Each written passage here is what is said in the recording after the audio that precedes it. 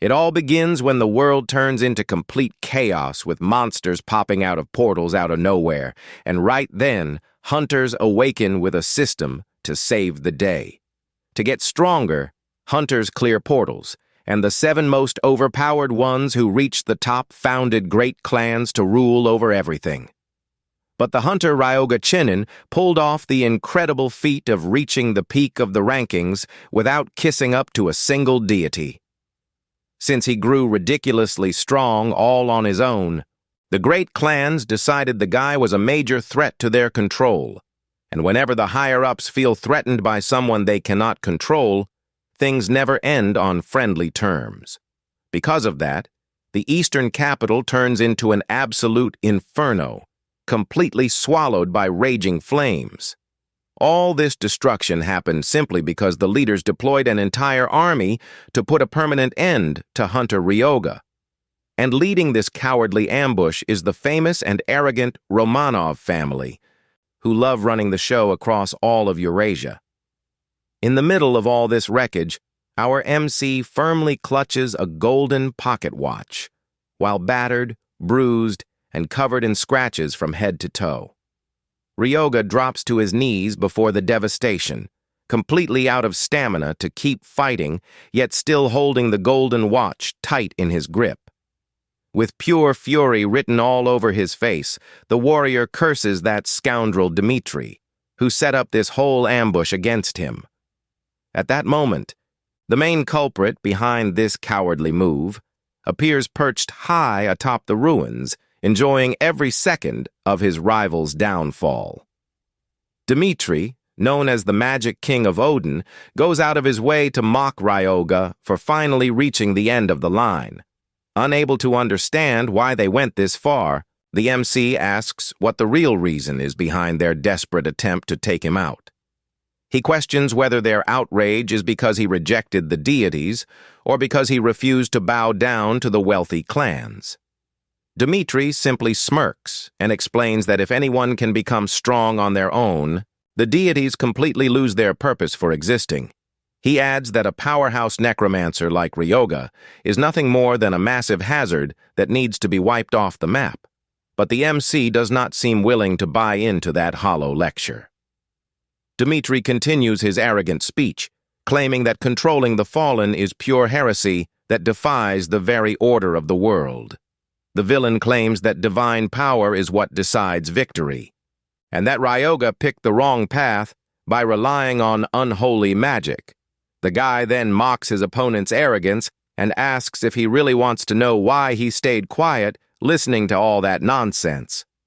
Wasting no time, Ryoga begins unleashing his dark aura to show that he still has one final ace up his sleeve. Countless bones and skeletons start rattling across the ground, answering the call of the feared king of the fallen. A massive, menacing dark presence begins blanketing the entire area as the MC's spell spreads out. He activates his secret necromancy technique, creating a true realm of shadow to drag his enemy down with him. A massive army of skeletons with glowing red eyes rises from the dust. Dmitri is stunned to see that his rival still had so much energy in the tank and decides to bring out his most devastating spell. A colossal pillar of golden light descends from the sky right into the mage's hands, concentrating sheer cosmic power. Ryoga realizes his opponent is about to unleash the legendary Eye of Odin and knows full well his summons cannot withstand that kind of heat. The villain casts his ultimate attack, unleashing a blazing crimson burst capable of wiping out anything in its path. The spell shines brilliantly in the sky like a miniature sun, ready to explode and wipe out the entire perimeter. The devastating energy beam fires straight toward the MC, who simply watches the impending blast close in. But instead of panicking, Ryoga flashes a bizarre grin, figuring he was a goner anyway. Dmitri is left completely speechless, seeing the hunter smiling in the face of absolute doom. That is when the mysterious pocket watch of Kronos begins reacting, shining with intense brilliance right in the hero's hand. The legendary relic, capable of manipulating time itself, starts detecting and absorbing all that divine magic from the incoming blast. Upon taking the impact of divine energy, the watch finally meets all the required conditions to activate regression. Time begins rewinding as the system details explain that the user needed overwhelming strength to even trigger the item. Since the guy lacked the blessing of any god, he specifically needed to hijack a deity's energy to make his daring plan work. The massive blast engulfs Ryoga's body, who uses his enemy's very own power to pull off his wild scheme. Totally clueless, Dimitri panics and screams out, demanding to know what on earth the King of the Fallen just pulled off. As he fades into the light, Ryoga calls out that he will make great use of all that divine power the opponent loved bragging about. The hero flips him off with a smirk, promising to crush the mage and the great clans in his next life. The hands of the watch spin rapidly counterclockwise, signaling that the journey back in time has officially begun. A blinding white flash covers the entire screen, marking the end of that tragic battle and the start of a brand new journey.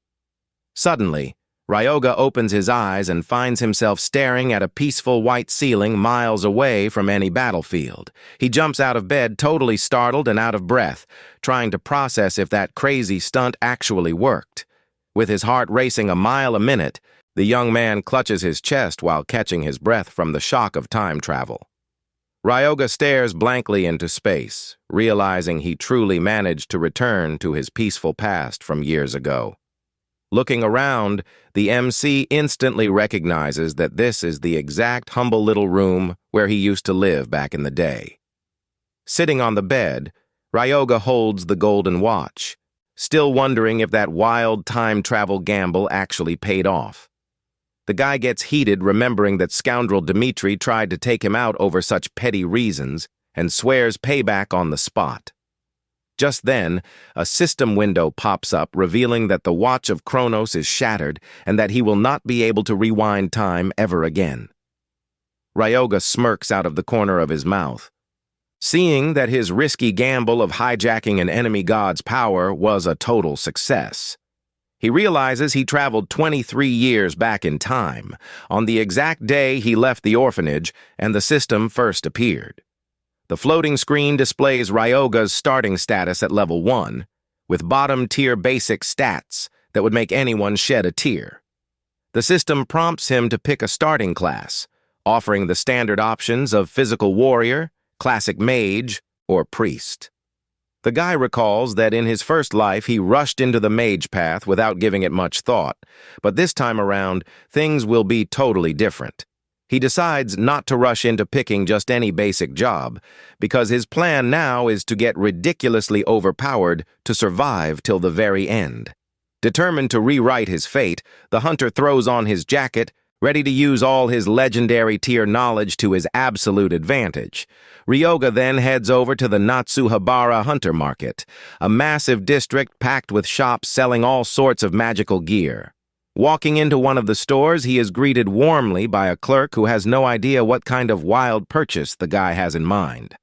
While the clerk tries pushing some standard swords, the young hunter cuts straight to the chase and asks if they carry a very specific cursed ring. The shopkeeper gets completely baffled and uneasy, realizing the customer is asking for an item no sane person would ever dream of touching. She warns him that the ring carries a dangerous plague, but Ryoga could not care less and asks for the price tag right away. Without a second thought, the MC decides to buy the mysterious item, even knowing everyone else considers it pure cursed junk. The woman makes it crystal clear that the shop takes zero responsibility for whatever bad luck hits him the moment he puts that ring on his finger. The guy drops half of his entire savings to buy the piece, which inflicts the worst negative status effects imaginable on the user. The description for the Ring of Darkness confirms that anyone who equips it will be completely overwhelmed by dreadful mental debuffs. But our MC knows full well that this accessory hides a priceless secret that no other hunter ever managed to uncover. The secret is that if the user can withstand the mental strain, they will unlock the forbidden knowledge needed to become a necromancer. Ryoga slides the ring on, and an eerie purple glow begins wrapping around his hand as the item's grueling trial kicks off. The MC's consciousness is pulled into an empty, pitch-black void where the psychological test is about to unfold. He stands his ground, staring into the abyss, while an eerie, shadowy whisper echoes in his mind, trying to shake his resolve. The curse then takes the shape of Ryoga's biggest trauma, manifesting a towering golden illusion of that scoundrel Dimitri. The villain's phantom starts throwing insults, calling the warrior a filthy monster who only knows how to command rotten scraps. The illusion arrogantly asks if the MC truly believed he could overcome an envoy of the gods without carrying a divine blessing.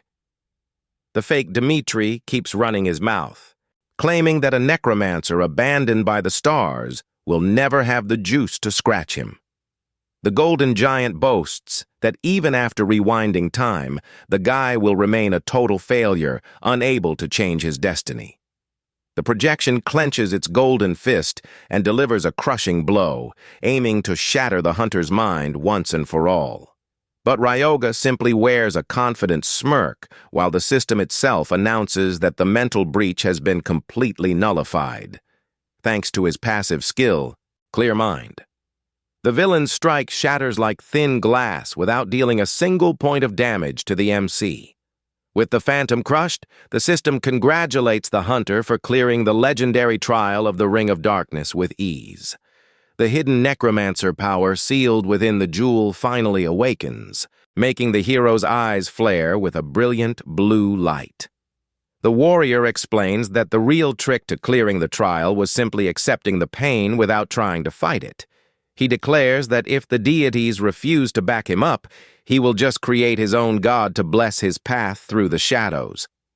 On top of unlocking the hidden power, the cursed ring instantly ranks up, jumping from rare tier all the way to epic grade. Highly pleased with the opening results, the hero pumps his fist, celebrating that step 1 of the master plan went off without a hitch. Now, with the secret class unlocked on his system interface, Ryoga taps the prompt to officially become the king of the undead. The transformation wraps up, and the MC earns a special bonus ability on top of converting his standard mana into raw spiritual energy. This perk slashes the energy cost to summon and sustain his minions by a clean 20%. Ryoga crosses his arms with a grin on his face, thinking this fresh start turned out way better than he could have ever hoped. But the celebration is cut short when he checks his skill window and realizes he only has 2 spells available to cast right now. He sees that his only options are raising fallen bodies and controlling bones, realizing his power scale has been dialed back to square one as well. Even though he has all that top-tier endgame knowledge in his head, he still has to play by the system's strict leveling rules. Ryoga knows he can hit 7 stars without breaking a sweat, but reaching the absolute pinnacle will require some truly unconventional methods. He walks down the street lost in thought, well aware that being a rookie necromancer is far from enough to take down his sworn enemies.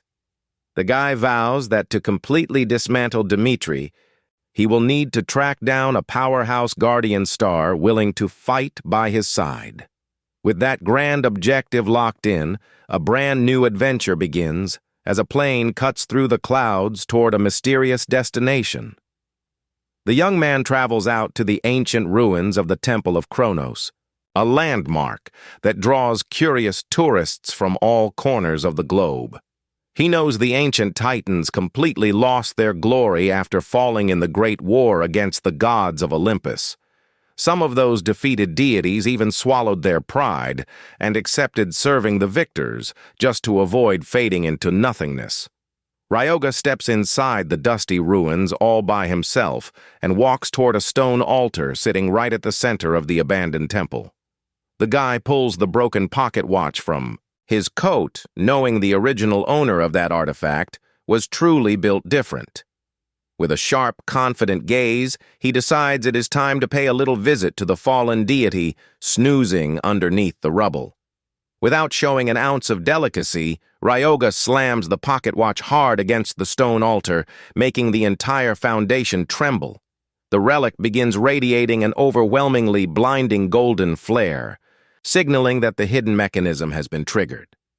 The space surrounding the MC starts warping, unlocking a mystical gateway into a hidden dimensional realm. All of a sudden, he finds himself standing inside a grand, mystical sanctuary, with gorgeous stained glass windows glowing in the background. A booming, intimidating voice echoes across the grand hall, demanding to know who dared disturb the slumber of a divine being. A massive, towering projection of the Titan Kronos manifests, demanding to know what insolent mortal is standing before him. The MC is not fazed by the giant's size at all, casually flashing a cheeky, laid-back smirk. Ryoga greets the giant with pure sarcasm, saying what a pleasure it is to meet the former dethroned king of the Titans. Kronos leans in close with glowing yellow eyes, trying to wrap his head around the sheer audacity of this tiny human standing there. The Titan catches sight of the pocket watch in the guy's hand and begins connecting the dots on how he managed to reach this realm. The giant asks if the MC was the one who activated the legendary artifact to rewind the hands of time. Ryoga confirms the hunch, showing off the busted watch as casually as if it were no big deal at all. Kronos admits the kid must have been a powerhouse in his past life, but questions what real reason he had for waking him up. The Titan was once the master of time and the father of Zeus, but lost everything and ended up reduced to a forgotten footnote in history.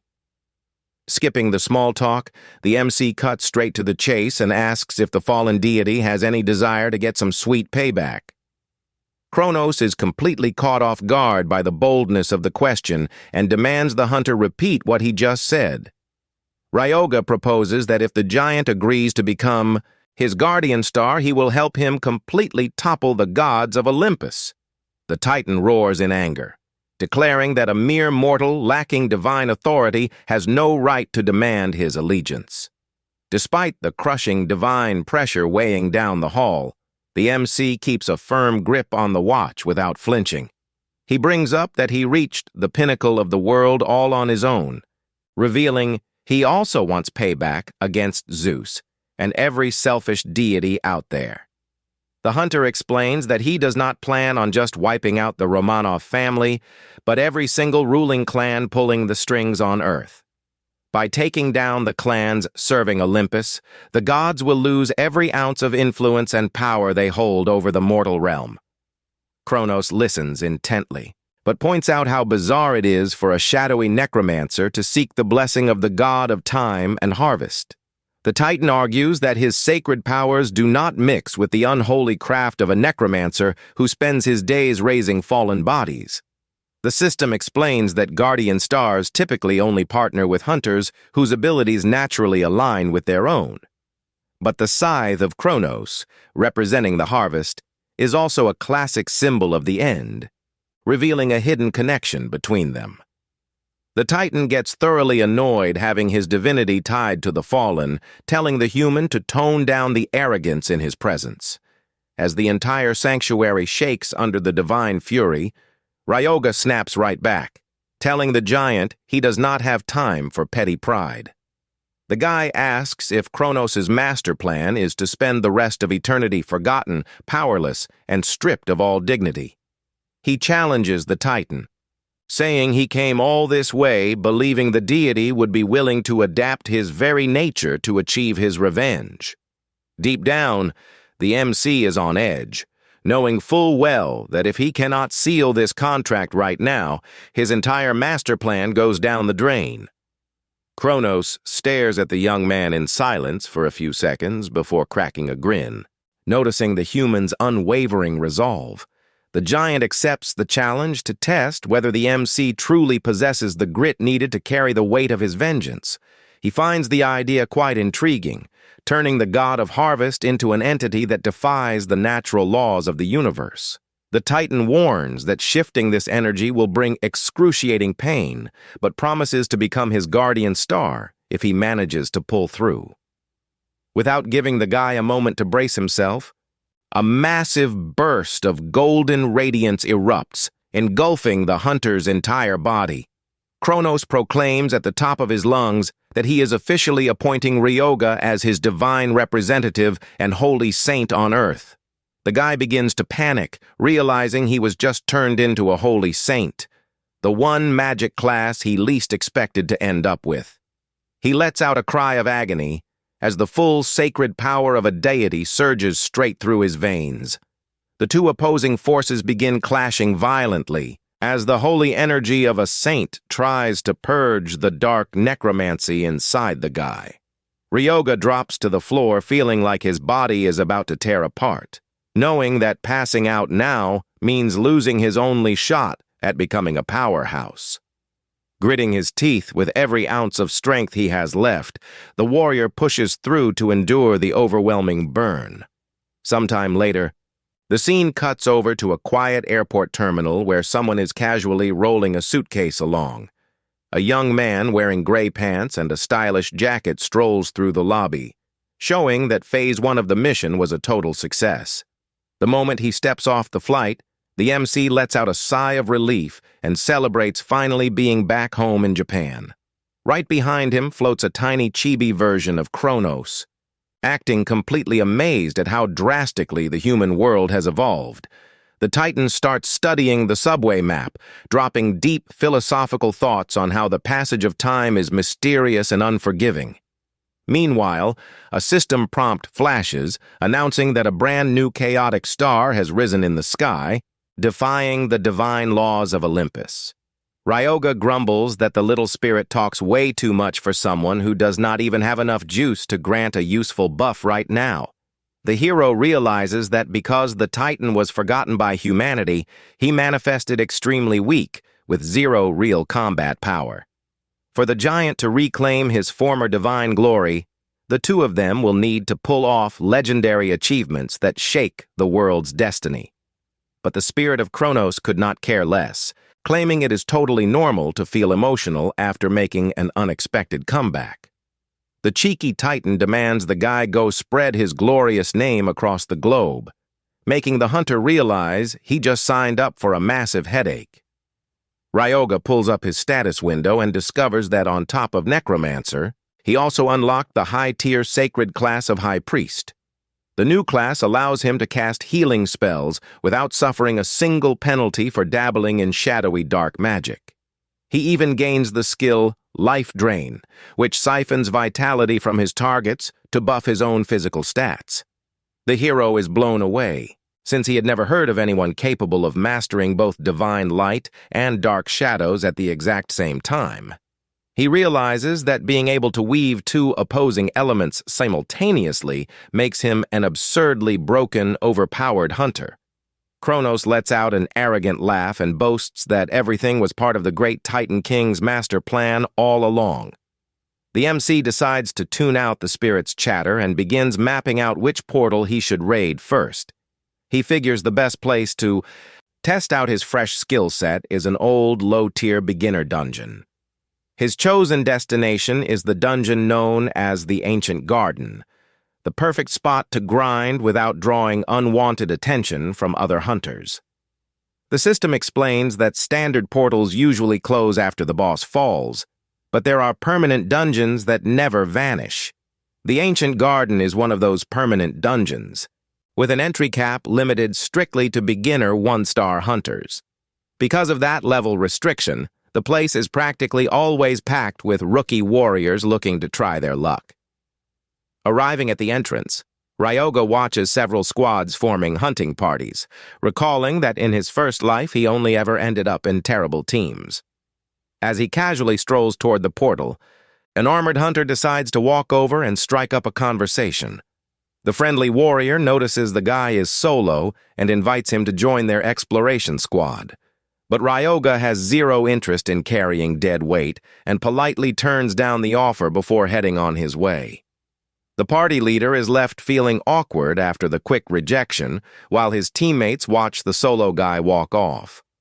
One of the party members finds the attitude weird, wondering if a solo rookie can actually manage to survive in there. The squad's female member scoffs dismissively, saying it is not worth worrying about an arrogant loner who chose to go solo. On the outside, the MC flashes a smug grin, knowing that for a low-level dungeon like this, going solo is more than enough. The young man finally steps through the blue system portal, officially crossing into the dangerous grounds of the ancient garden. Walking through the quiet woods, he notices the environment is suspiciously calm, which always spells trouble. The guy knows full well that in this kind of textbook setup, some wild monster usually leaps out of the bushes to stage an ambush. The first enemy in question is a crazed-looking goblin screeching at the top of its lungs, thinking it just scored an easy meal. Suddenly, an ugly green creature leaps down from the treetops straight toward the MC, clutching a rusty blade. And just as predicted, he immediately senses the presence of his first target sneaking up right behind his back. The little monster tries landing a quick slash with its dagger, but the hero dodges the strike with effortless flair. The creature hits the dirt completely disoriented after missing its swing, realizing it just picked a fight with the wrong human. Wasting zero time, Ryoga grabs the goblin by the head and activates his new holy skill to wrap things up on the spot. The system alerts that the life drain spell has been triggered, beginning to siphon every drop of vitality from the green creature. The goblin starts flailing around in agony as its life force gets forcefully drained by the MC's glowing touch. The young man notices that channeling divine energy alongside spiritual necromancy feels remarkably smooth and satisfying. He keeps the drain going until the creature's body is completely dried up and motionless on the forest floor. The system confirms the target has been eliminated, notifying Ryoga that his basic stats increased right after absorbing the vitality. Seeing that he earned permanent boosts to strength and agility, the hero realizes he just stumbled onto a crazy method to get overpowered. The guy crunches the numbers and figures that taking down just a handful of goblins equals gaining a whole level without breaking a sweat. As he walks through the woods, the little spirit of Kronos floats back to his side with a smug grin on his face. The Titan asks if the hunter enjoyed the gift from his guardian star, and Ryoga admits the ability is genuinely impressive. The conceited giant starts demanding praise for his absolute greatness, and the young man is forced to agree he did a solid job. Ryoga looks at the fallen monster on the ground and smirks, noting that now that he has fresh material, the real fun can finally begin. The hero reaches out his hand, summoning dark necromancy flames, ready to assemble his true army of the shadows. Under the hero's command, an eerie green mist begins flowing into the mouth of the fallen goblin lying in the grass. Ryoga issues the summoning command, unleashing his chilling aura so the creature obeys and awakens from the fallen state. Immediately, the little monster's hand twitches, showing that the dark spell worked like a charm. Slowly, the zombie goblin rises from the dirt, ready to serve as the MC's newest loyal minion. The young man checks out his new subordinate with great satisfaction, realizing right away that the spell's efficiency was top tier. A system prompt announces that the zombie was crafted so flawlessly that all its stats received nearly a 100% boost. The reanimated creature now sports glowing white eyes and a look far more intimidating than when it was alive. Ryoga concludes that with an overpowered bodyguard like this, clearing this dungeon will be a total walk in the park. As the two walk deeper into the dark forest, strange rustling footsteps start echoing from the thick bushes. 3 wild goblins jump out in an ambush with daggers drawn, convinced they have cornered an easy meal. The squad of ugly monsters surrounds the rookie hunter, totally unaware that they are about to become target practice. Ryoga simply crosses his arms with a slight grin, viewing this as the perfect chance to test drive his new soldier. Upon receiving the attack order, the zombie goblin charges like a maniac straight at its former kin. With a brutally heavy punch, the undead minion caves in one of the wild goblin's faces, sending dark fluid flying everywhere. The surviving monsters are completely horrified seeing one of their own kind turn on them with such sheer brutality. The zombie minion continues its merciless beatdown, tearing through the targets without showing a shred of hesitation or fatigue. The wild ones go into full panic mode, realizing the enemy simply refuses to stay down even after taking multiple direct hits. While the zombie handles the dirty work, Ryoga grabs the last surviving goblin by the throat to wrap up the encounter. He drains every ounce of vitality from the creature, stacking more permanent stats thanks to his broken energy conversion passive. The little monster collapses to the ground, completely drained and motionless, while the hero celebrates how easy it is to level up like this. The zombie goblin walks back over to its master awaiting new orders, with a dark, threatening aura swirling around its frame. Ryoga decides to take advantage of having several fresh bodies on the ground to expand the size of his personal squad. The hero reaches out toward the fallen monsters to test whether his drain skill also works on neutralized targets. To his delight, the drain works like a charm, securing even more bonus strength and agility without him having to lift a finger in combat. With this sweet discovery, the young man flashes a wicked grin, deciding to pick up the pace and clear the entire zone fast. He recalls an old necromancer rule that says once you manage to raise your first minion, the rest is smooth sailing. Ryoga gets ready to reanimate all the bodies scattered across the dungeon floor, assembling a true strike team.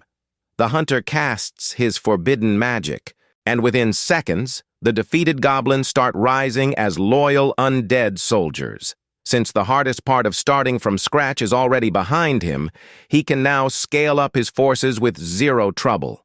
The system announces that all the new undead were crafted with top-tier quality, gaining insane stat bonuses across the board. The young man looks over his 4 new combat-ready minions, knowing that from here on out, nobody is going to slow him down. Ryoga lets out a confident chuckle and concludes that the necromancer class was definitely the best pick he could have ever made. The zombies advance through the woods in total sync, hunting down and wiping out any pack of monsters that dares cross their path. They strike with brutal efficiency, tearing through the targets while the MC casually watches the whole show from a distance. A wild goblin tries driving a blade into the chest of one of the zombies, but the undead unit barely registers the hit and stays standing. In retaliation, the minion bites down viciously on the attacker's neck, sending dark fluid splashing across the grass. The little spirit of Kronos, watching everything up close, complains that the hunter should fight with a bit more class and elegance. But Ryoga fires back coldly, telling him to get used to it, because this is the raw, ruthless reality of a true necromancer. Shortly after, the system notifies the hero that he has reached the maximum cap of 20 undead minions under his direct command. With a full squad assembled, the hunter snaps his fingers, ready to send the entire battalion sweeping across the dungeon. The Shadow Warriors line up in formation, just waiting for their master's signal to unleash chaos throughout the entire forest. On the young man's mark, the 20 zombies sprint at full speed, charging like wild beasts after fresh targets. They run over every creature in their path, executing a complete and total sweep of the entire area. Suddenly, a flaming arrow comes flying out of nowhere, lighting up the woods and striking one of the surviving goblins. The blazing projectile sets off a fiery burst, revealing that other human hunters are also roaming through the dungeon.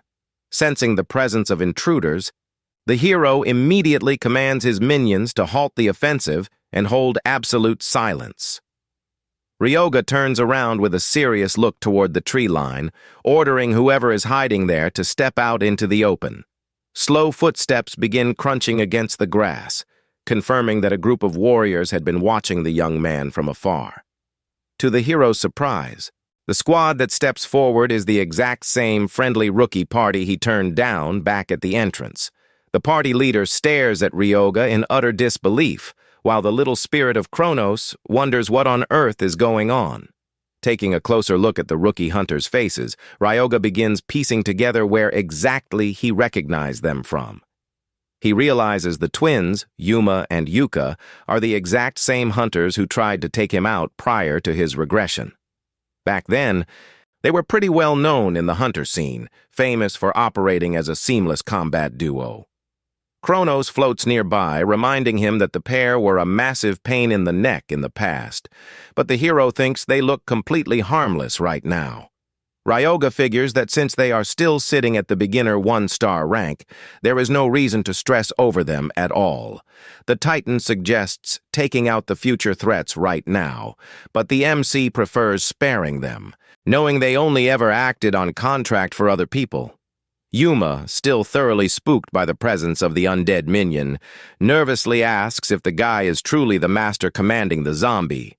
Ryoga knows it will take a good while for everyday people to get used to the exotic skill set of a necromancer. With total composure, he confirms the eerie creature is just a personal summon that lends him a hand inside dungeons. He jokes that zombies make fantastic helpers for lugging heavy loot bags, and that regular hunters only ever care about the cash anyway. Wasting no time, the MC unexpectedly pitches a business partnership, leaving the squad leader completely bewildered. Ryoga offers a split where he does all the heavy lifting taking down monsters, while the rookies just collect the mana stones for easy money. The young man asks what they think of the deal, patiently waiting for a response from the stunned group of warriors. Yuka whispers that trusting a complete stranger is crazy, and her teammate agrees, saying he has never seen anyone summon the fallen before. While the rookies huddle and argue in hushed tones, our MC simply yawns out of boredom, finding the whole back and forth a total drag. He mentally grumbles that the little crew is taking an absolute eternity to make such a straightforward decision. Seeing the stranger about to walk off, leader Yuma gathers his courage and accepts the deal, despite his friend's protests. The warrior tries bargaining for a clean 50-50 split, arguing that their squad brings 3 people to the table. Ryoga firmly shuts that down, countering with a final offer of 70% for himself, or else they can go their separate ways right now. The teammates tremble with unease, asking if the leader is really sure this bizarre alliance is going to pan out. Yuma tries calming his friends down, pointing out that if the stranger wanted to take them down, they would already be wiped out given his sheer strength. He adds that tagging along with this mysterious hunter is their absolute best shot at scoring way more profit than usual. A short while later, the silence of the woods is broken by the exhausted groans of one of the rookie party members. The youngest hunter collapses flat on the ground, completely drained, begging for a breather while clutching a handful of red stones. Yuka also slumps against a tree, totally out of breath, claiming she has hit her absolute physical limit of exhaustion. While the two catch their breath, Yuma stares at a massive, ridiculous mountain of red mana stones piled up right beside him. The warrior looks at the hero in total awe, confirming his suspicion that this mysterious hunter is anything but an ordinary guy. The sheer number of defeated monsters littering the ground is beyond belief, leaving the rookie crew in total shock. Ryoga calmly points toward the horizon, noting there are plenty more fallen bodies loaded with valuable stones waiting to be gathered.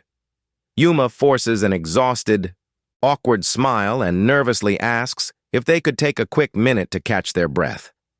Completely ignoring the party's fatigue, the zombie goblins continue ferociously tearing through every wild monster in the perimeter.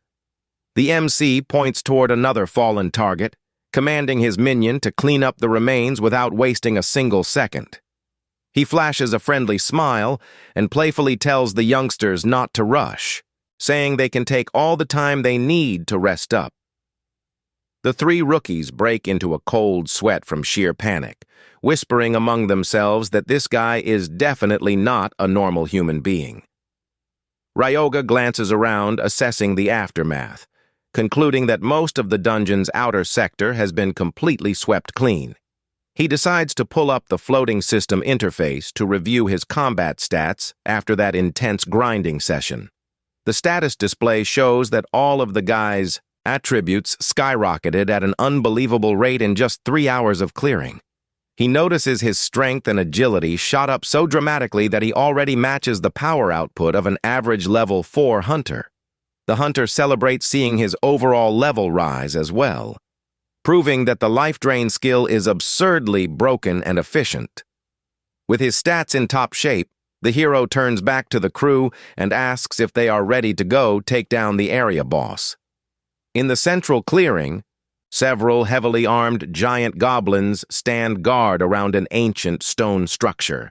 The feared goblin shaman leading the tribe senses the intrusion and mocks the foolishness of the human who dared step into his domain.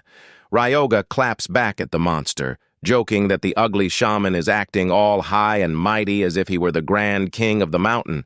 Yuka tries warning the young man, saying the shaman is extremely dangerous and that backing off might be safer than provoking the boss for nothing. The irritated monster commands his army to capture the insolent human and force him to his knees to beg for mercy. A massive horde of green warriors charges forward with sharp blades, screaming fiercely straight at the MC. Ryoga simply orders his zombie minions to attack without mercy and tear the enemy apart until not even a bone remains. A chaotic, high-stakes clash breaks out in the middle of the clearing, with the undead colliding head-on against the green warriors. One of the hero's zombies ends up getting taken down by the enemy forces, dropping his active summon count to 19. Without showing the slightest bit of concern, Ryoga reaches out once more and channels his dark magic to instantly replenish his numbers.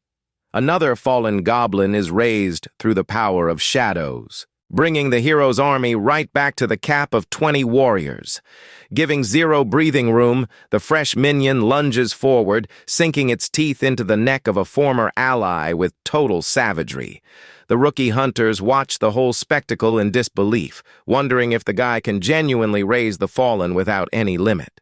Seeing his forces getting shredded, the feared goblin shaman rises from his stone throne in an absolute rage.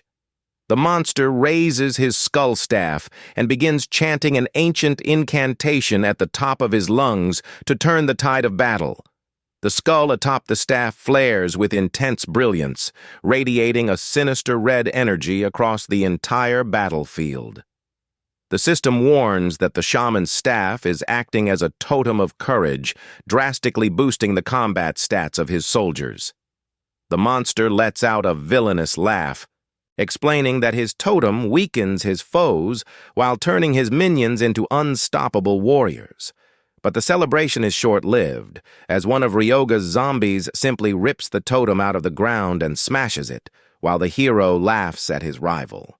The shaman is left in complete shock, seeing his main power amplifier getting demolished with effortless ease. The monster roars in pure rage, unable to process how a mere human had the audacity to lay a finger on his battle relic. In response, the shaman summons multiple skull totems directly from the dungeon floor, attempting to regain control over the fight. But the hero's zombies react instantly, smashing every single new totem the second it sprouts before it can even activate. Ryoga warns that he is not about to make things easy for the shaman's squad, ordering his army to keep stomping the totems flat. The monster begins shaking with pure fury, watching every single one of his tactics and spells get shut down in humiliating fashion. The hunter mocks his opponent's frustration, asking with a teasing grin if he is annoyed because he cannot even put up a fight. Realizing he is out of options, the shaman grips the remaining skull tight and begins casting a forbidden spell of madness. The monster unleashes an insanity curse, driving all the surrounding goblins into an uncontrollable, frenzied bloodlust. The system announces that the madness spell has taken effect, leaving the rookie group watching from the sidelines completely terrified. With their attack attributes jacked up by 50%, the frenzied goblins let out savage battle cries. The monsters under the madness effect strike with such overwhelming force that they managed to take down the first zombie in the guy's army. The fierce counteroffensive keeps rolling, and more of Ryoga's undead minions start getting torn apart by the charging enemy.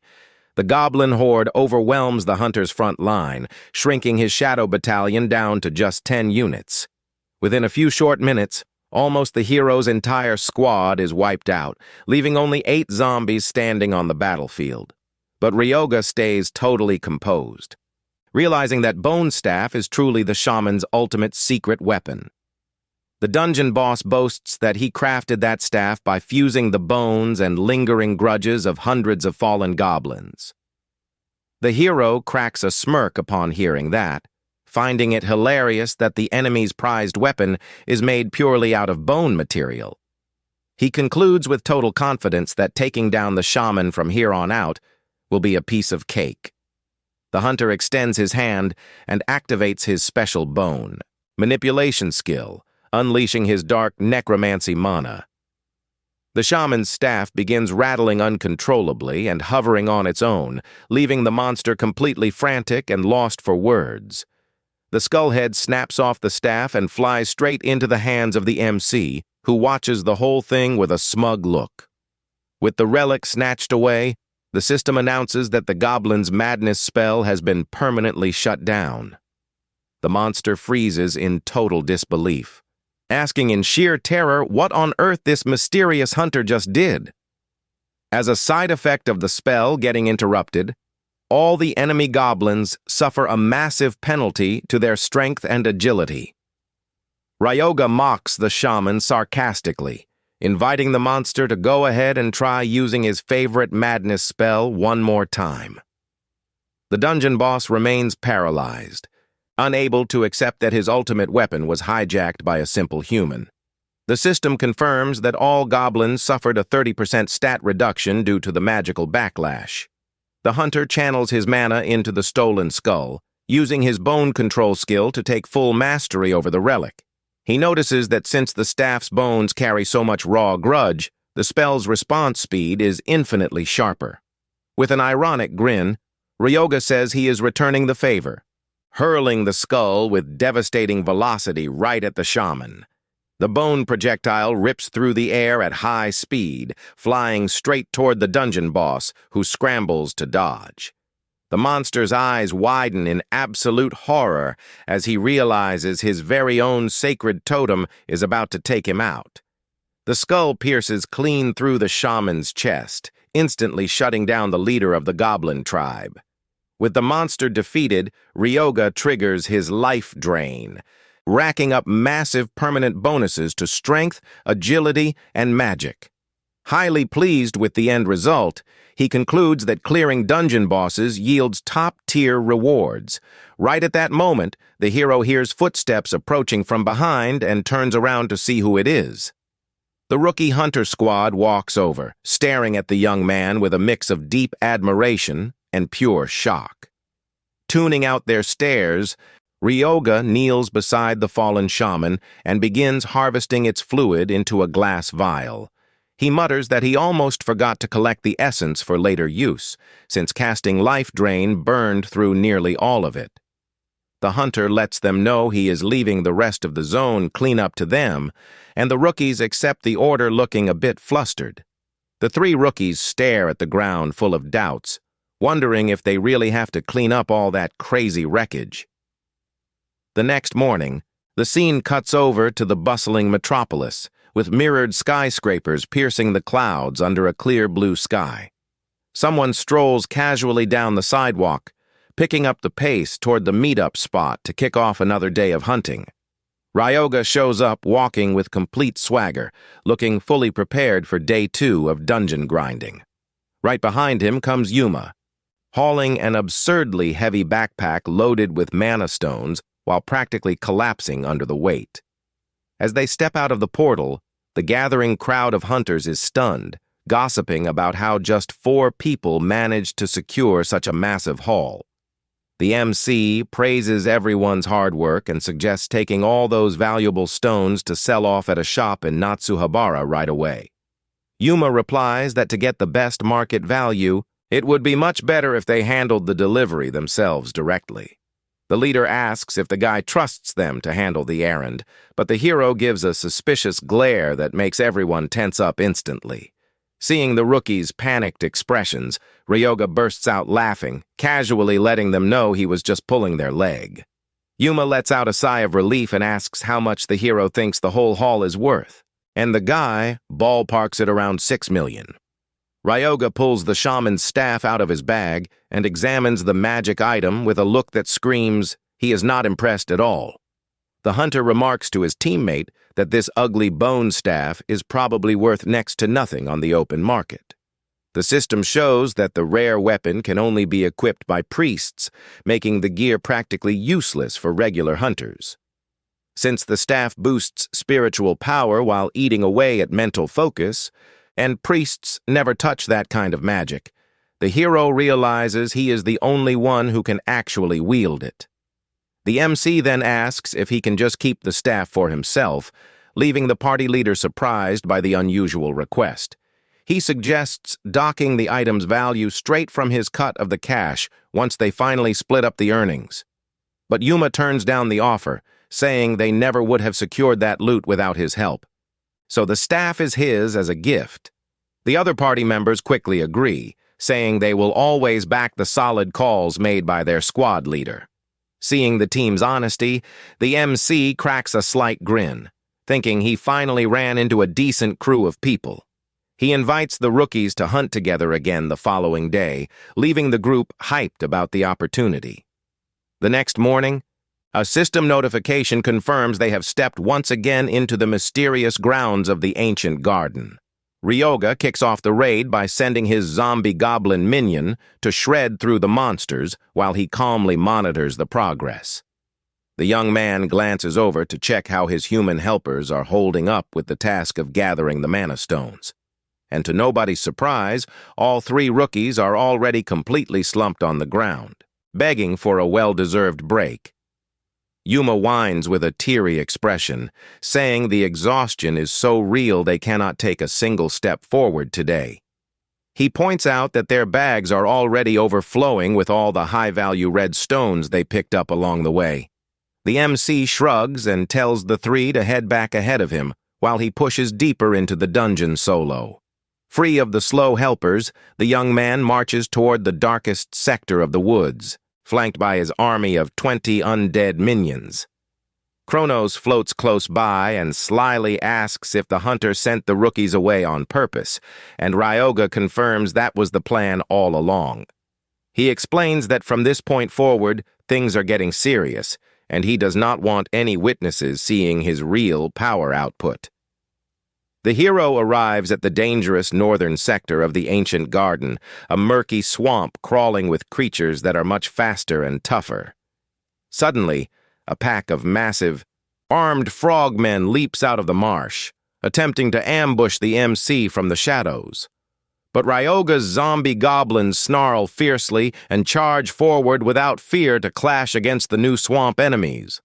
One of the zombies sinks its teeth into a frogman's throat, sparking a high-intensity skirmish along the water's edge. The wounded monster screeches in pain while trying to shake off the sharp claws of the undead minion, attacking non-stop. One of the frogmen manages to drive its sharp spear straight through the chest of one of the MC's zombie goblins. The system alerts that Ryoga's summons are starting to get taken down by the beefy opponents, dropping his count to 18. A chaotic skirmish breaks out across the swamp, with the zombies and frogmen going at it relentlessly in the mud. The young man watches the clash and concludes it was obvious his low-tier minions would struggle, since the frogmen are far superior. He decides to step in directly, using his manipulation magic to hurl the bone staff like a high-speed javelin. The bone weapon flies at breakneck speed and impales the chest of a frogman trying to close in on the hero. The monster attempts to use its tough hide perk to defend itself, but the holy staff completely bypasses its natural armor. Ryoga clicks his tongue in annoyance, clearly irritated at having to burn physical stamina to wrap up the skirmish. The hunter dashes in and delivers a crushing kick to the staff's handle, driving the bone weapon even deeper into the beast's chest. Channeling his spiritual energy, the staff's piercing damage spikes, piercing the frogman's core once and for all. The hero leaps backward, sticking a stylish landing, and watches the giant enemy collapse lifelessly into the wet mud. He activates his telekinetic control again, sending the staff flying to strike the other frogmen attempting to flank him from behind. The guy realizes that manipulating that heavy weapon while sustaining 20 active summons drains an insane amount of stamina. But wasting zero time, Ryoga casts necromancy to reanimate the fallen frogman, adding a significantly stronger soldier to his ranks. Ryoga notices he can still handle the physical strain and holds his ground even while running low on energy.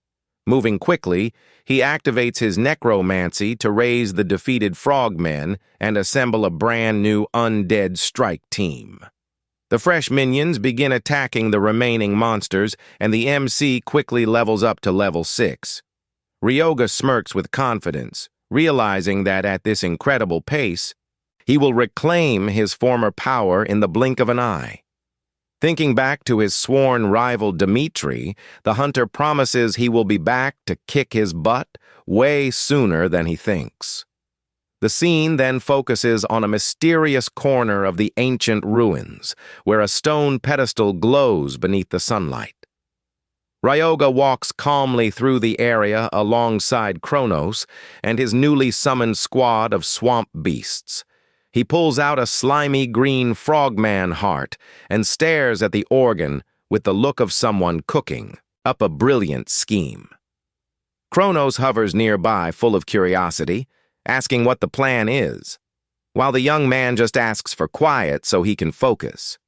Ryoga carefully pours the saved goblin shaman essence right over the green frogman heart to initiate the ritual. The organ reacts strangely to the fluid, pulsing violently while releasing a thick yellowish-green vapor. The mysterious vapor wraps completely around the MC's hand, while little Kronos watches the scene with wide, glowing eyes. With a sinister grin, Ryoga realizes he finally unlocked the path to a hidden secret area nobody was ever supposed to find. The system announces that the hero uncovered the zone's greatest mystery and is now being transported to the ancient trial grounds. In the blink of an eye, everyone gets teleported into a colossal stone arena that looks just like an abandoned coliseum. Ryoga starts walking across the cracked floor, thinking he never managed to locate this mysterious place prior to his regression. He positions himself right at the center of the arena, surrounded by his creatures, ready to face whatever trial comes his way. Suddenly, a brilliant blue glow manifests out of thin air, signaling that the real test is about to begin. A menacing, scaly claw emerges from the light, making it obvious the upcoming opponent is not going to be friendly at all. Ryoga is surprised to read the system alert stating the player limit for this trial is strictly one person. The floating prompt states he must prove his raw courage and potential to make it out of that coliseum in one piece. With his eyes glowing with an orange tint, Ryoga smirks, realizing the real challenge has finally arrived. A colossal dragon warrior emerges with a deafening roar, and the system announces the objective is to survive against the beast for 10 straight minutes. The official challenge is revealed as the first trial of the Colosseum, while several mysterious entities monitor the match from afar. This trial was established by the constellations of the Pantheon themselves, with the sole purpose of weeding out weak hunters.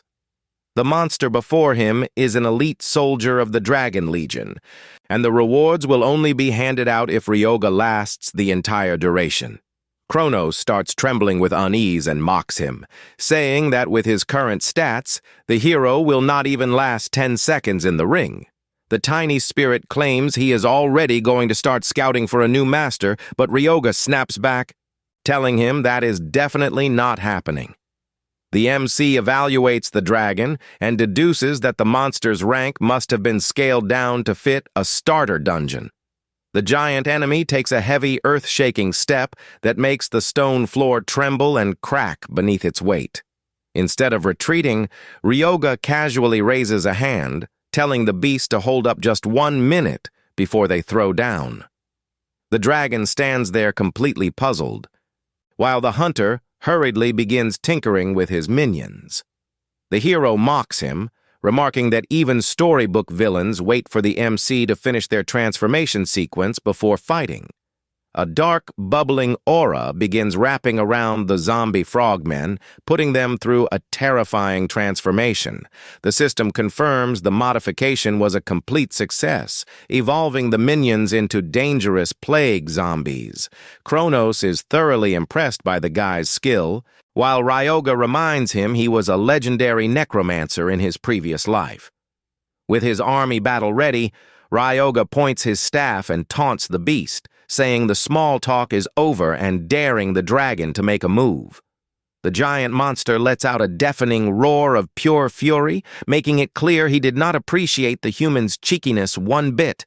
The dragon charges forward like a meteor, tearing up the stone arena floor as it barrels straight toward the MC. Several frogmen jump in all at once trying to intercept the charge, but get swatted away with effortless ease. Even after getting launched, one of the plague zombies manages to latch firmly onto the dragon's face, throwing the monster off balance. The zombie minion starts secreting a highly corrosive green acid directly into the enemy's eyes, making the beast roar in pain. Other frogmen pile onto the dragon, pinning its arms and legs while pumping their lethal venom all over its frame. Enraged, the dragon warrior crushes the head of one attacker, triggering a massive splash of dark green acidic fluid. The monster realizes too late that its claws are starting to melt from the level 12 acid venom eating through its scales. Ryoga explains with a wicked smile that he converted all of the zombie's raw physical power into pure lethal toxin to melt through the target's defenses. In a moment of pure desperation, the dragon releases an energy shockwave that blasts away the remaining zombies surrounding it. Even while heavily damaged and with its scales corroding, the warrior plants its foot firmly on the ground to push off once more.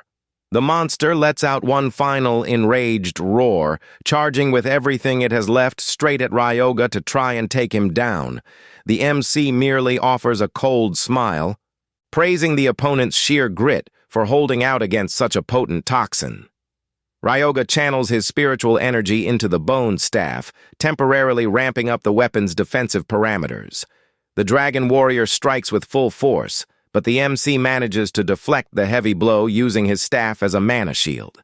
Ryoga feels the sheer weight of the impact, realizing that even weakened by the toxin, the monster still packs absurd physical power. The giant lizard roars in a fury, gearing up to throw another devastating strike straight at the hunter. Moving instantly, the hero uses his bone manipulation to sprout a sharp spike from the ground, aiming straight for the target's weak points. The bone spike erupts unexpectedly and pierces through the dragon's leg, catching the beast completely off guard with the ground attack. The giant beast lets out a scream of unbearable pain as dark fluid pours from the wound inflicted by the surprise strike. Ryoga seizes the opening, ordering all his plague zombies to swarm in together and finish off the weakened opponent. The zombies jump onto the giant lizard, biting into it from all angles and spreading the corrosive venom even further. Even completely swarmed by monsters, the dragon warrior tries to put up a fight, letting out a low, menacing growl. It uses its massive fist to smash one of the frogman's zombies, sending green acidic fluid splashing in all directions. The lizard keeps ripping through the summons with its bare hands in a desperate attempt to break free from the nightmare scenario. Ryoga watches the whole scene with a smile, remarking that the counter was a solid effort, but that his time has officially run out. With the venom working way too fast, the dragon warrior finally loses its strength, dropping to its knees completely defeated in the arena.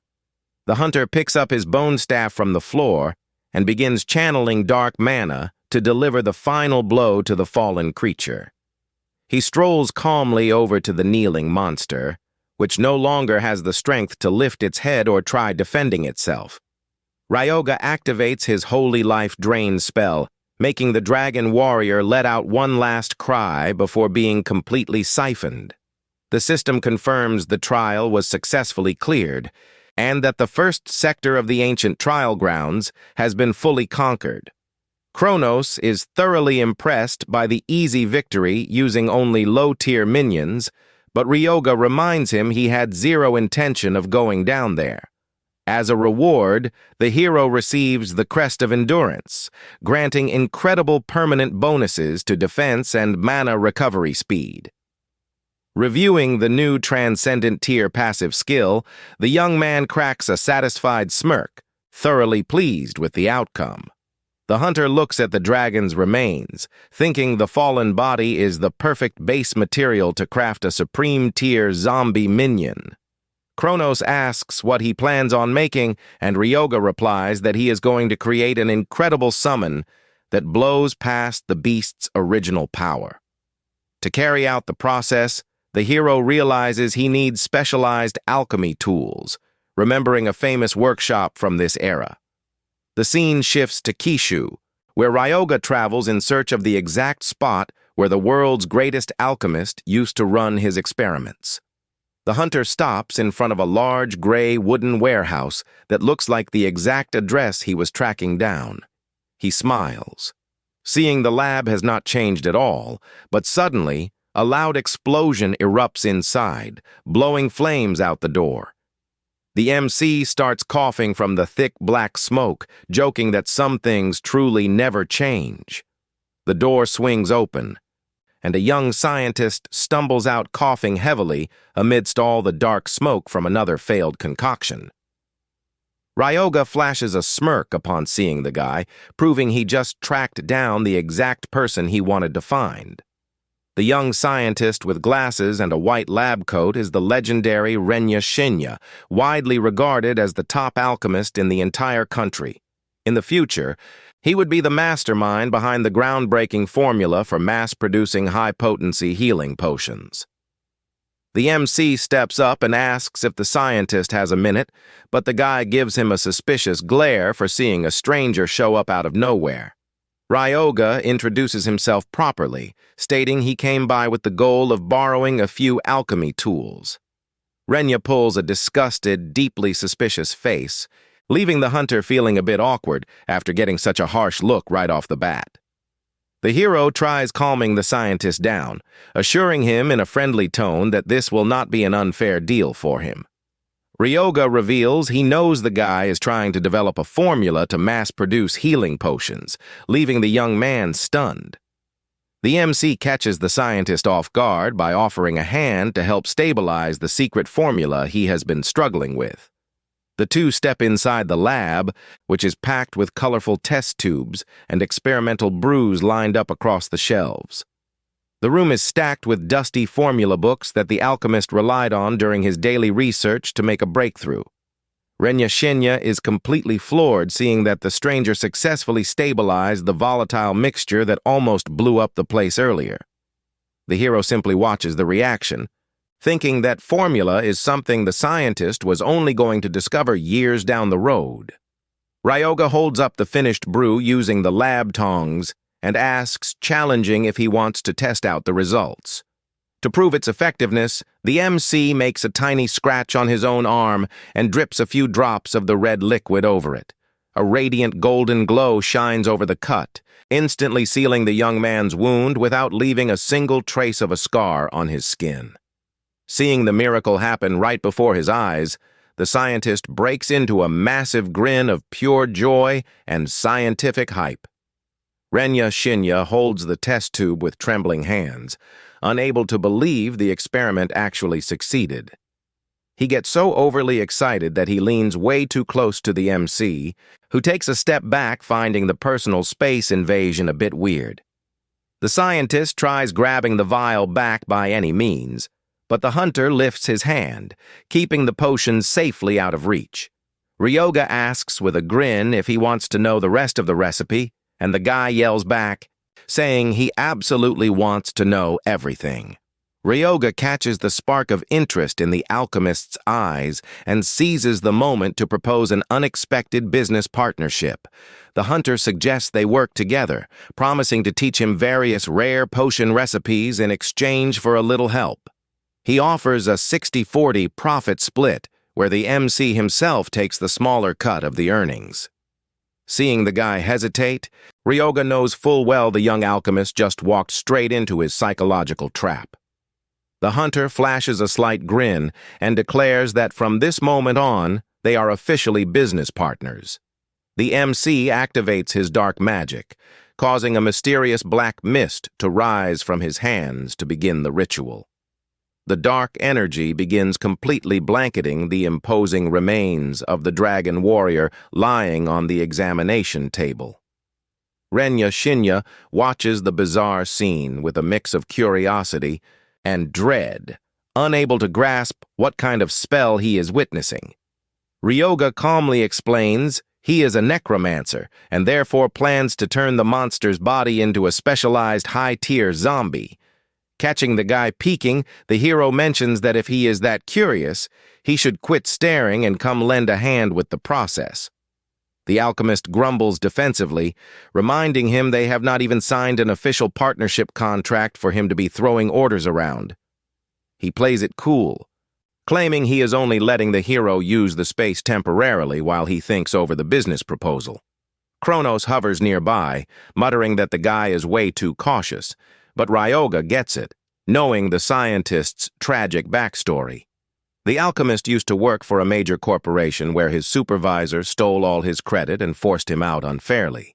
The little spirit concludes that the human world is full of backstabbing and obsession, not all that different from the gods themselves. Ryoga looks at the guy and asks if he is terrified of signing the contract simply because he doubts his capabilities. The hunter then holds out a lab tool and invites the young man to assist for a second to watch the magic unfold. The scientist takes the challenge, and the MC instructs him to dissolve 5 rank F mana stones in a very precise ratio. To Ryoga's surprise, the guy pulls off the step with blazing speed, showing off his pure natural talent. The hunter smirks, thinking he found the right guy, while the scientist wonders what on earth he plans to do with the remains. Using the flawless blend crafted by the young man as a catalyst, Ryoga pours the mysterious liquid right onto the dragon warrior's core. The MC begins carving magical formulas and runes directly into the monster's skeletal frame to boost its parameters. For the zombie to turn out flawless, the hero has to layer and repeat the rune carving process multiple times in a row. They keep working together, repeating the grueling bone refinement process without pausing for a single second. The alchemist mixes the ingredients with so much intensity that he looks ready to collapse from sheer physical exhaustion. Suddenly, a surge of dark energy erupts across the workshop, indicating that the long and intricate ritual has finally wrapped up. Ryoga celebrates, mentioning it finished faster than he expected, but the scientist snaps back, pointing out that 3 whole days have passed.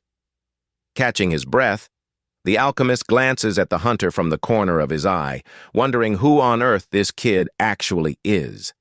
He cannot wrap his head around how a mere 1-star hunter can re-engage a monster's core using pure mana. The scientist concludes that even if the guy's methods completely defy common sense, his raw skill is simply undeniable. The MC ponders the 40% revenue split, wondering if the partnership will pan out smoothly. Suddenly, the alchemist gathers his resolve and announces he decided to accept the original partnership offer the hunter pitched. Ryoga asks if he is certain, and the young man explains that going solo, it would take him nearly 2 full years to finish that formula. He admits that with the MC's guidance, everything changes, and if this pushes his research forward, he is all in. The hero grins and says he looks forward to working with him as his dedicated master alchemist, leaving the guy slightly puzzled. Ryoga locks in a determined gaze, thinking that now the only missing piece is locating the core soul of an ancient dragon. Right then, His phone starts ringing, and he answers quickly to see who is calling at this hour of the day. Yuma calls to let him know he transferred Ryoga's cut down to the last penny, and the hunter takes the opportunity to offer a brand new gig. The scene cuts to the middle of a dense, dangerous border forest where sunlight barely filters through the thick canopy. The rookie trio shows up striking heroic poses, and Yuma asks if the hero really called them out for this new secret mission. Ryoga walks right past them with a look of pure boredom, telling the crew to drop the goofy poses and follow him into the woods. Yuma walks anxiously, asking why they headed into such a high-risk area known for being packed with high-tier monsters. The MC simply offers a mysterious smirk, replying darkly that he just came to pay his respects to an old acquaintance. He begins combing through the dense bushes with his hands, trying to recall if the exact spot was around this part of the forest. The group presses forward carefully, cutting through the tall brush while staying alert to any unusual sounds nearby. Suddenly, a loud snap of breaking branches startles the squad, indicating a wild beast just picked up on their presence. A menacing shadow leaps out from the trees, revealing itself as a formidable orc warrior armed with a sharp spear. Yuma screams in a panic, warning that it is a 2-star orc, while the archer pleads with Ryoga to watch out since it is extremely dangerous. The hero draws a tool refined from bone and spirits, deciding this is the perfect chance to test drive the item. Ryoga reaches out and triggers his bone manipulation, launching the relic at high speed straight toward the closing monster. The beast locks its glowing red eyes onto the MC, clearly enraged by the sudden projectile it just took. The orc readies its massive metal spear and charges with full momentum, ready to land a crushing strike and take out the human once and for all. The sharpened bone tool launched by Ryoga cuts through the air at high speed, flying straight toward the beast's chest. The hunter watches the scene with absolute calm, showing he fully anticipated that aggressive reaction from his foe. He flashes a confident grin, remarking that, unfortunately for the monster, things are not going to end well in this clash. The bone projectile collides heavily with the orc's weapon, snapping the metal spear clean in half as if it were made of glass. The refined bone pierces through the monster's shoulder, making it let out a deafening roar of pure agony as dark fluid sprays through the air. Ryoga remarks that his goal was to hit the heart directly, but praises the impressive physical toughness of that orc. The creature tries pulling the embedded bone fragment from its chest while still losing energy from the deep puncture. Even heavily injured, the enraged orc decides to push through and prepares to throw a heavy punch with all its remaining power. The giant charges in throwing a massive strike toward the young man, who stands his ground without flinching. A huge explosion of dust and debris kicks up at the impact point, making it look like the MC took a direct hit. But Yuma steps in right in the nick of time with his glowing shield active, blocking the blow cleanly and giving the MC some relief. Ryoga sharpens his gaze, deciding to trigger his bone manipulation once more, generating 3 projectiles instead of just 1. The hunter extends his hand, channeling his dark energy, and launches the 3 floating bone spikes straight at the foe. The lethal projectiles fly stealthily behind the giant orc's back, catching the monster completely off guard. All 3 spikes pierce the giant's back simultaneously, securing a quick and decisive finish for the creature. The monster collapses lifelessly onto the forest floor under the watchful eyes of the MC and his loyal shield-bearer, Yuma. The warrior is left in total shock, asking in disbelief how the young man managed to take down a 2-star orc with such ease. Ryoga brushes off the shock, telling everyone to keep moving fast since their real objective is about to get underway. Yuma walks on edge, nervously asking if this is truly the right path toward the mysterious goal the guy wants to locate. The MC confirms it is, while a massive, muscular gray arm emerges right behind him, matching his stride. Ryoga walks casually, flanked by his new zombie orc warrior, which now holds an official 1-star rating. He explains that the spot they need to reach sits right in the middle of a massive and dangerous fortified orc settlement. The shield warrior gets even more confused, asking if the acquaintance the hunter wants to visit really lives in a place like that. The MC nods along, keeping the identity of this important figure living among the beasts a total mystery. Ryoga continues leading the squad toward the fortress, while his giant new zombie minion trails behind, watching his back from a distance. He glances back with a sly grin, mentioning that alongside the visit, they are also going to pocket a solid amount of extra cash. The rookies turn pale as ghosts and force out nervous chuckles, terrified of the hero's wild plans. The scene shifts to a gorgeous sunset on the horizon, signaling that day one of exploring the forest has drawn to a close. With the monsters cleared, the hero levels up, hitting level 13 and gaining fresh points in strength and vitality. The system warns that he has hit the cap for stats that can be siphoned from that specific race of orcs in the dungeon. The young man looks at the floating alert, remarking that it would be pretty weird if stat farming from monsters had 0 limits. He decides he has farmed enough for today, and that the smartest move now is to rest up and replenish all his physical stamina. Yuma suggests setting up camp right there, while the MC turns to watch the rookie crew handle the preparations. Ryoga praises their coordination, and they laugh back, noting that after all, this is already their 3rd day traveling together. As night falls, the hunter reviews his updated parameters, deciding that early tomorrow morning they will raid the monster settlement head-on. The 3 rookies sitting around the campfire agree with the leader's call right away and begin getting ready to turn in. They say goodnight, mentioning they trust the MC to take the first night watch shift alongside his summons. 2 giant zombie orcs stand on guard, keeping watch over the entire camp beneath the bright full moon illuminating the dark. Inside the tent, the 3 teammates sleep soundly, snoring away without worrying about the hazards of the forest. Outside, Ryoga sits atop a boulder, gazing up at the starry sky, taking advantage of the quiet night to gather his thoughts. He notices that with the recent level-ups, a fresh buildup of dark, mysterious energy has gathered inside his magic ring. The MC decides to access the Archive of Knowledge, which stores all the secrets left behind by the former king of the Fallen. Ryoga reaches toward a bookshelf lined with ancient grimoires and pulls down one of the black tomes accented with gold trim. The system notifies him that he lacks the clearance to read that high-tier book, as the minimum requirement is level 45. The young man gets thoroughly annoyed, realizing he only has access to entry-level 1-star beginner necromancy manuals. Letting out a long sigh, he accepts the situation, deciding that even if it is basic, he still needs to study those texts.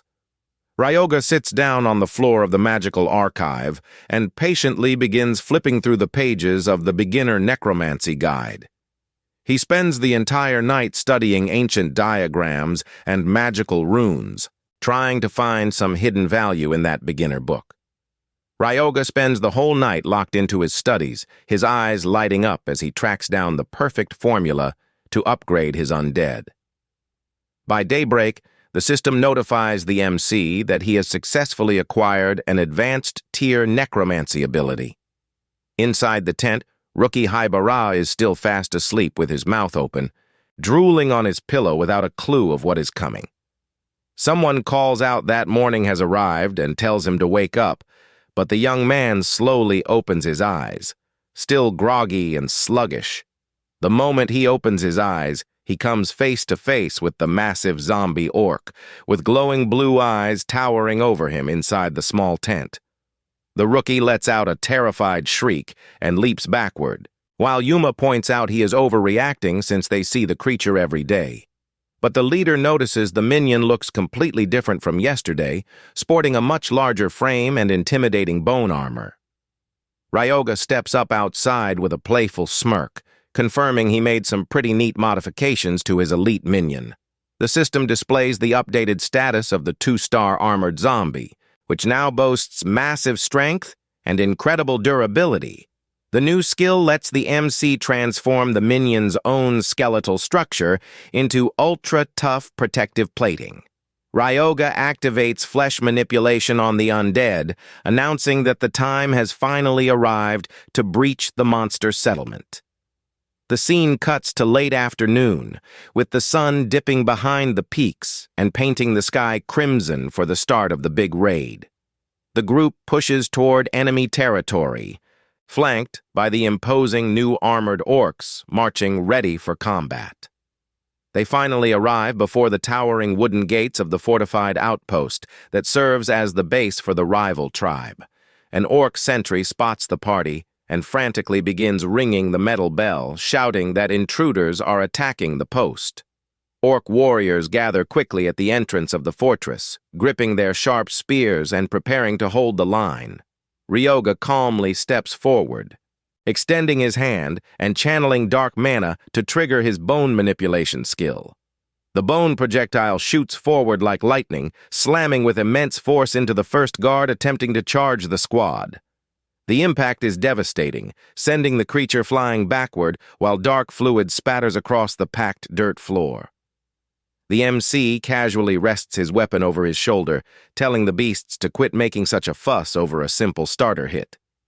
Enraged, the orc chieftain roars in fury, brandishing his massive battle axe coated in an intimidating red glow.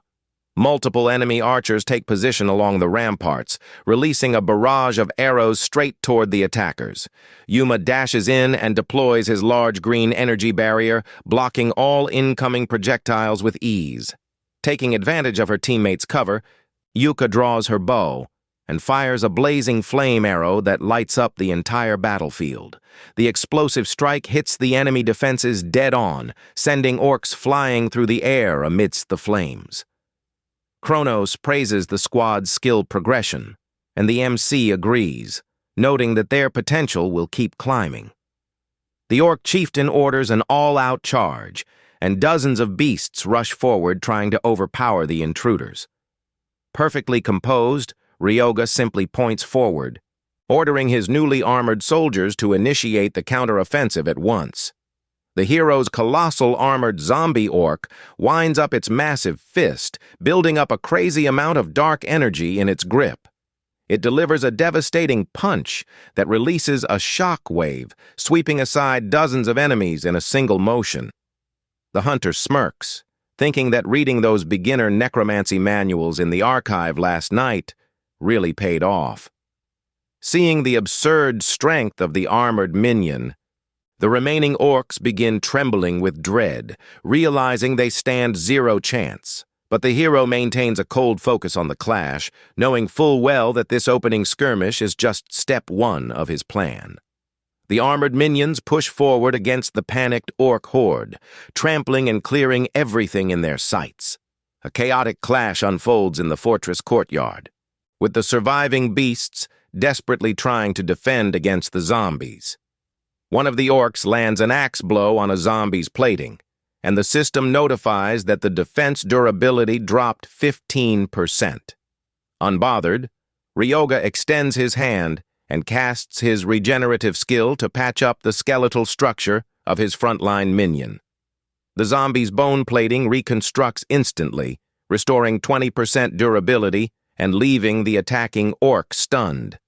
Next, the hero triggers his flesh manipulation, causing a piece of fallen flesh on the ground to twist and shape itself.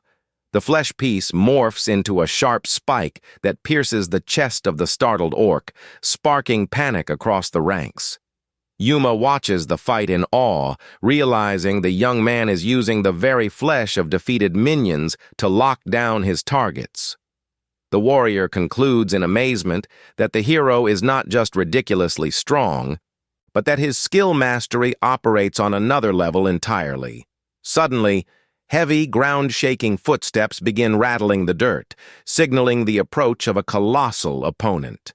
A massive silhouette emerges from the shadows of the compound, drawing the focus of Ryoga and his entire undead squad. The supreme chieftain of the tribe steps out wielding a massive glowing axe, letting out a monstrous roar of pure fury at the intruders. His eyes flare with a blood-red tint, and a destructive aura blankets his entire frame, showcasing his true combat tier. The system triggers a red alert warning that the orc chieftain has entered rage mode, evolving into a lethal special variant. Ryoga merely flashes a wicked smirk, remarking sarcastically that the real fun is finally getting started. The orc chieftain roars furiously, billowing thick dark vapor as his muscles swell to twice their size from pure adrenaline. The final prompt confirms the variant has reached extreme threat tier, pushing the encounter to its most intense peak. Ryoga simply wears a confident smile, noting that the real entertainment he had been waiting for is finally underway. The colossal orc leader lets out a booming roar and swings his massive axe through the air, unleashing a maximum output strike. The blow grazes past the MC, who remains standing completely still, showing zero fear toward the enemy's strength. Wasting no time, the young man raises his hand and casts his bone manipulation to launch a decisive counterstrike. 3 massive bone spears erupt from the ground, flying at high speed straight toward the orc chieftain.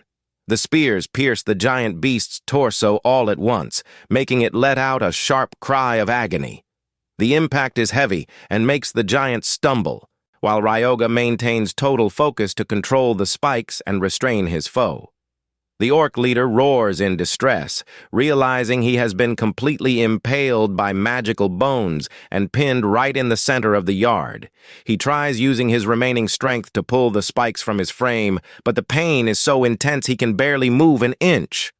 Ryoga taunts the monster, warning he has no way out, while activating a steady drain that burns through 25% mana. More bone lances sprout and pierce through the giant's chest, causing it to lose energy rapidly while crying out in desperation. The hunter strolls calmly up to the pinned beast, telling it jokingly to stop being so dramatic in its final moments. He realizes that maintaining so many bones simultaneously burns significant spiritual energy, and that he needs to strike the core quickly. The MC channels his remaining reserves and triggers bone manipulation once more, setting up the definitive finishing move. A colossal bone erupts from the dirt and pierces the orc's core, drawing its final breath as the hero's mana drops sharply. The supreme chieftain of the tribe is finally brought down, suspended mid-air surrounded by massive bone lances in the ruined camp. Ryoga coughs a bit from the intense strain, but holds his victory posture over the giant monster's motionless form. He reaches out toward the fallen chieftain's remains and activates Life Drain to siphon all the lingering vitality left in the creature. A white spiritual mist swirls around the hunter as he rapidly recovers his physical stamina and energy reserves. With his spiritual energy restored to 74%, the young man wipes his mouth and breaks into a grin of pure satisfaction. Seeing their chieftain taken down, the surviving orcs fall into total panic, shouting for everyone to scatter and retreat. The remaining beasts dash toward the fortress gates, desperately trying to escape the relentless young hunter. But Ryoga makes it clear with a dark glare that he has zero intention of letting a single monster make it out alive today. The hero triggers his flesh manipulation, causing the remnants of fallen minions on the ground to begin shifting. The undead flesh whips forward, latching securely around the legs of the orcs, attempting to flee through the gate. The creatures crash face first onto the dirt ground, completely pinned down and ready to receive the finishing blow. Ryoga's armored zombie steps up triumphantly, raising its crushing arm to deliver the final verdict to the survivors of the tribe. The scene cuts to a massive splash of dark fluid, confirming that all orc resistance in the camp has been thoroughly wiped out. The sun finally sets completely on the horizon, marking the end of the raid as silence returns to the dark. The motionless form of the orc chieftain remains lying in the ruined courtyard, serving as a trophy of Ryoga's dominant victory. Yuma looks over the yard packed with fallen foes and glowing green mana stones, wondering how much cash this entire haul will fetch. The MC picks up the orc chieftain's massive red axe, commenting with a smile that this item is the true prize of the night. The system reveals that the blood axe is a rare-grade weapon with incredible durability that can be wielded without restrictions. The item noticeably amps up the user's strength, growing even more potent as it draws energy during extended combat. Ryoga hands the valuable weapon over to Yuma, putting him in charge of gathering all the loot and mana stones across the camp. The warrior gladly takes it, telling the young man to go handle his business while they take care of all the heavy lifting with the harvest. The MC starts walking solo toward a secluded area of the compound, stepping firmly across the dry, cracked earth. He stops in front of a massive, heavily twisted tree that seems to radiate an eerie and mysterious spiritual energy. The young man looks at the withered trunk, telling the entity hiding inside to step out so they can have a civilized chat. The towering, twisted tree stays completely quiet under the night sky, indicating the presence has no interest in revealing itself easily. Ryoga lets out a long sigh, showing his impatience, drawing his bone weapon ready to handle things his own way. He cracks a mischievous grin, warning that if the spirit prefers playing rough, he will not hesitate to use brute force. The hunter takes his stance and delivers a heavy strike against the massive tree, releasing a destructive wave of slashing energy. The blast of dark mana hits the trunk dead on, forcing the entity to manifest to keep its spiritual dwelling from getting wrecked. A large cloud of dust kicks up, and the hero wonders to himself if he really has to get this aggressive every time to get what he wants. A spooky, shadowy silhouette with glowing red eyes emerges from the shattered trunk, asking what cheeky human is standing there. With complete poise, the MC flashes a friendly smile, saying he is thrilled to finally meet him face to face. He reveals the entity's name as the warrior Kashiwagi Soraku, causing the floating spirit to stare back in pure shock. The shadowy spirit is totally stunned, asking in a chilling tone how this young hunter knows his true name. Ryoga explains that he is the legendary hero who saved the North 35 years ago, and that they fought as allies in the past. The scene shifts to an ancient monument built to honor the great hunters who sacrificed themselves to keep the country from falling. Kashiwagi was a living legend who combined the physical power of a martial artist with the devastating magic of an elite sorcerer. Hearing that, the hero's spirit cracks a proud smile, remarking that it seems his heroic sacrifice was not completely in vain.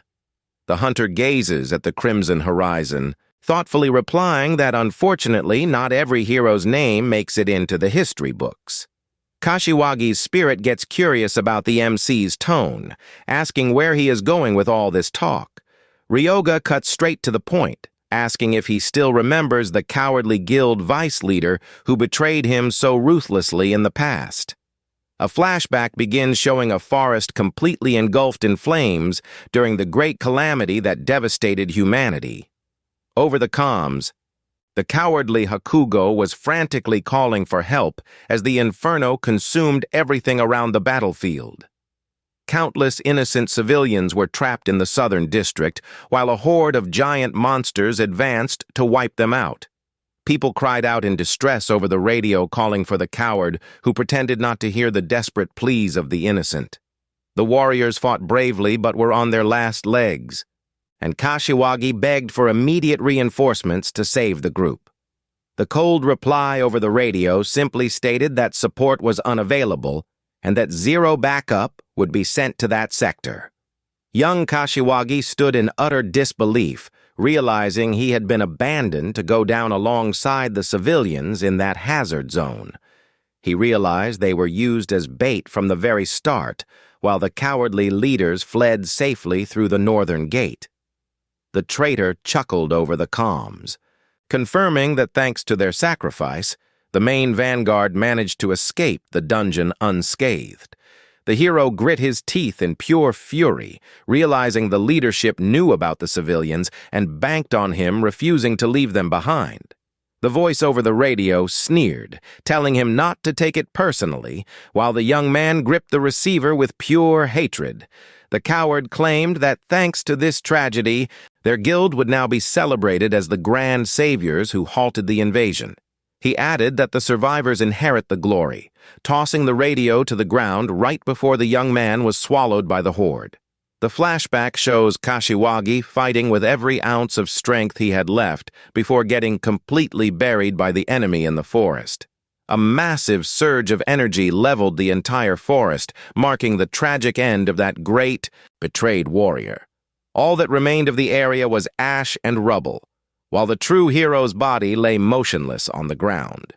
Before falling, Kashiwagi used his final breath to order the civilians to evacuate the area as fast as possible to save themselves. The rookie fighters hesitated to leave their leader behind, but he refused to listen, holding his ground to the very end. He shouted fiercely, commanding them to move immediately, since saving innocent lives was his one and only priority.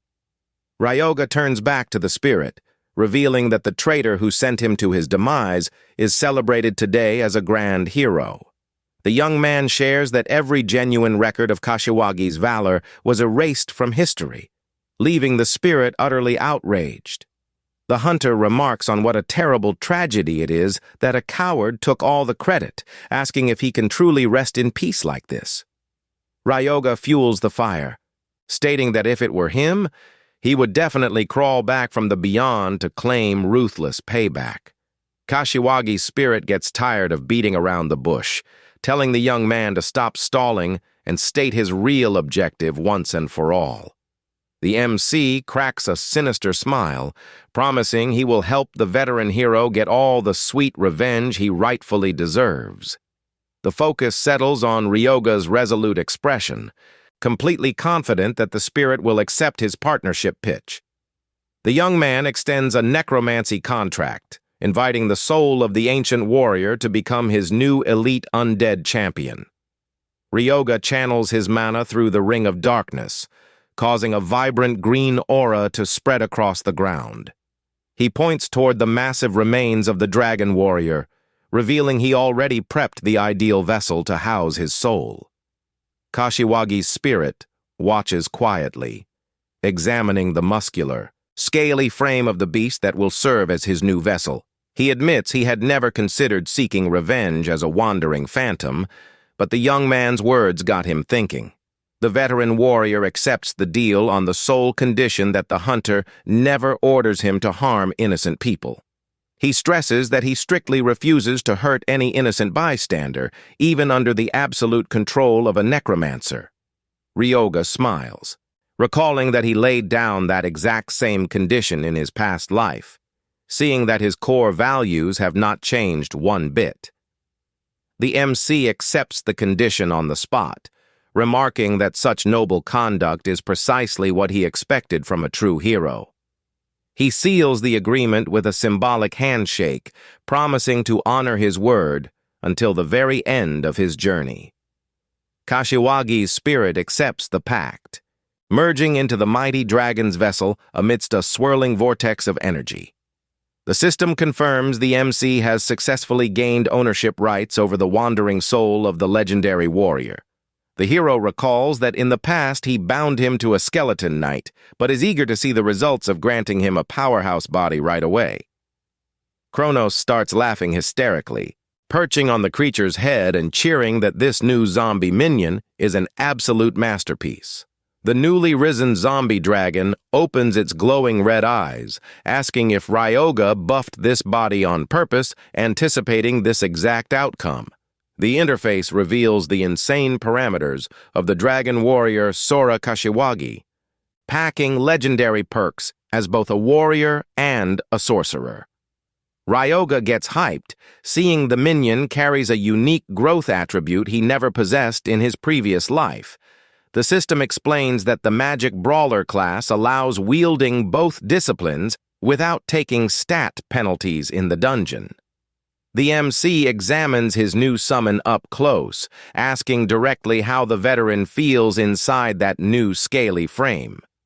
Kashiwagi stretches his new muscular arms, commenting that the body is not bad, but still falls short of when he was alive. Ryoga wonders if the incomplete feel has to do with the fact that he replicated the concept of a dragon. Even so, the hunter cracks a satisfied grin, thinking this fresh start is leagues ahead of his previous life. The young man turns to leave, referring to his new ally as a minion, making the giant glare at the hero with a grumpy face. The massive creature's eye twitches with annoyance upon realizing he was just called a mere minion by the young necromancer. Kashiwagi crosses his arms and gruffs in frustration, making the MC stop in his tracks and look back completely confused. Ryoga asks what is up, and the giant admits with full posture that he does not feel comfortable being addressed as a minion. The guy asks if he should call him by his real name, but the veteran hero says he prefers leaving his old human identity behind. The necromancer lets out an amused sigh, thinking about how that quiet warrior from his past timeline turned into such a grumpy guy now. The zombie dragon mentions he would like an imposing name that strikes fear into foes, but admits he cannot come up with anything. Ryoga tries tossing out famous mythological names like Fafnir or Tiamat, but the giant shuts down every option, finding them too cliché. Running out of patience, the MC tells him to just go by Orochi, but the monster grimaces and rejects the pitch immediately. The hero feels a vein popping on his forehead, wondering if it would be easier to just land a clean punch on the dragon's snout. Kashiwagi reconsiders and decides the first name the young man offered was pretty cool after all, agreeing to go by Fafnir from here on out. Ryoga shrugs and accepts the call, walking off while thinking that silly debate drained more energy than the actual raid. But Fafnir panics and asks the hero to hold up, realizing a bit too late that he is wandering around completely bare in the forest. The giant looks at the ruins of the orc settlement, zeroing in on a few brown fabric canopies scattered across the main courtyard. He jogs over to one of the abandoned tents, pulling down a large sheet of fabric to fashion some makeshift gear for himself. Fafnir wraps the brown cloth around his waist, letting out a sigh of relief that he no longer has to wander around exposed. Now properly covered, the giant stands tall with confidence, announcing he is fully prepared to accompany the hero on his journey. Ryoga glances back with a sweat drop, wondering if the legendary hero of the past was always this eccentric. Back at the workshop, the young scientist lets out a loud shriek in the middle of the night, realizing something wild is going down. His eyes light up with pure joy upon noticing the giant frame submerged in the fluid began moving on its own. Ryoga explains he secured a compatible soul, and the scientist rushes in, grabbing his shoulders out of sheer hype, eager to study it. Fafnir watches the scene from a distance with disgust, asking if he can punch the scientist. But the hero clarifies he is just the lab partner.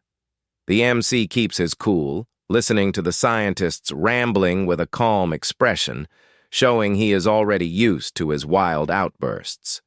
He turns to the rookie hunters, letting them know the party is heading back to the capital to organize all the valuable loot they gathered.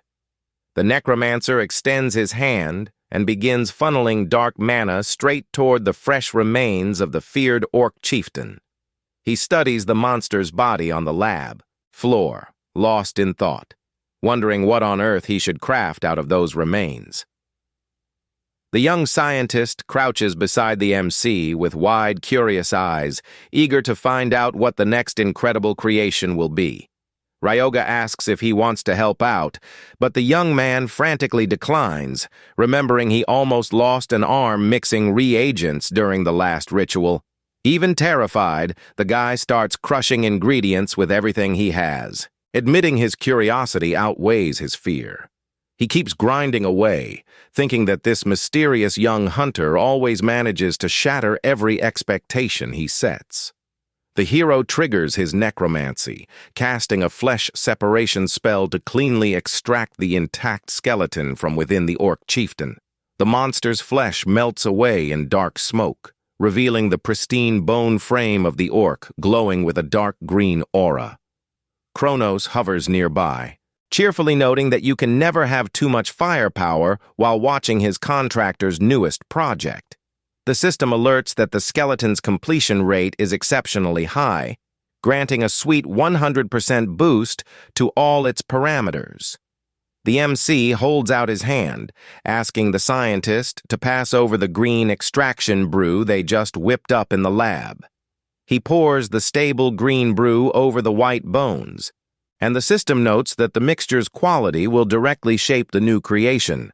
The floating window confirms that thanks to the prime materials, the new skeleton's stats will be entirely geared toward absolute defense.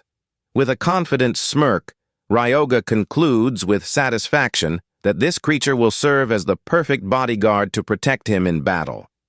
An undead skeleton equipped with a massive shield rises before him, securing an official rating as a 2-star warrior. The hero explains that from now on, the skeleton's sole mission is to guard him with the shield whenever he is casting life drain. The skeleton minion nods in a surprisingly adorable way, and Ryoga praises its efforts, patting its smooth skull. The scientist is puzzled, asking why he made a skeleton instead of a standard zombie, and the young man breaks down the perks of bone units. He explains that skeletons are lightweight with no upkeep timer, and since life drain requires close range, he needed dedicated protection. The young man is amazed to see the MC even factored in unit maintenance, feeling his fascination with him grow by the second. Ryoga starts heading toward the lab exit, asking his partner to watch over the dragon while he runs a quick errand. The alchemist turns around startled by the sudden departure, asking curiously where on earth he is heading so late at night. Ryoga mentions he needs to swing by the Pantheon because he leveled up and they reached out for him to claim a new holy spell. The young scientist freezes in place with a blank stare, trying to process that sudden piece of news. Suddenly, the guy starts yelling in pure disbelief, unable to grasp how a dark necromancer is out of nowhere receiving a holy spell. He points his finger, asking in horror if the MC was a priest or some kind of cleric in his previous life. Ryoga calmly explains that he leveled up and received a summons from the Pantheon to acquire a new divine tier spell. The alchemist falls quiet again, with the exact same look, completely unable to compute what he just heard. He flips out once more, yelling at the top of his lungs that divine magic in the hands of a dark practitioner makes zero scientific sense. The scientist keeps pressing the same question, desperate to know if Ryoga really used to be a devout clergyman. With a completely straight face, the hero replies that he actually considers himself quite a devout follower of the divine. The guy clutches his head, screaming that this is flat-out impossible, even if the entire world turned upside down out of nowhere. Completely tuning out his friend's meltdown, Ryoga changes the subject, asking if he finished registering the patent for the new potion. The alchemist confirms the review process should start shortly, and the hero praises how quickly he gets things done. The young man explains he dislikes putting things off, because the longer they wait, the more competitors will flood the market. The only hurdle now is marketing, since the Grand Alchemy Expo is not scheduled until next year. Ryoga suggests handing him a few samples so he can provide free publicity whenever the opportunity presents itself. The scientist gladly accepts the pitch, handing over the glowing vial in hopes the makeshift marketing play works out. The MC flashes a sly grin, thinking that if everything pans out, they are going to rake in an absolute fortune from sales. He pulls a classic greedy expression, thinking that at the end of the day, cash really makes the world go round. The scientist gets thoroughly spooked seeing that dark aura, wondering if this guy is truly a holy priest. The massive spire of the Pantheon appeared mysteriously right after the Great Calamity, standing as an imposing landmark beneath the full moon. Most hunters visit the spire to receive spells and blessings, but Ryoga finds it funny how much the venue resembles a standard marketplace. He thinks the constellations themselves are quite materialistic for demanding such pricey offerings in exchange for a sliver of power. The young man enters the temple without sensing any real divine aura, wondering why they left such valuable relics sitting around. He begins climbing an endless stone staircase, mentally complaining about the lack of an elevator or escalator on site. The MC looks toward the top of the tower, wondering if this never-ending climb is some silly test to prove a follower's devotion to the gods. He finds it quite harsh, but jokes that he will not get struck by lightning just for complaining a little about being out of breath. Kronos asks how much further they have, and the young man casually replies that they just need to walk double what they already climbed. The hero is ready to cry, realizing he is only at the halfway mark, while his guardian star calmly confirms the bad news. He tells himself that if he goes through all this physical exhaustion and gets nothing useful at the end, he will be thoroughly annoyed. Putting in the work, the young man keeps dragging his feet step by step, focused on finally reaching the peak of that structure. Arriving at the main chamber, he comes across a stunning dome, reflecting the blue glow of countless constellations across the ceiling. He studies the stars carefully, waiting for the deities to finally manifest and hand over the reward they promised him. But system alerts reveal that several prominent constellations are glaring down at him with disgust, suspicion, and deep disapproval. Kronos finds the god's reaction hilarious and starts laughing out loud, prompting the MC to tell him to keep it down for a second. Then the little chibi spirit decides to step up, shifting back into his original imposing form of a bearded giant. The massive deity steps toward the starry dome with an overwhelming presence that quickly draws the focus of every other entity. He reaches out with his giant hand, directly touching a glowing star on the ceiling to officially initiate the registration process. A large blue notification confirms that the mighty constellation known as the Giant of the Defiant Heavens has been recorded in the Pantheon. Right after, the system announces that Ryoga successfully unlocked 2 divine spells called Unholy Blessing and Wedge of Retribution. The skills serve both to buff dark energy attributes and to redirect incoming damage by storing destructive power. Kronos puffs his chest out, bragging about granting such incredible magic, and the hunter happily admits they are genuinely top tier. The deity bursts into a boisterous laugh celebrating his own glory, while the MC just watches the goofy display. However, an alert cuts their pride short, revealing that Kronos' divinity is still far too low compared to standard constellations. The system demands achievements and praise to boost his radiance rank, and Ryoga complains, wondering what kind of useless setup this is.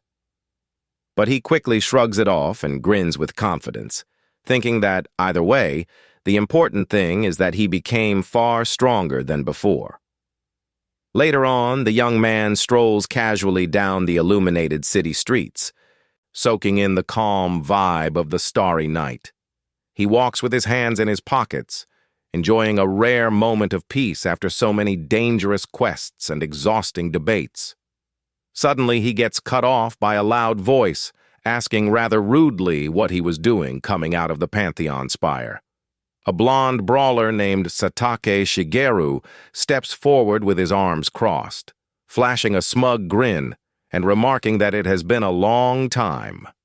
Ryoga just stares back with a blank expression, asking directly who on earth he is, since he has zero memory of the guy. The guy smirks cynically, reminding him he used to watch over Ryoga back at the old orphanage, asking if he finally recognizes him. Ryoga remembers him instantly as that cowardly punk who spent his days shaking people down, warning him not to talk like they were buddies. A quick flashback to the past shows just how cruel that brawler was to the hero back when they were both orphan kids. In the memory, the bully grabs young Ryoga by the collar, yelling angrily because the kid supposedly ratted him out to the director. But instead of crying, the hero out of nowhere landed a clean punch right on Satake's face, leaving him thoroughly bruised. Back in the present, Ryoga mocks him, asking if his broken nose ever healed, making the veins on Satake's forehead bulge with rage. The big guy takes a deep breath, trying to regain his composure, cynically claiming he almost lost his cool over that silly taunt. Next, he proudly points to the shiny emblem on his chest, asking with a sneer if the MC recognizes that crest. He brags full of confidence that he is now an official member of the prestigious Aragiri Guild, one of the most influential in the entire region. The bully mocks him, claiming hunters who visit the Pantheon are bottom tier, warning that from here on out, things will not end like the past. Ryoga simply stares back with disdain, replying that to him, the big guy is still the exact same cowardly failure as always. That is more than enough to make the blonde grind his teeth in pure fury, itching to smash the MC's face right there in the street. He raises his clenched fist, warning the hero not to get cocky before facing the harsh consequences of his own words. However, before he can throw a single punch, a mysterious hand catches his arm with effortless ease, shutting down the scrap. It turns out to be Rago Jomon, captain of the 7th Strike Squad of the Aragiri Guild, who firmly orders them to cut out the nonsense.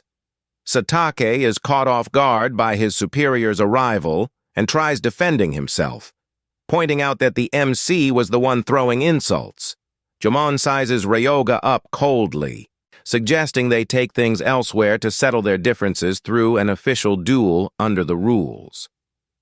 The captain thinks to himself that the kid is pretty bold for picking a fight, while knowing full well which guild he is dealing with right now. Satake hesitates for a second upon realizing he will have to fight, but the captain encourages him, saying the two should let their fists do the talking. The big guy quickly goes back to his wicked grin, remembering Ryoga became a hunter very recently and would be an easy target to crush. Showing zero signs of fear or hesitation, the MC accepts the challenge on the spot with total cold composure. The bully is left confused and startled by the quick reply, having expected the young man to beg for mercy or try running away. With a dark, villainous grin, Ryoga asks if the brawler is suddenly getting cold feet now that the challenge has been accepted. The big guy snaps completely, yelling that the punk will not be able to take back that foolish choice he just made. Shortly after, the group gathers inside the modern training gym affiliated with the mighty Aragiri Guild to hold the official duel.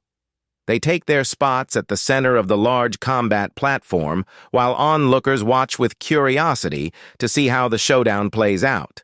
The MC casually announces with a straight face that since he is just a fragile priest, he will have his faithful dragon minion fight in his place. Satake, decked out in magic jewelry and a spear, figures the blue beast is just a low-tier gimmick summon he can easily steamroll. He flashes an arrogant smirk, warning that either way, weak summons from a nobody will amount to nothing against his real power. A massive magical barrier lights up around the combat platform to ensure the safety of both competitors. The floating holographic display confirms the match monitoring system has been successfully engaged, while Satake keeps smirking. The system tracks the hunter's defense parameters and health pools, noting that an emergency barrier will trigger if lethal danger arises. With all preparations properly wrapped up, the holographic system confirms the venue's defenses are set for the big clash. Satake gets mentally ready for a one-sided match, while the system finishes scanning all combat parameters inside the energy field. The hero keeps his bored expression, knowing full well the security system will step in if his opponent is on the verge of getting crushed. Finally, the large start prompt flashes in the air, officially kicking off the match and clearing the fighters to go all out. Satake bursts into loud laughter, taunting Fafnir childishly and claiming the giant blue beast looks like it is ready to run away in fear. Ryoga simply rubs his temple in boredom, wondering where that fool finds the nerve to spout so much meaningless nonsense. Meanwhile, Fafnir locks his gaze on the opponent, thinking about the irony of running straight into members of the hated Aragiri Guild.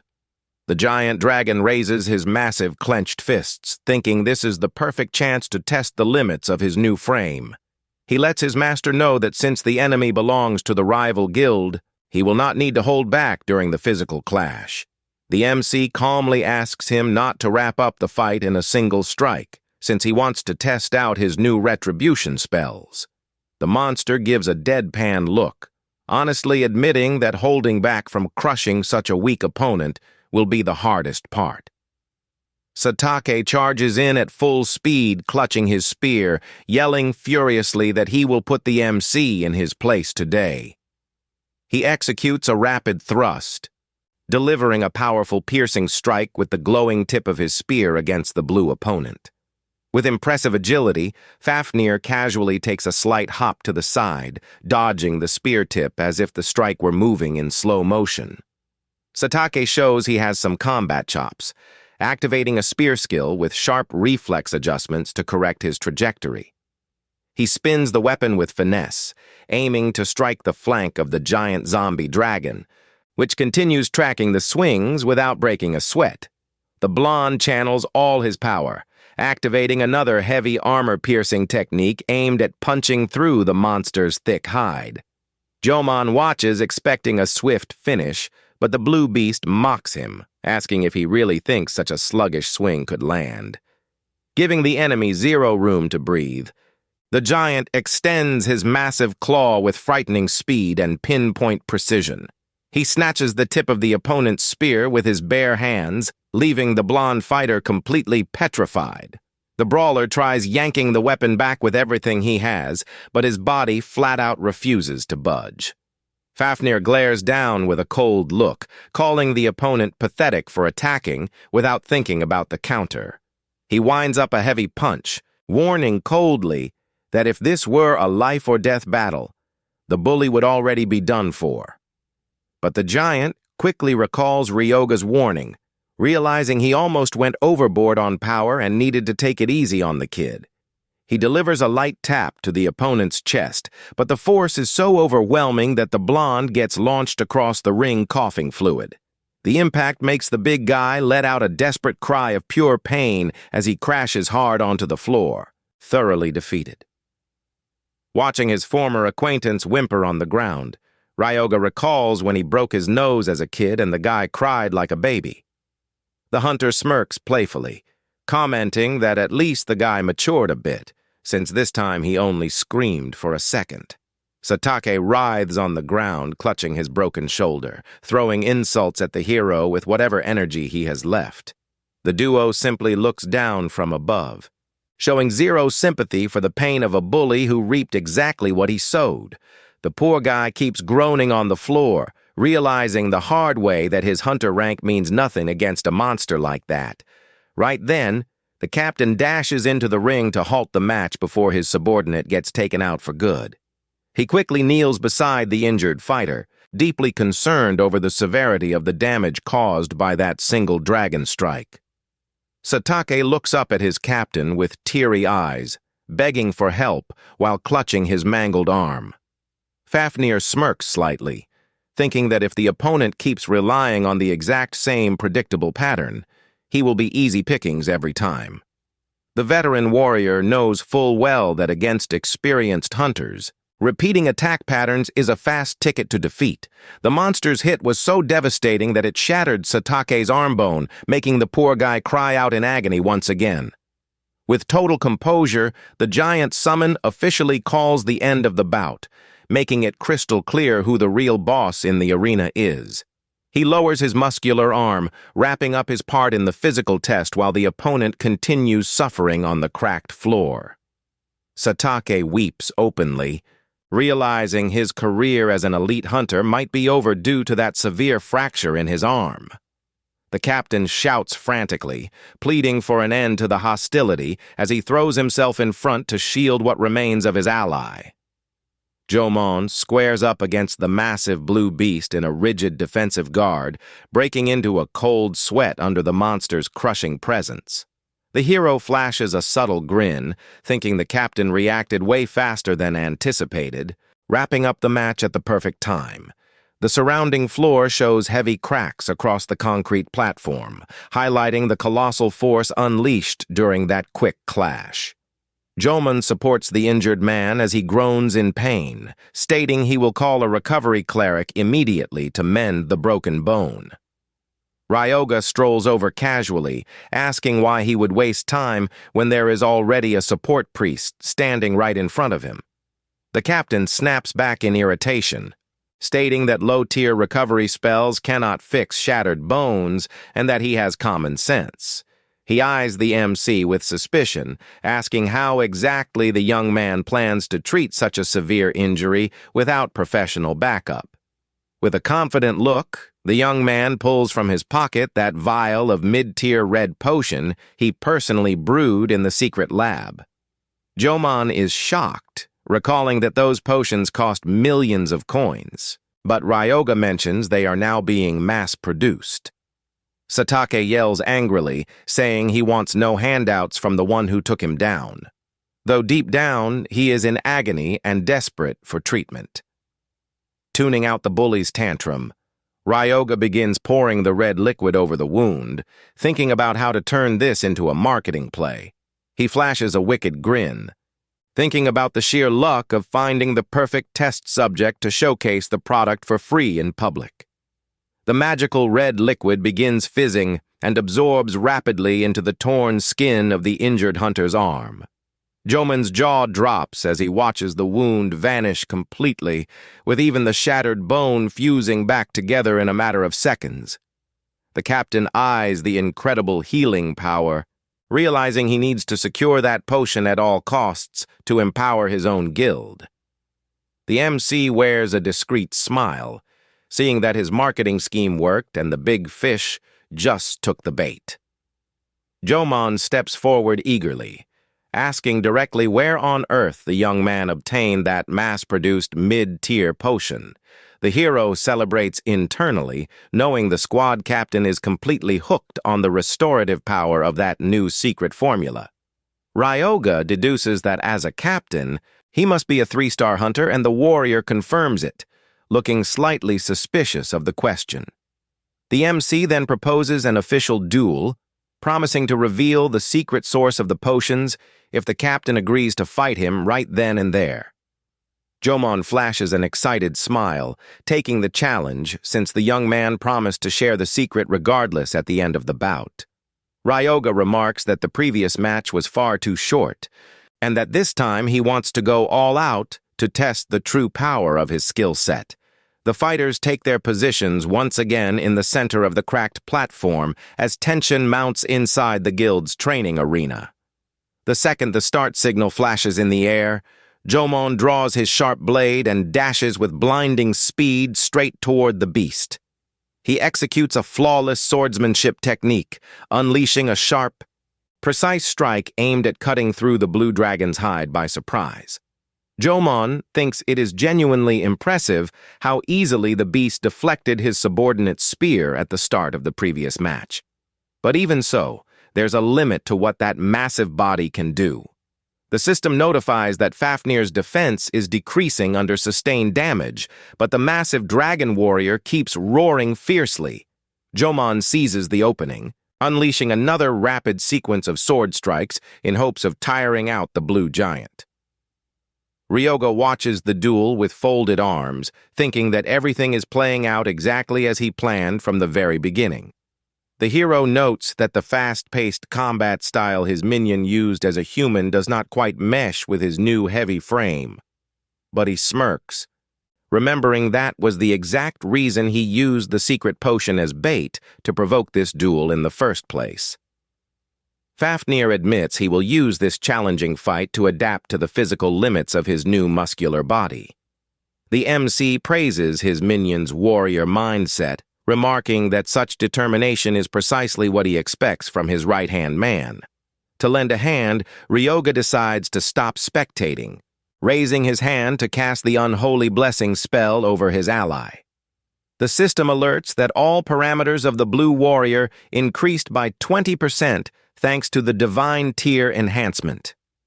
Next, the young necromancer points his index finger straight at Jomon, casting the spell's inverse effect as a shadowy hex. The captain is engulfed in a ghostly green vapor, suddenly feeling his body grow extremely heavy under the mysterious debuff. He realizes, in horror, that the exact same magic that buffed the blue beast just stripped away his own warrior attributes. Jomon swallows hard, sensing an overwhelming pressure rising behind the kid, wondering if he really is just a standard low-level hunter. Kronos boasts full of pride over his divine contribution, but the hero simply jokes that the effect is decent enough for a low-tier god.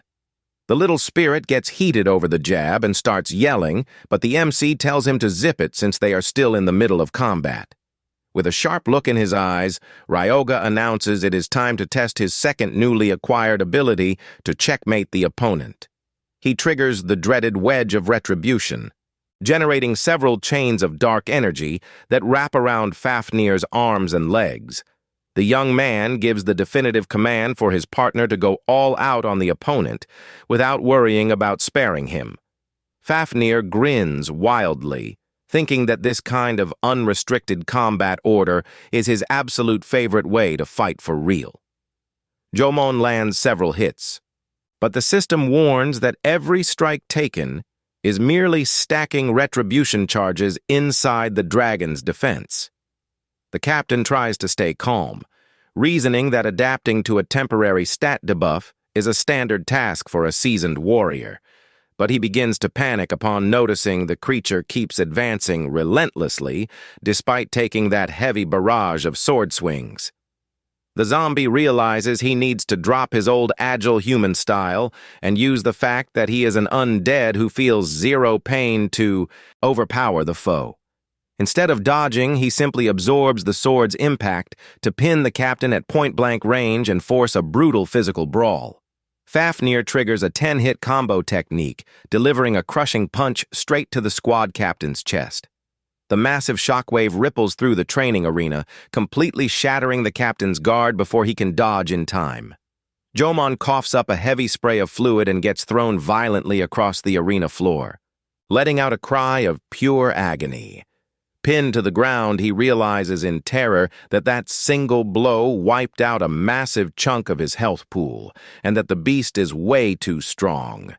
Seeing that he lost over half his health, the captain realizes in a cold sweat that taking another hit from that fist means losing the match. Gritting his teeth, he refuses to accept defeat, declaring that an elite member of his guild would never lose to a rookie hunter. He burns through all his remaining speed to bypass the blue beast, knowing that every summoner's weak spot is their own fragile body. The warrior flashes past Fafnir, charging straight toward Ryoga, convinced that closing the distance will secure him the win. Facing the enemy's all-out rush, the MC remains standing with his hands in his pockets, keeping an eerie calm on his face. Jomon delivers a powerful thrust with his sword aimed straight at the hero's face, yelling that this is the end of the line. The blade misses Ryoga by mere millimeters, as he casually tilts his head to the side with out-of-this-world precision and composure. The hunter lets out a mocking smirk, muttering coldly that he knew full well the captain would attempt that desperate strike. The hero raises his finger, triggering the release mechanism for the retribution chains that had stored all the damage absorbed by the dragon. A massive shockwave of dark energy erupts right in Jomon's face, launching the poor guy backward amidst a heavy cloud of black smoke. The holographic display confirms the captain's health pool hit 0, sealing Ryoga's total and humiliating victory in the duel. That very night, the luxurious skyscraper serving as the headquarters of the Aragiri Guild towers over the quiet metropolis.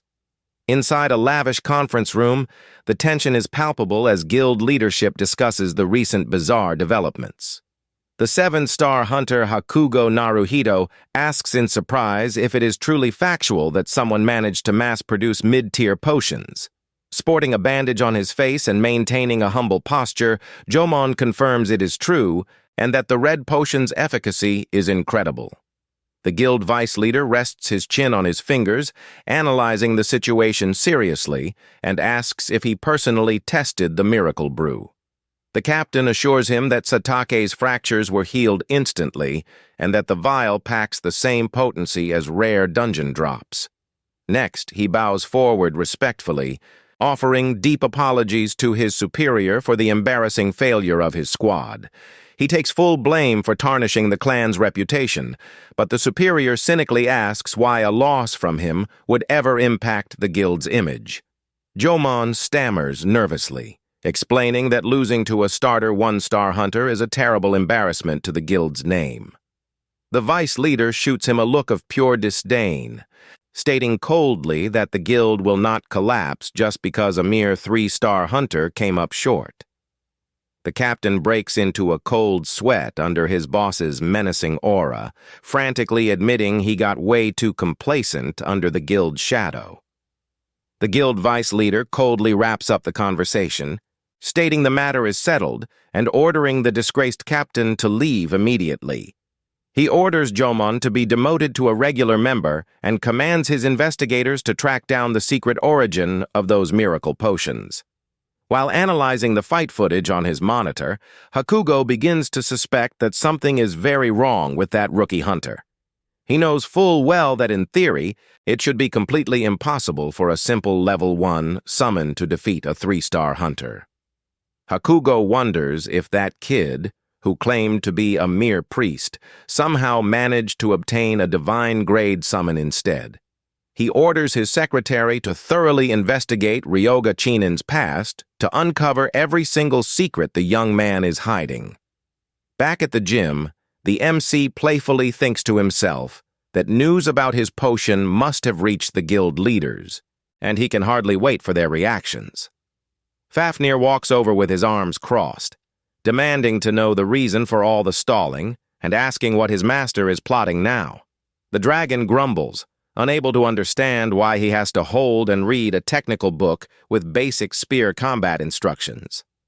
Ryoga explains that since his minion is a highly seasoned magical brawler, it would be awesome to use his expertise to learn spear techniques. The big guy finds it a total drag, but curiously asks why the MC suddenly wants to learn how to wield a spear out of nowhere. The young man recalls when the spear-wielding bully tried to strike him, ignoring his summon to target his own fragile body directly. The MC explains that when things go south, enemies will always target the squishiest link, which is why he needs to know how to defend himself. Fafnir bursts into hysterical laughter, mocking his master for looking weaker than his own bicep and telling him to hit the gym and drink some protein shakes. But the giant shuts his mouth immediately when his left arm starts moving on its own due to the necromancer's mind control. Startled, the undead instantly fixes his posture and announces he has fully grasped the book, promising to teach the techniques without any more funny business. He tosses the manual back to the MC, respectfully suggesting that he commit those instructions to memory as well. Ryoga snatches the manual out of the air with a focused gaze, knowing that this basic training will be the stepping stone to something far greater. The system introduces the Verdian combat style, and the young man figures that by mastering it, he will be able to learn the legendary Spiral of Oblivion technique. That is an ultimate skill created in the future by a legendary spear saint, but it is built entirely upon this basic style. The MC flashes a clever smirk, thinking that while the technique would only be invented years from now, he is going to borrow the idea early thanks to his regression. He consumes the skill book and feels the flow of magical energy channel the knowledge directly into his hunter mana pathways. The system confirms the instant acquisition of 6 basic attack and defense forms that appear to be remarkably straightforward and efficient. All of a sudden, Fafnir launches a swift sparring rush, enthusiastically shouting that he truly has a natural gift for coaching. Ryoga's eyes widen as he realizes his hulking instructor is not going to cut him any slack during hands-on practice. The undead leaps forward with his spear, confidently declaring that martial arts can only be truly learned the hard way. A massive shockwave of energy detonates across the arena floor, kicking up a thick cloud of dust and debris all over the sparring stage. The giant dragon emerges from the smoke with spear in hand, sarcastically asking if his master is ready for some real training. He begins twirling his weapon at blinding speed, creating a spinning barrier of strikes that pushes the young man's reflexes to the limit. The young man barely dodges a heavy swing that smashes into the concrete floor right where he was standing just a second ago. The dragon warns him that if he just keeps running and evading attacks, he will never get used to the true heft of a spear. Ryoga fires back in a cold sweat, saying that if someone tries to take you down out of nowhere, any beginner's natural instinct is to dodge. The undead casually asks if his master is holding a grudge over taking a beating in the duel, but the young man insists it is just basic survival instinct.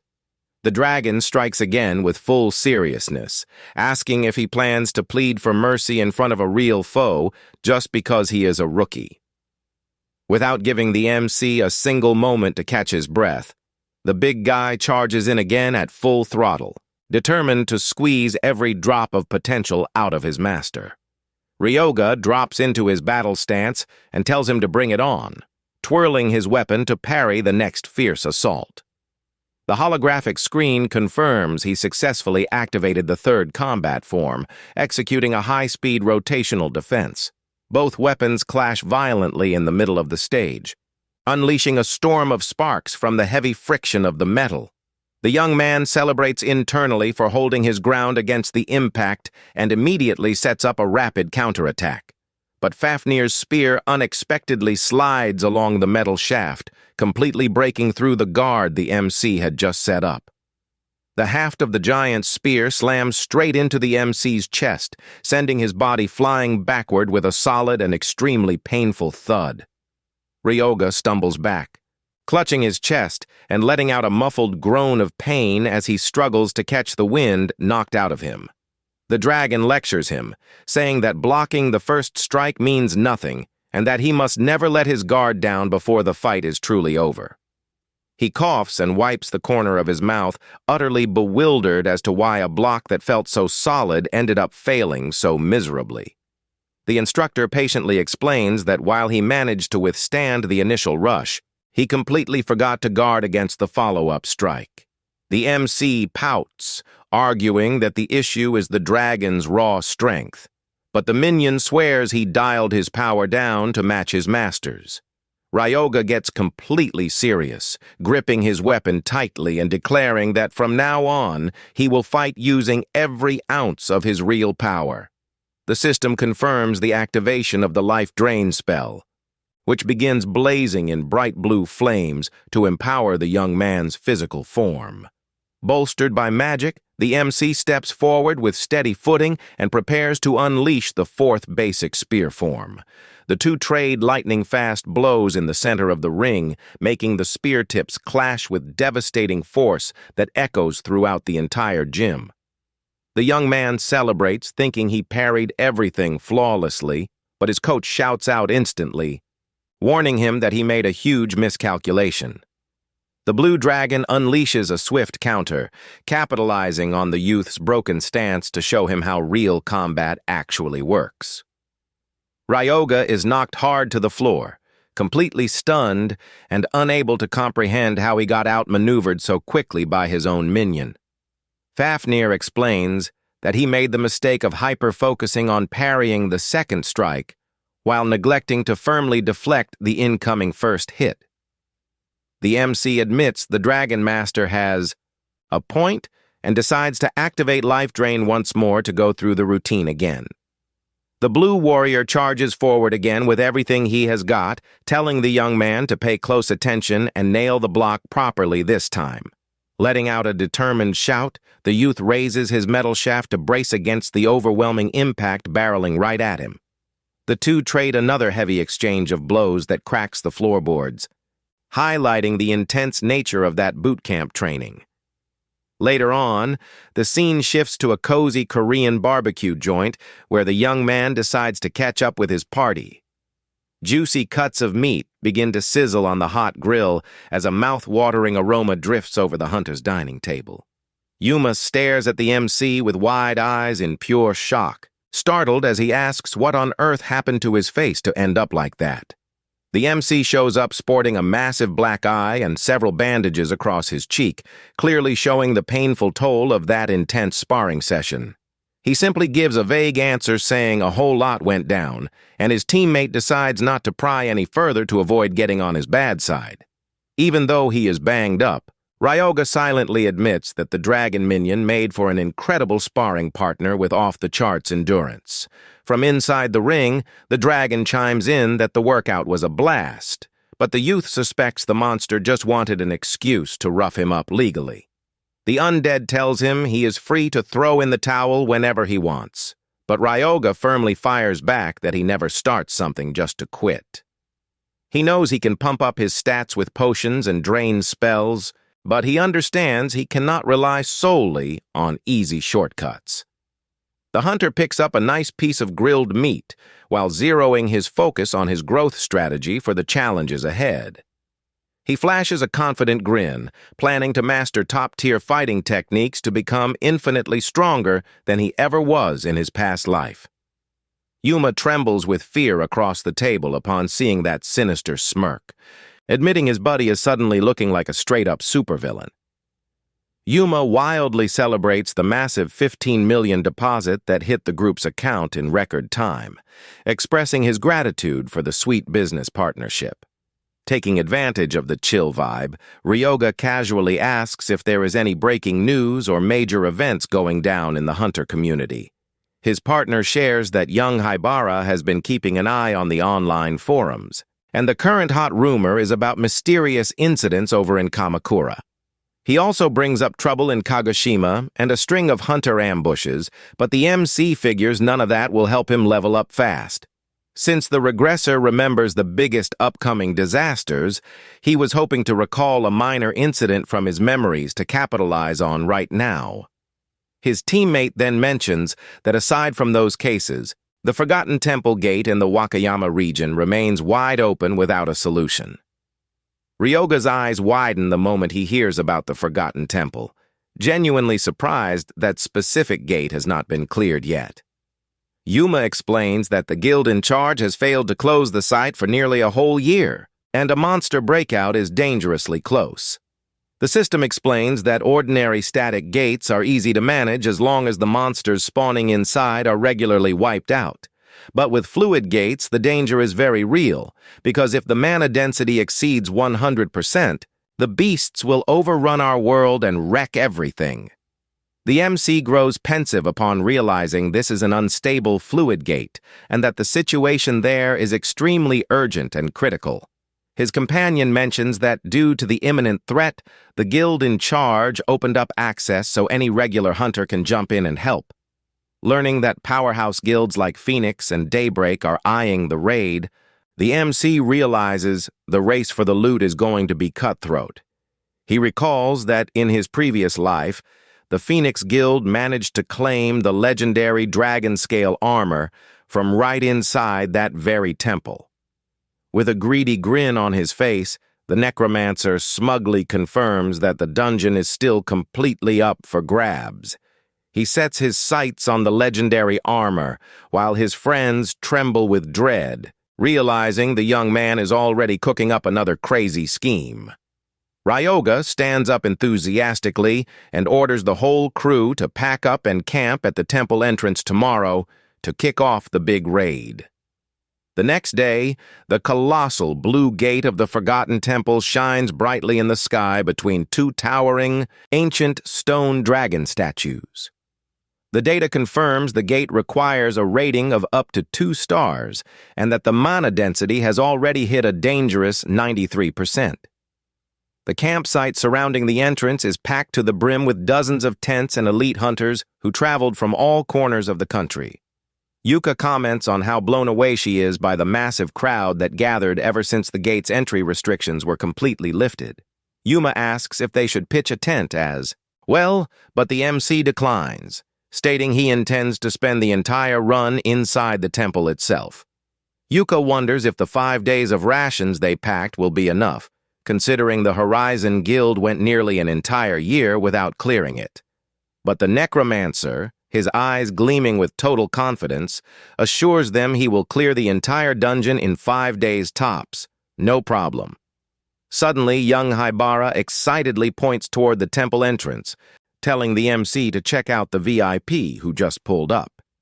It is none other than the talented Asaka Mirei, known nationwide as the future sword saint of the Phoenix Guild, thanks to her flawless technique.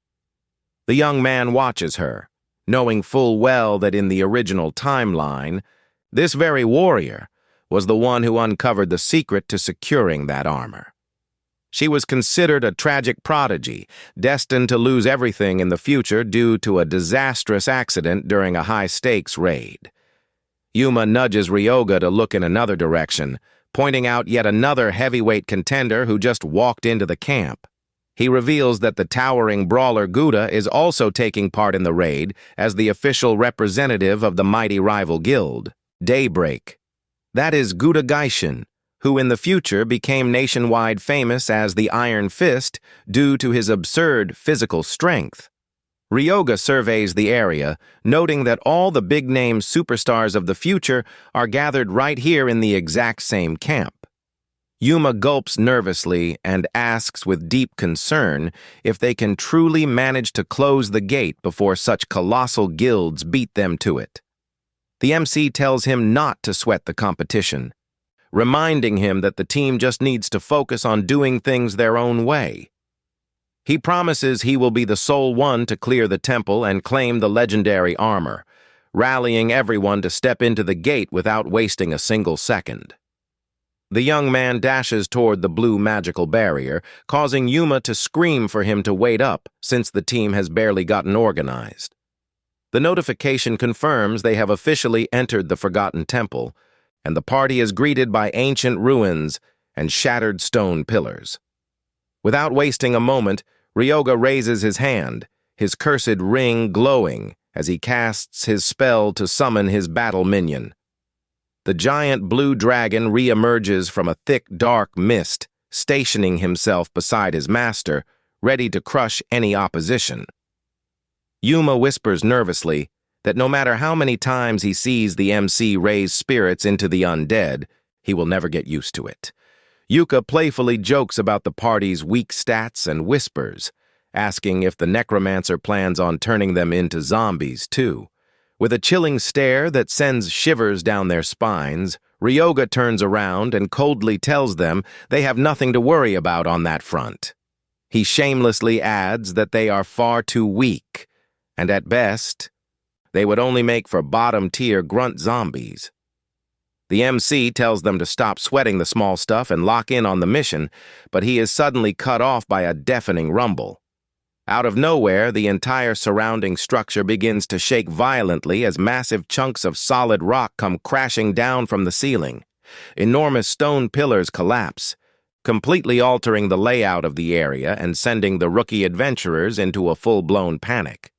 Fafnir takes note of the shifting terrain and asks his master if everything is fine or if they should be worried about this sudden cave-in. Yuka explains with a stutter that despite the low entry requirement, the actual difficulty of clearing this map is easily a 3-star level. She reveals that once a day, the entire internal structure of the ruins rearranges itself, completely scrambling the paths and monster spawns. Ryoga remains totally unbothered, realizing the mechanics of the gate operate precisely as he remembered before his time regression. Wasting no time, the MC orders Fafnir to take point on the front line while casting Unholy Blessing and Retribution Spike on him. The dragon declares that shielding his squishy master is a right-hand man's solemn duty, but Ryoga tells him to pipe down and prove it with results. Heavy footsteps begin echoing from the darkness of the ruins, signaling that the dungeon's first monsters have picked up on their scent. The massive warrior locks his eyes on the end of the stone hallway and warns the squad that multiple hostiles are closing in fast. A shadowy figure draped in dark robes and wearing a horned demon mask emerges from the gloom, revealing itself to be a menacing fallen cultist. Ryoga instantly recognizes the fiends as fallen cultists and braces for their first serious clash inside the dungeon. The creature lets out an eerie screech and charges like a lunatic toward the adventurers, dragging its razor-sharp claws along the stone floor. Fafnir steps up fearlessly and meets the cultist's strike head-on, producing a heavy clash that showers sparks across the narrow corridor. Yuma yells out in worry, warning that cultists are dangerous foes and suggesting the team back up their blue summon. But before he can even lift a finger, the blue dragon simply grabs the creature's head with his massive claw, applying overwhelming force. He plants his feet firmly into the cracked floor, showing incredible balance as he completely dominates the struggling foe.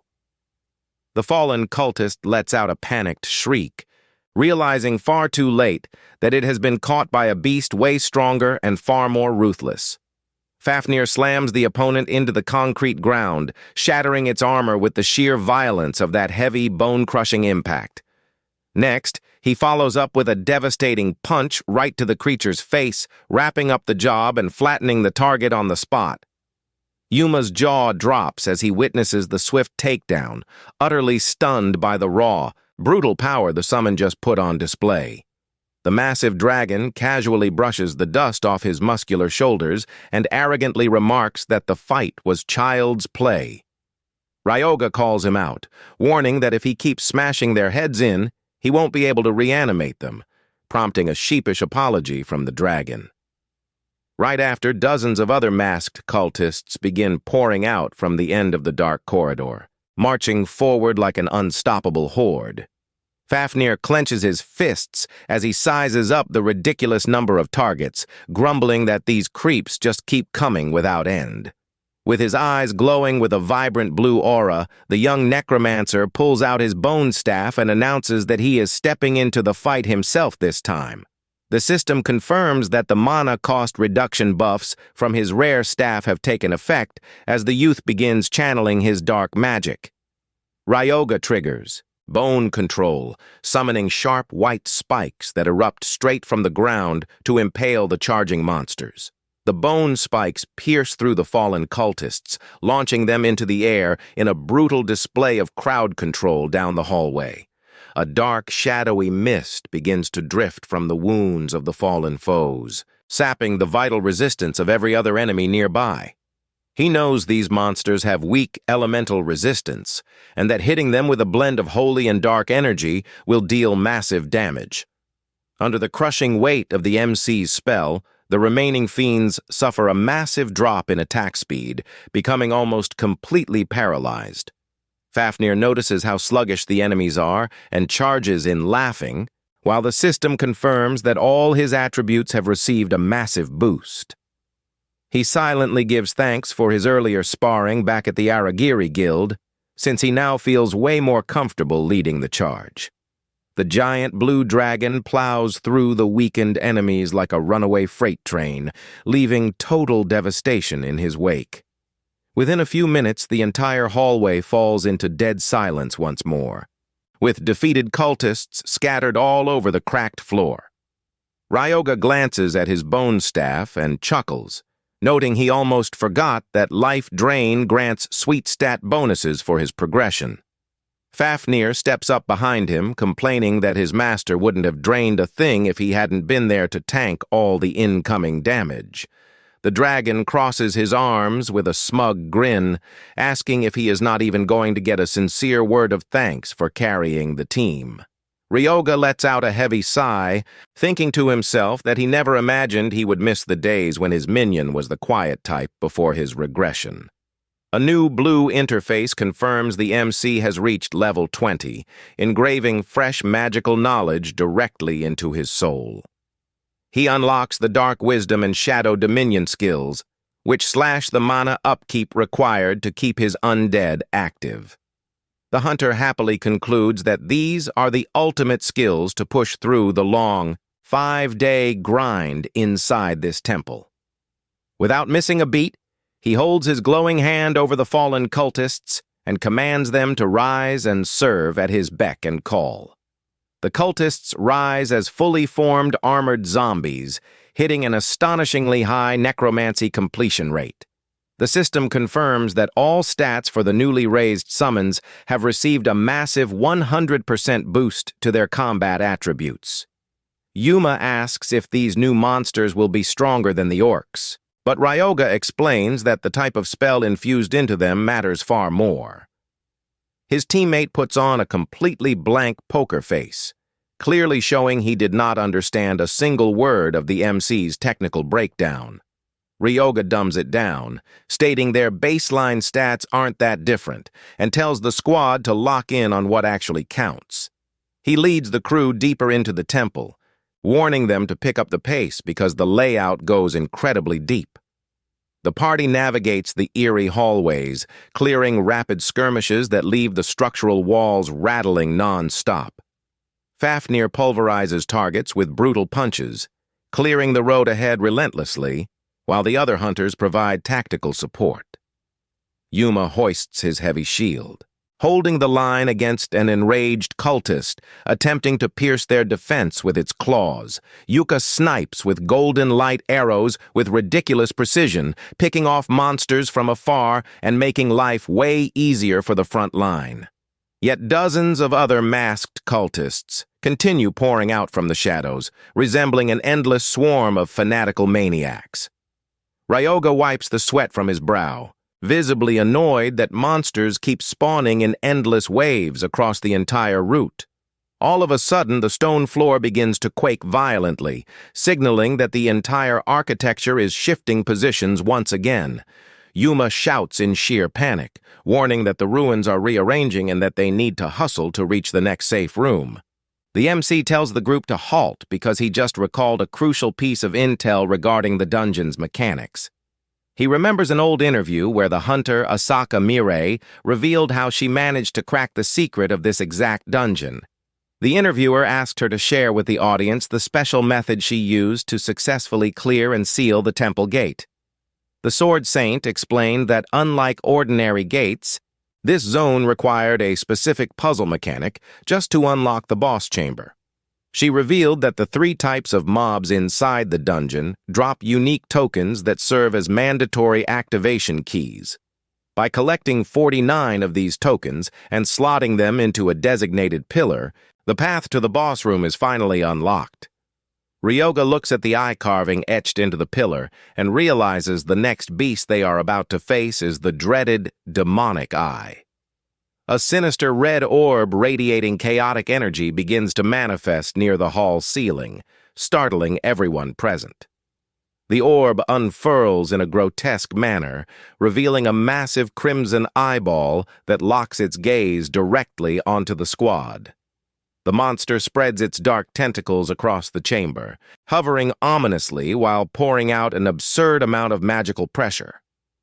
Yuma gulps upon watching the beast materialize right in front of them, confirming that the carving on the pillar was a literal warning. The giant eyeball begins to blink rapidly, gathering a massive surge of destructive energy right in its glowing pupil. The monster unleashes a devastating red laser beam that slices through the air of the stone hall, aiming to vaporize the intruders in one shot. Ryoga merely watches the incoming beam of destruction with glowing blue eyes, not showing the slightest bit of concern about the attack. Raising his hand, the youth calmly remarks that he has already completely mapped out every single attack pattern of that floating beast.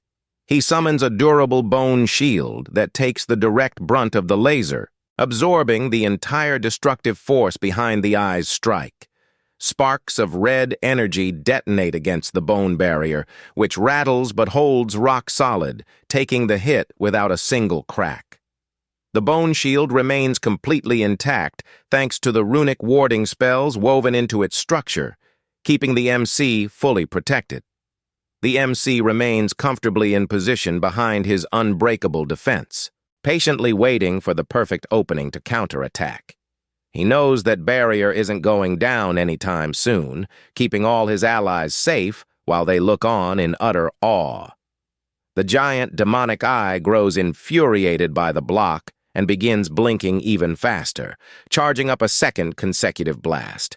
It fires off another massive beam of red light, but the MC simply watches it with a cold, calculated gaze on his face. The giant laser barrels straight toward the MC, who remains standing in the exact same spot, showing absolute trust in his allies.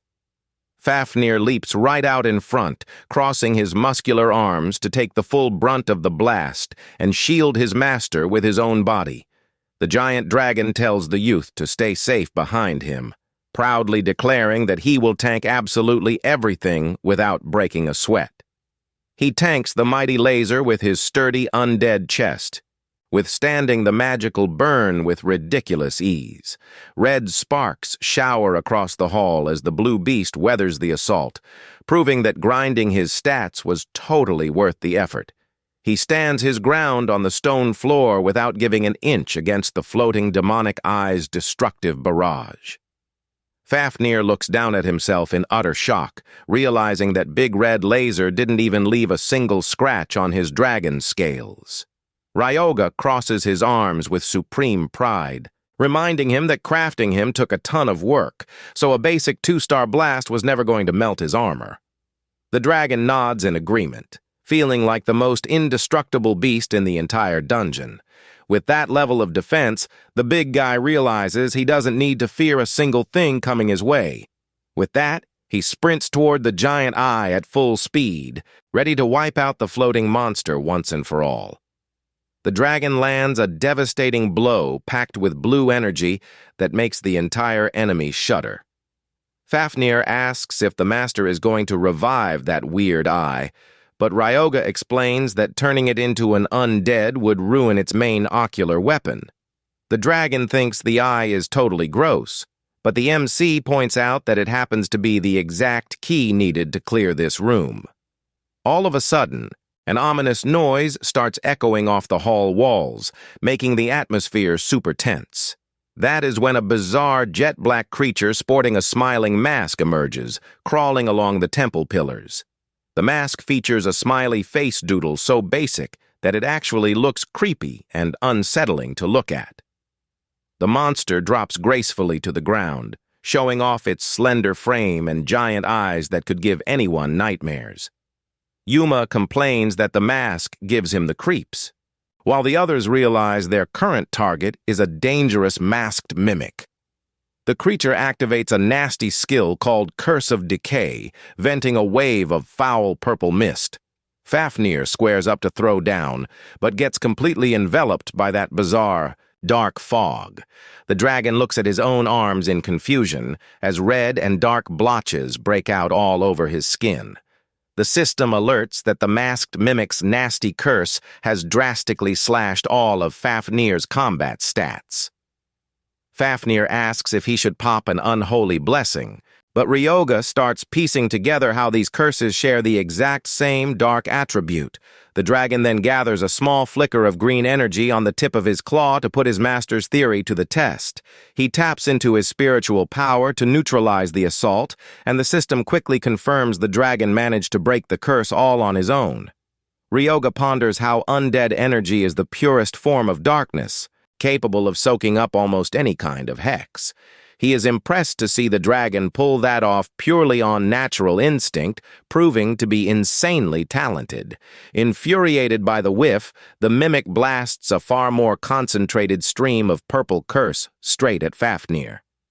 Ryoga steps up and places a hand on the dragon's back to test out a custom spell he has been itching to try. The MC activates Unholy Blessing, and the dragon feels the enemy's curse seamlessly bridge into Ryoga's spell through his own body. The masked monster is left utterly baffled, having no clue what on earth is happening to its own magic. Fafnir figures out that the master plans to reverse the flow of holy power by using the very curse the enemy hurled at them. The reversed holy energy begins overloading the mimic, which thrashes and writhes in sheer agony. Ryoga reminds him that holy power melts darkness easily, declaring the experiment over as he hurls his blue magical spears. The energy beams pierce right through the creature with blinding speed, leaving the monster with zero chance to defend itself. The MC steps on the defeated mimic's body, which finally slumps lifelessly onto the hall floor. He calmly bends down and picks up the round mask, which will serve as another key item for this dungeon. Kronos whines about Ryoga's terrible taste for wanting that ugly mask. But the MC explains that it unlocks the temple's secrets. To open the secret boss chamber, one must gather 49 different tokens and place them onto designated pillars. Mireille explained in her past interview that this was the only way to clear a path straight to the big boss's lair. The huntress stressed that the hardest part of the raid is making sure not to break these fragile drops when taking down the mobs. Ryoga finds that requirement pretty annoying, and Kronos agrees, remarking that this is why nobody managed to clear the gate for a whole year. The youth gets lost in thought, wondering how Mireille ever managed to figure out such a convoluted mechanic in the first place. Yuma snaps him out of his thoughts, pointing out that the famous Phoenix Guild seems to be fighting in a chamber right nearby. With a sarcastic smirk, Ryoga quips that when you speak of the devil, he shows up right on cue. Just ahead, several guild warriors are in battle formation, surrounded by dozens of glowing red eyes in the shadows.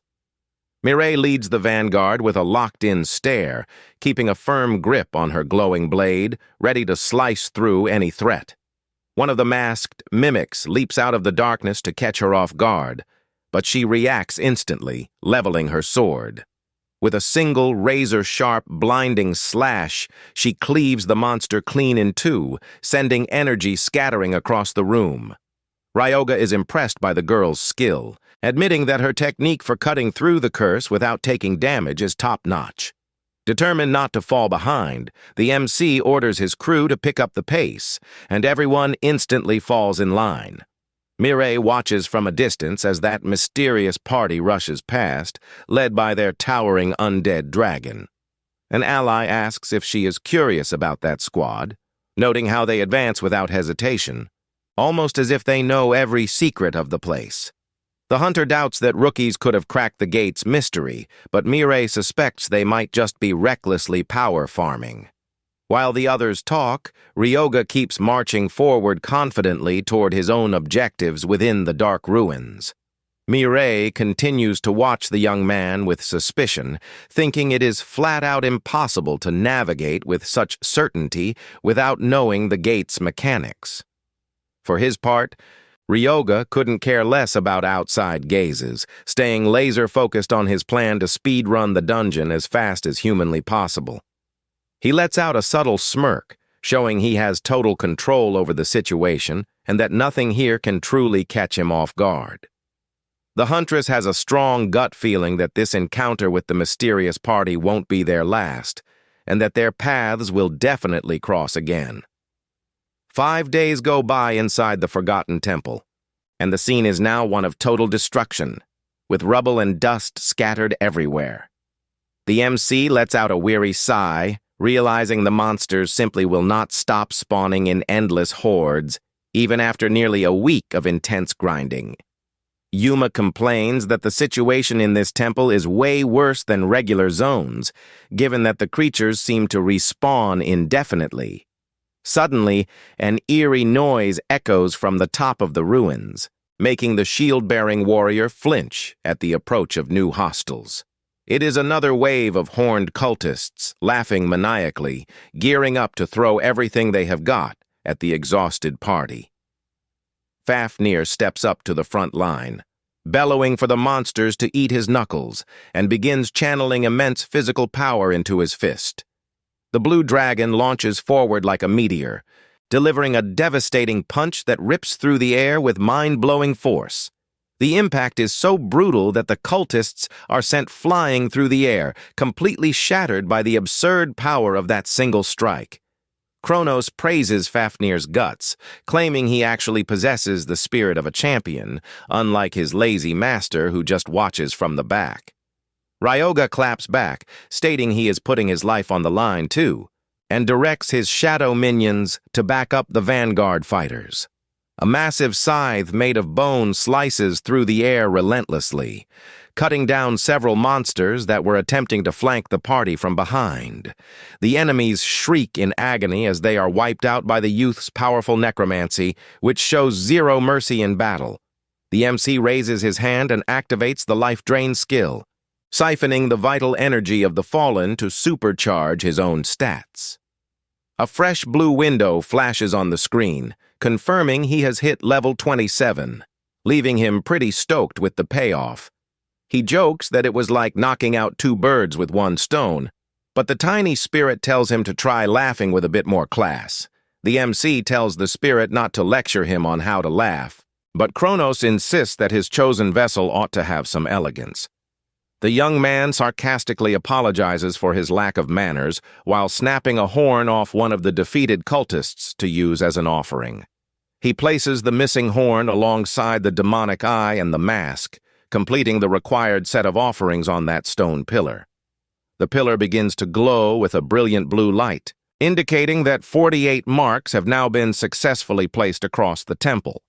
Noticing that the other guilds have already cleared out, the MC decides it is the perfect time to wrap up this dungeon once and for all.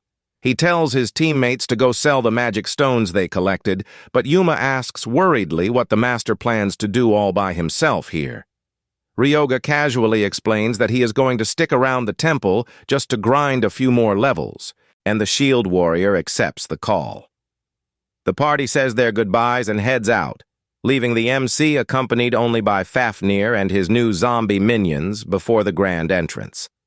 The MC takes a firm first step forward, and the stone floor beneath his sneakers begins to crack under the area's massive magical pressure.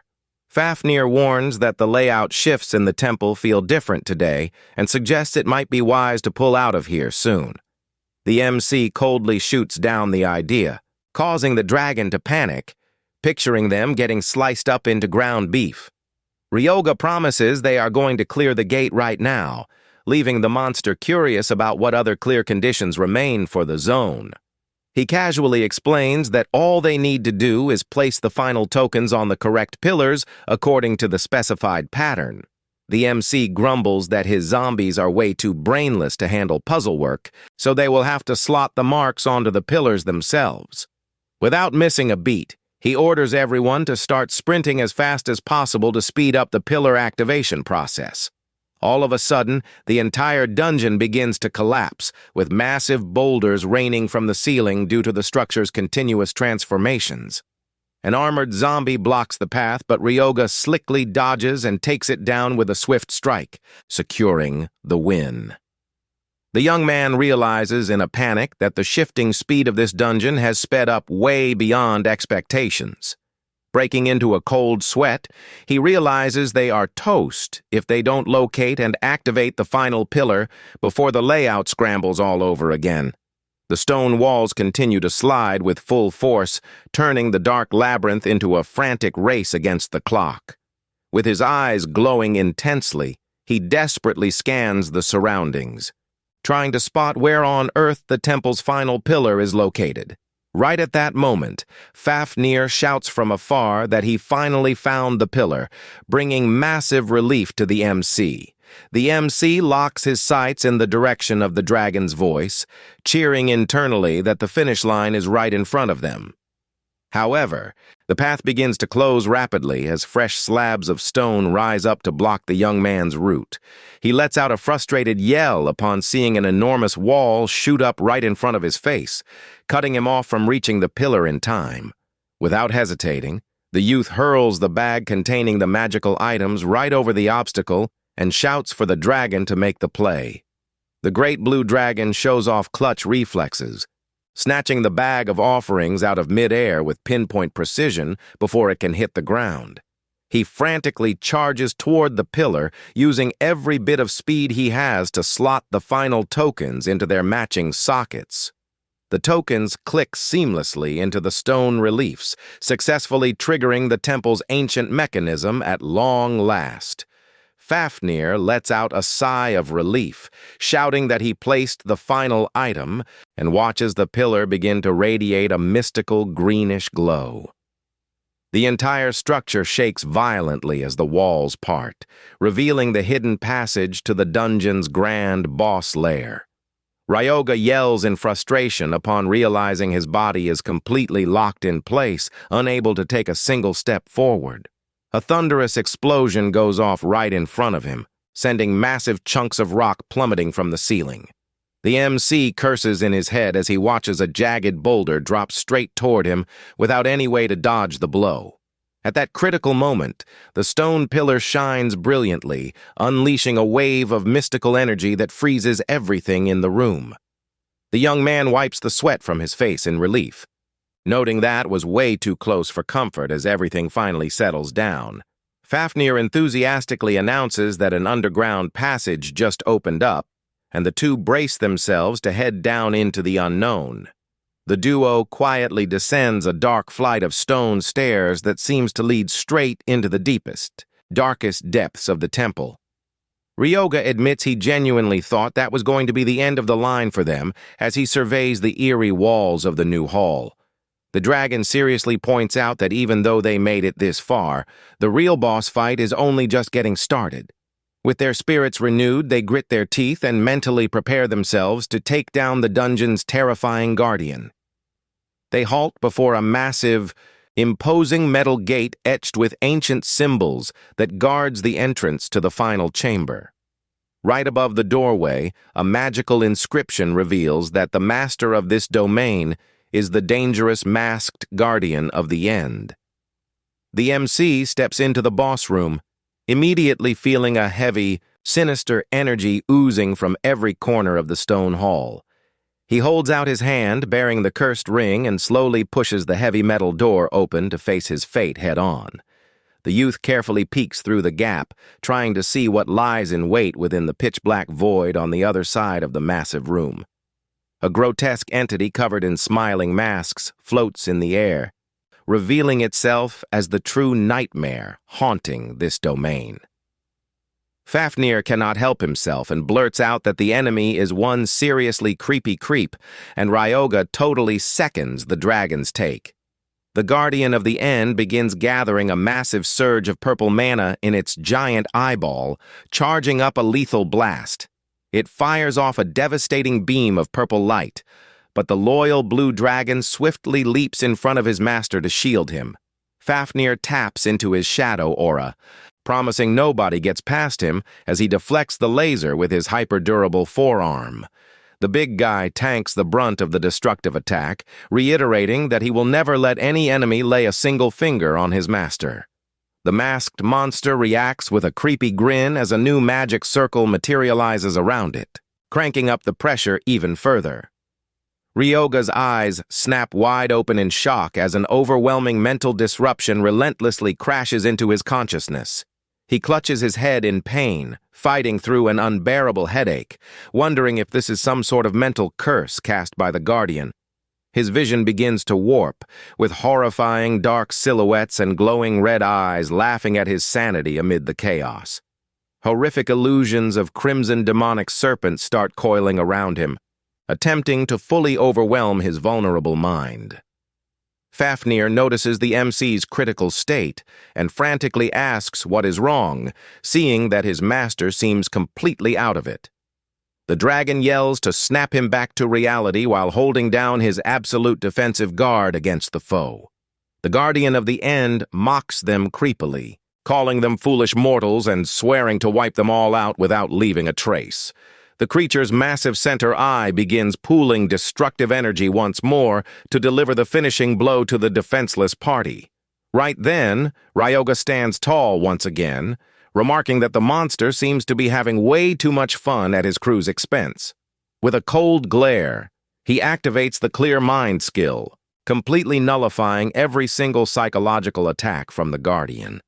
He then holds out his hand, channeling a glowing green light spell that begins wrapping around the mystical enemy's body. The system confirms that unholy blessing was cast on the boss, inflicting a devastating debuff on it since it is not an undead. The creature shudders and stumbles back in confusion, feeling its vital energy inexplicably drained away by the kid's holy magic. Ryoga watches the enemy weaken, realizing his plan to cripple the Guardian with the reverse blessing worked like a charm. With a sarcastic smirk, the MC asks if it gets lonely partying all by itself, announcing that he is about to join the fun. The boss's masks begin to contort in pure agony as it tries to comprehend how its power dropped so drastically so fast. A blue window details that the spell has slashed all base combat stats of that mighty masked guardian by 20%. Impressed, Fafnir asks what hit the boss, and Ryoga casually replies that he just channeled a little bit of holy power into it. The MC points at the weakened foe and orders the blue dragon to unleash the full extent of his devastating strength. Enraged by the humiliation, the Guardian roars with fury and tries to pool more purple mana to launch one last desperate counterattack. It fires another colossal beam of purple energy right at them, hoping to wipe the intruders off the map once and for all. Fafnir brushes off the lethal blast entirely, leaping forward at high speed and effortlessly slicing through the enemy's laser midair. The system confirms the activation of the strength enhancement on the dragon's legs, which now glow with massive dark and green energy. He dives down like a relentless hawk toward the Guardian, pouring all of his physical power into the downward strike. The dragon lands a devastating kick on the creature, generating a massive shockwave that cracks the stone floor across the entire grand hall. The boss reels from heavy damage, stammering incoherent words as its giant center eye fills with pure despair. The loyal minion takes position right above the downed foe, readying his iron fist to deliver the final knockout blow. With his iron fist buff activated, he unleashes all his fury in a colossal punch that brings the battle to a definitive close. Fafnir unleashes a ruthless flurry of heavy strikes, brutally demolishing the boss's form without giving it any room to fight back. The massive guardian lets out a desperate howl of pain as it feels its entire body tremble and begin to break apart after the beatdown. Nasty purple blisters quickly erupt all across the creature's skin, signaling complete cellular breakdown. Fafnir watches the scene in confusion, unable to fathom why the monster is laughing so maniacally, even on the brink of physical defeat. The system confirms the Guardian's body is dissolving and converting into rare drops due to its own special traits. Ryoga smiles with satisfaction, knowing his plan paid off, and resumes using his unholy blessing spell to reverse the harmful effects. A blue message confirms the dragon's body is instantly regenerating thanks to his master's reverse healing magic. But the Guardian still attempts one final desperate lunge, swinging its remaining claws right at Fafnir. The blue dragon blocks and fires off an impressive 10-hit combo to finish off the insolent monster for good. Channeling all of his dark mana into his fist, he winds up a devastating final punch that blazes with an intense teal glow. The crushing blow hits the enemy with full power, making the entire chamber shake from the raw discharge of combat energy. The monster's head straight up shatters under the violence of the finishing punch, taking down the dangerous masked guardian once and for all. What remains of the boss's body dissolves into colorful digital mist as it takes its final breath in the dungeon. In its final moments, the creature wails in pain, unable to comprehend why its mental curses failed so miserably against Ryoga.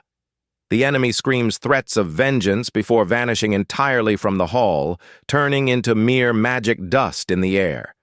Fafnir simply mocks the enemy's sluggishness, remarking that fighting with a body full of holes must really be a pain. The spoils of victory finally hit the floor, glowing in purple hues and revealing top-tier drops. The wounds and cuts on the dragon's arms heal up rapidly, showcasing the ridiculous efficiency of Ryoga's magical treatment. The minion mentions the boss's absurd regeneration to his master, wondering what their next move inside here should be. Ryoga says the solution is simple, requiring only a single decisive blow to finish the enemy while he readies his bone control. Annoyed by the dragon's persistence, the monster unleashes its ultimate curse, sending a massive dark wave surging across the entire arena. Fafnir crosses his arms to tank the impact, but the force of the strike pushes him back, proving the enemy's attack is seriously dangerous. Ryoga acts fast and orders his armored zombies to immediately assume a defensive line and serve as human shields. The undead jump in front, using their bodies to block the torrent of purple energy that was threatening to hit the MC. One of the minions lets out a ghostly roar as it absorbs the destructive damage from that powerful decay magic. Capitalizing on the defensive opening, the MC sprints at top speed, sliding across the stone floor to close in on the Guardian. With pinpoint accuracy, he extends his arm and touches the central mask of the massive floating monster directly. The system confirms the activation of Retribution Spike, completely locking down all of the creature's movements. Without wasting a single second, Ryoga shouts for his dragon minion to deliver the game-ending blow while the enemy is paralyzed. Fafnir leaps with all his might, hitting the dungeon ceiling to come crashing down on the target with maximum speed. The blue dragon cocks his right fist, channeling all his remaining energy to blast through the monster's durability. He deploys the secret one-hit shatter technique, dropping an absurd amount of physical force from above. The direct impact is so violent that the Guardian's stone shell begins cracking all over, kicking up dust into the air. The monster finally crashes down lifelessly on the temple floor, confirming the duo's crushing victory over the Guardian of the End. The hunter celebrates upon noticing he earned an absurd amount of experience, jumping up 2 levels all at once for clearing the boss. Fafnir asks what the main event of the dungeon is, and Ryoga eagerly points to the mysterious altar located right behind them. A divine light from above shines down on the stone altar, where the true treasure of this ancient sanctuary rests. They walk over and find a reddish crystal chest, which Fafnir quickly identifies as housing a piece of legendary armor. The system reveals that this is the legendary dragon scale armor, a transcendent tier item forged from ancient dragon bones.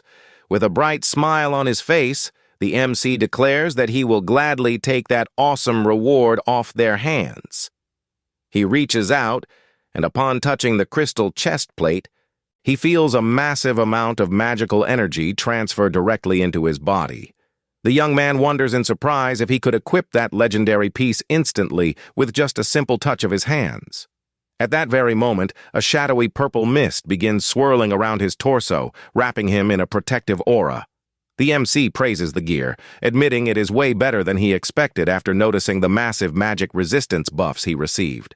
He closes his eyes, realizing the legendary armor can physically shift shape, adapting seamlessly to his thoughts. The armor materializes across his body as a slick black suit with sharp accents, drastically boosting all of his stats. Fafnir celebrates, noting that he won't have to hold back during spear training with his master anymore, which strikes the youth as pretty suspicious. The dragon admits he was worried about hurting him before, but now he can go all out, making Ryoga realize the big guy just wanted an excuse to beat him up. The big lizard tries to play it off by whistling, swearing his only goal is to make him stronger, but the MC just gives him a totally deadpan look. Stoked with the awesome results, Ryoga decides it is time to bounce and leads his minion back toward the exit portal. All of a sudden, a glowing object drops straight out of the disintegrated remains of the mighty Guardian of the End, catching the MC's eye. Ryoga walks over curiously, trying to figure out what kind of valuable or weird item the creature ended up dropping after getting wrecked. Outside, the massive Forgotten Temple gate begins glowing intensely with blue energy, catching the attention of every hunter around. A magical broadcast pops up in the air, confirming the dungeon boss has been defeated and that the gate will seal permanently in 3 minutes. The local hunters are left in complete shock upon hearing the announcement that someone managed to clear that legendary gate that had been open for so long. The crowd starts buzzing with rumors, trying to guess whether the Phoenix or Daybreak Guild was behind the epic clear. Yuma comes sprinting through the crowd full of hype, yelling in relief upon seeing that Ryoga made it out of the dungeon safe and sound. The shield warrior brings up the rumors about the gate clear, and Ryoga straight up admits that he was the one responsible for it. Yuma excitedly agrees, saying all the hunters are running around like crazy, trying to find the anonymous hero who pulled off the miracle. But then, the information finally clicks in the warrior's head, and he freezes completely in shock, processing the mind-blowing reveal. He stammers, unable to believe that the kid standing right in front of him is the actual beast behind clearing that legendary temple. Yuma's brain straight up short-circuits, leaving him with a hilariously goofy expression in the face of such ridiculous news. He starts yelling in panic as he puts the pieces of the puzzle together, realizing the sheer scale of his young partner's real power. Yuma nearly spills the beans to everyone around, screaming that the one behind the massive dungeon clear was Chinin himself. Ryoga acts fast, delivering a firm smack across Yuma's mouth, telling him to shut it before the whole world catches wind of his top-secret business. The warrior whispers that he would become an overnight celebrity if he went public, but Ryoga makes it clear he prefers keeping things completely low-key. The MC offers a cut of the dungeon profits to the squad, but the siblings turn it down, feeling guilty about taking cash without fighting. The young man ponders their honesty with respect, noting that neither of them even asked about the high-value weapons he secured. Either way, the rewards were totally worth it, adding top-tier legendary tracking items to his stacked inventory. He wraps up the talk by firmly stating that he won't offer the payout twice and that he isn't changing his mind under any circumstances. With everything he came for in hand, the youth decides it is finally time to bounce and lead the way back home. Out of nowhere, a beefy martial artist in a white GI steps up, blocking their path and demanding to know if they were the ones who cleared the dungeon. Mireille approaches as well with a sharp gaze, stating that the Phoenix Guild would also love to find out who was responsible. The warrior woman suspects the young man is playing his cards close to his chest, since the major guilds would have blasted the victory all over the media instantly. The martial master grumbles in frustration that they spent so much time prepping for the raid, only to find out someone else cleared the gate first. Mireille narrows her eyes thoughtfully, trying to figure out who on earth could possess such destructive secret power if it wasn't a famous guild. She looks at the back of Ryoga as he quietly walks away, considering the impossible for a split second before brushing the wild thought out of her mind. Sometime later, the scene transitions to a modern scientific research lab located in a busy district of the main city. Yuma looks around in horror, commenting that the alchemy lab is such a mess, it looks like a whole tornado ripped through the place. That is when the lab-coated scientist comes sprinting frantically toward the group, shouting about the massive chaos they brought to his department. Ryoga sarcastically asks if their old rival Aragiri decided to drop by, and the researcher confirms that things have gotten completely out of hand. The scientist rants, blaming the youth for the mess, but the MC shoots back, saying he just lent a little helping hand in promoting their potion business. The researcher starts dramatically crying, complaining that the MC has no idea how much stress and how many phone calls he has had to deal with. A flood of messages and bulk order notifications for healing potions is blowing up the phones non-stop. He points out that he nearly got buried alive under an avalanche of patents and red tape contracts from potion buyers desperate for stock. The young man gives him a hilarious deadpan look, asking if that mountain of cash and overnight success was really that much of an inconvenience. The scientist blushes in embarrassment, admitting the free promo was fantastic for the lab, but the initial shock was just way too much to handle. Ryoga smooths things over, saying that positive results are what truly matter, and that all the chaos was totally worth it in the end. The scientist proudly shares that the patent for the intermediate healing potion has been secured and that mass production will kick off very soon.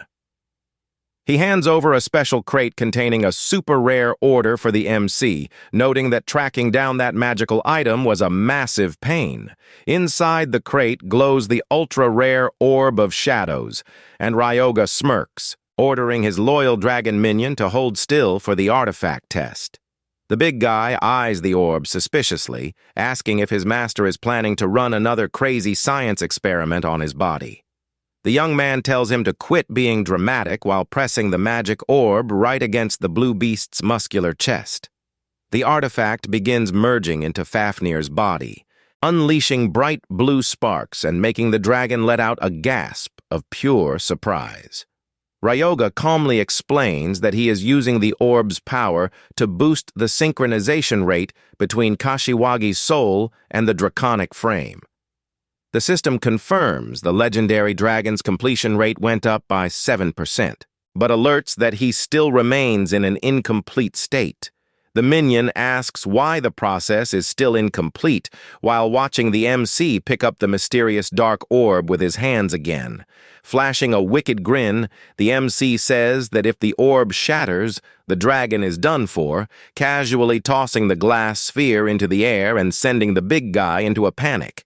Fafnir catches the orb in a frantic scramble, and Ryoga playfully compliments his quick reflexes. While the minion angrily complains, he nearly had a heart attack. The dragon carefully cradles the artifact, grumbling about his master's reckless stunts, while the MC just laughs, finding the whole scene hilarious. The dragon and the scientist team up to complain about the MC, calling the young man a straight-up heartless demon. Completely tuning out the drama, Ryoga casually asks the hunters to go farm some more magic stones for him. Yuma asks if he should extract the stones normally, and Ryoga simply asks him to keep the monster remains as intact as possible. The warrior assumes the bodies are going to become new undead minions, but the MC reveals his plans actually involve crafting a golem. Yuma is left in total shock, picturing a colossal stone monster rising right there in the middle of the scientist's lab. The young man explains that his current level is still too low to raise high-tier undead, making an alchemy-assisted golem the smarter play. Ryoga notes that he already locked down a genius alchemist for the job, sending a chilling shudder straight down the poor scientist's spine. With a confident smirk, the MC concludes that the only thing left on the checklist is to head out and gather the remaining rare materials. They travel over to Ground Zero, a dangerous, lawless zone that used to be a shopping mall before turning into a hub for mercenaries and smugglers. The dragon nervously asks if this is actually the right address, and Ryoga confirms as he checks out the storefront of a super sketchy vintage lounge. Fafnir compliments his master's quirky taste in old-school spots, but Ryoga reveals he has serious business to discuss with the manager inside. The woman is known as Madame Shuri, and despite looking like a simple bar owner, she is actually a top-tier black market broker. The young man walks in with confidence, knowing she definitely has the rare alchemy components he needs to craft his new golem. Upon swinging the door open, they are greeted by a completely trashed venue filled with broken bottles and exposed wiring. The MC notices a nasty, fresh brawl went down here and decides to interrogate a guy lying on the floor to get the scoop on what happened. The MC steps up to the injured man and demands straight answers, showing zero sympathy for the guy's rough shape. He asks point-blank where the bar manager went, expecting the injured thug to know which way she ran off in such a hurry. The henchman tries to act tough and refuses to talk, but the terrifying presence of the giant dragon looming behind the MC makes him shake. Before the guy can finish his taunt, Fafnir delivers a quick attitude adjustment strike that shuts down any further smart remarks. The man bursts into tears of terror, confessing that the madam fled half an hour ago and that the rest of the gang is already tracking her through the streets. Fafnir points out that finding the woman after that much time will be tough, but Ryoga calmly replies that it is no problem at all for him. He equips his new shadow mask, popping the soul hunt skill to start tracking the target magically without breaking a sweat. A glowing purple mist appears, guiding the MC's steps right along the spiritual trail Madame Shuri left behind through the dark streets. They tracked the magical trail, sprinting swiftly through the dark, run-down alleyways of that dangerous, abandoned urban district. A few blocks over, the bar manager is sprinting out of breath, clutching her coat as she desperately tries to shake her pursuers. Several suited gang members are hot on her heels, yelling out orders to make sure she doesn't slip through their tight perimeter. She wonders in terror why the notorious Red Spider Syndicate is after her neck, considering she never did anything to cross them. The woman knows full well she is completely cooked with zero chance of making it out if those armed thugs corner her. Unfortunately for her, she turns into a dead end, finding herself totally trapped by dozens of dangerous gangsters. Shuri tries to stand her ground, raising her guard and prepping to fight to the bitter end, even knowing her odds are practically zero. The smug gang leader strolls over slowly, remarking that she sure gave them a massive headache just trying to pin her down. He shows off his scarred arms with a cynical smirk, bragging about finally winning that exhausting game of cat and mouse. Without missing a beat, the woman pulls a sharp dagger, warning that anyone who tries to sleep on her is walking out of this alley seriously hurt. The gang boss just laughs off the threat, telling her she shouldn't front like she is tough when she is clearly running on 0 mana. She tightens her grip on the dagger's hilt and dares him to step up and see for himself if she is really just bluffing. The thugs begin closing in slowly around her, shutting down any possible escape route she might try to take. She bites her lip in sheer tension, noticing the gap closing fast and knowing the brawl is about to pop off in seconds. Right then, a sarcastic voice rings out from above, revealing Ryoga and Fafnir chilling comfortably on top of a brick wall, watching the drama unfold. The MC cracks a cheeky smile, asking if they are putting on some sort of fun little street show to entertain the locals. The gang leader glances up, super annoyed by the sudden interruption of 2 random busybodies sticking their noses into his dirty work. Ryoga continues clowning the gangsters, showing zero fear in front of the dozens of armed thugs standing right below him.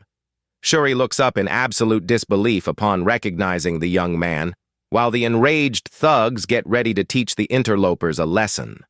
The MC drops down from the wall with total style, landing smoothly on the alley pavement with his hands in his pockets and a super relaxed posture.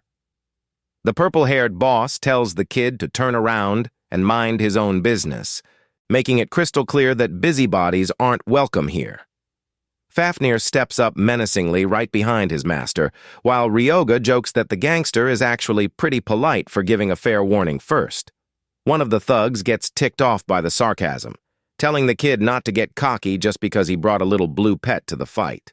Losing his patience, the boss orders the hit, and the thugs charge in with iron pipes aimed at Ryoga, ready to crush him without mercy. But Fafnir acts like an immovable wall, shutting down the incoming physical attacks with speed and ease that terrifies the attackers. The blue dragon reaches out with his armored hand, effortlessly catching one of the metal swings, producing the sharp snap of bending steel in the alley. He squeezes the metal pipe so hard it crumples like paper, putting the massive gap in physical power between them and the beast on full display. Fafnir swats the metal weapons away with a brutal swing, launching the thugs into the air with ridiculous ease. The impact sends one of the thugs crashing straight into the alley wall, sending the gang leader into a full-blown rage. The purple-haired gangster gathers his fire mana, conjuring intense flames around his wrapped fists to strike. Shuri yells out in a panic, telling them to watch out upon noticing the insane firepower the enemy is channeling. The gangster unleashes a sea of roaring flames, aiming to reduce Ryoga and his dragon to ash in the blink of an eye. He flashes a smug grin, totally convinced his attack completely scorched the meddlers who dared to step up to him. But Fafnir walks right out of the flames completely unharmed, popping his shadow aura and leaving the gang leader in total disbelief. The gangster stammers in pure terror, realizing his blazing flames didn't leave even a single burn mark on the dragon's scales. Before he can even try to run, Fafnir brings his claw down with massive force, smashing the enemy's guard straight into the ground. The strike unleashes a massive blue shockwave that knocks out the boss and shuts down the rest of the gang once and for all. The dragon proudly reminds them that the world is a massive place, and they would do well to remember that before picking fights. Ryoga looks over the sidewalk covered in knocked-out thugs, casually asking if they are done playing around down here. He remembers that in his previous life, that very gang leader was responsible for leaving a nasty burn scar on the madame. Ryoga is happy to see that he stepped in on time this run, leaving the black market broker completely safe and sound. She looks at the young man with a mix of relief and intense curiosity, trying to figure out who this kid is with so much power under his command. The madam's butler comes rushing in, full of worry and apologizing for the delay, but stops in his tracks, seeing the enemies already handled. The old gentleman asks what happened in the alley, and Shuri admits she was caught off guard by a sudden ambush from the dangerous spider syndicate. The MC simply observes the conversation with a subtle look, keeping his own plans strictly to himself. Ryoga picks up on the fact that the elderly butler is also hiding serious power under his fancy suit, looking every bit like an elite bodyguard. The old man asks who their saviors are, and Shuri admits she doesn't know them, but guarantees they definitely aren't bad people. The woman expresses her deepest thanks for the save, and Ryoga makes up a casual excuse, saying he just wanted to grab a drink and decided to tag along. Out of nowhere, he takes the madame by the arm, telling her to sit tight so he can perform a quick magical checkup. The MC channels a soft, glowing blue magic that begins flowing straight from his hands into the woman's body. The system confirms he popped the life drain skill, but in reverse this time, using it to heal and restore her health. Feeling revitalized, Shuri asks in surprise if the young man is some sort of high priest, but Ryoga just deflects with a mysterious grin. Kronos pops up laughing hysterically at the sight of his spell being used like that, but the MC tells the little spirit to pipe down and read the room. Sometime later, night falls, and the neon sign of the vintage lounge flickers back to life, signaling that the spot has reopened. Chilling comfortably at the counter, the madame warmly asks what the MC would like to drink to celebrate the win. Ryoga catches everyone off guard by completely deadpanning an order for a glass of milk on the rocks, while Shuri wipes down a glass in pure confusion. She chuckles, assuming it is some kind of new joke, and offers a piping hot cup of coffee if he prefers to stay away from spirits. She pours the dark brew and curiously asks what business actually brought the young man to her black market lounge. Getting straight to the point, Ryoga reveals his real objective is to score an exclusive VIP pass to the city's underground auction. The madame reaches out and hands over her personal business card, saying that will carry way more weight than any standard entry ticket. She explains that flashing that card in the underworld means nobody will dare mess with him, with the sole exception of the Red Spider crew. While Fafnir takes the chance to sip on some top-shelf wine, the madame asks the young man what he is hoping to score at such a sketchy black market auction. The MC reveals he is specifically on the hunt for a high-output mana engine rated at 3 stars or higher for his master plan. The woman hesitates, doubting that an item of such extreme rarity and power could be easily found, even at an illicit underground auction. He lets out a disappointed sigh, realizing he will have to go through the massive hassle of clearing yet another gate in hopes of scoring the rare artifact as a drop. The madame suggests he run a job for her, and a new quest screen pops up, offering the exact mana engine he wants as the reward. Ryoga thinks the woman is pretty hardcore for wanting to wipe out her rivals right after the hit, and she playfully quips that she only fibbed about the auction. With a sly chuckle, the MC asks if she is basically hiring him to carry out a full-on payback raid against the infamous gang. Ryoga weighs the fact that hunting the syndicate could bring him heat, but Shuri coldly fires back that there won't be any heat if he wipes out the entire crew. She smirks, hinting that it is a sweet win-win deal where he walks away with his legendary engine and she gets rid of her stalkers for good. The hunter checks the specs on the MIS-4 engine and is blown away to see its peak output is on par with a 5-star rating. The black market broker sweetens the deal by tossing in 10 kilograms of rare arachne silk as a bonus to lock in the quest contract. Sold on the incredible rewards, the MC accepts the challenge, raising his glass to toast to the sweet deal right then and there. The young man takes a sip of his coffee, officially locking in the high-stakes raid on the Red Spider Gang with absolute confidence in victory.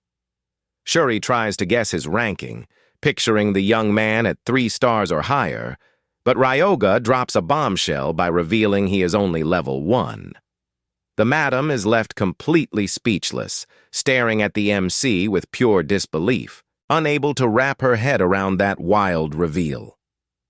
Sometime later, Ryoga's squad arrives at the entrance of the Ant Cave Gate in Ground Zero, kicking off their ruthless new hunt.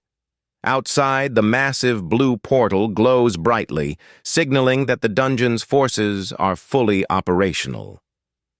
Madame Shuri creeps lightly over the dry leaves, carefully closing in to scout the perimeter around the dungeon. Hidden in the bushes, she holds her dagger at the ready, determined to provide silent backup for the young MC if things go sideways. With a swift motion, she drives her mana-infused blade straight into the dirt, popping an area lockdown spell. 3 magical daggers blaze brightly around the gate, etching a powerful, invisible runic barrier into the ground. She casts an illusion spell called Butterfly's Dream, completely cutting off the surrounding area from any outside comms. The system confirms that all radio signals and emergency escape skills have been completely jammed in the zone thanks to the spell. One of the syndicate guards tries to check in over the radio to report on patrol, but only gets static from the jammed frequency. He finds the radio silence weird, completely unaware that Fafnir's massive shadow has just appeared right behind his back. Red splashes across the screen as the guards scream in a panic, calling out an ambush before getting silenced on the spot. The last sentry screams in terror upon realizing the comms are dead, dropping instantly under the shadow's relentless scythe.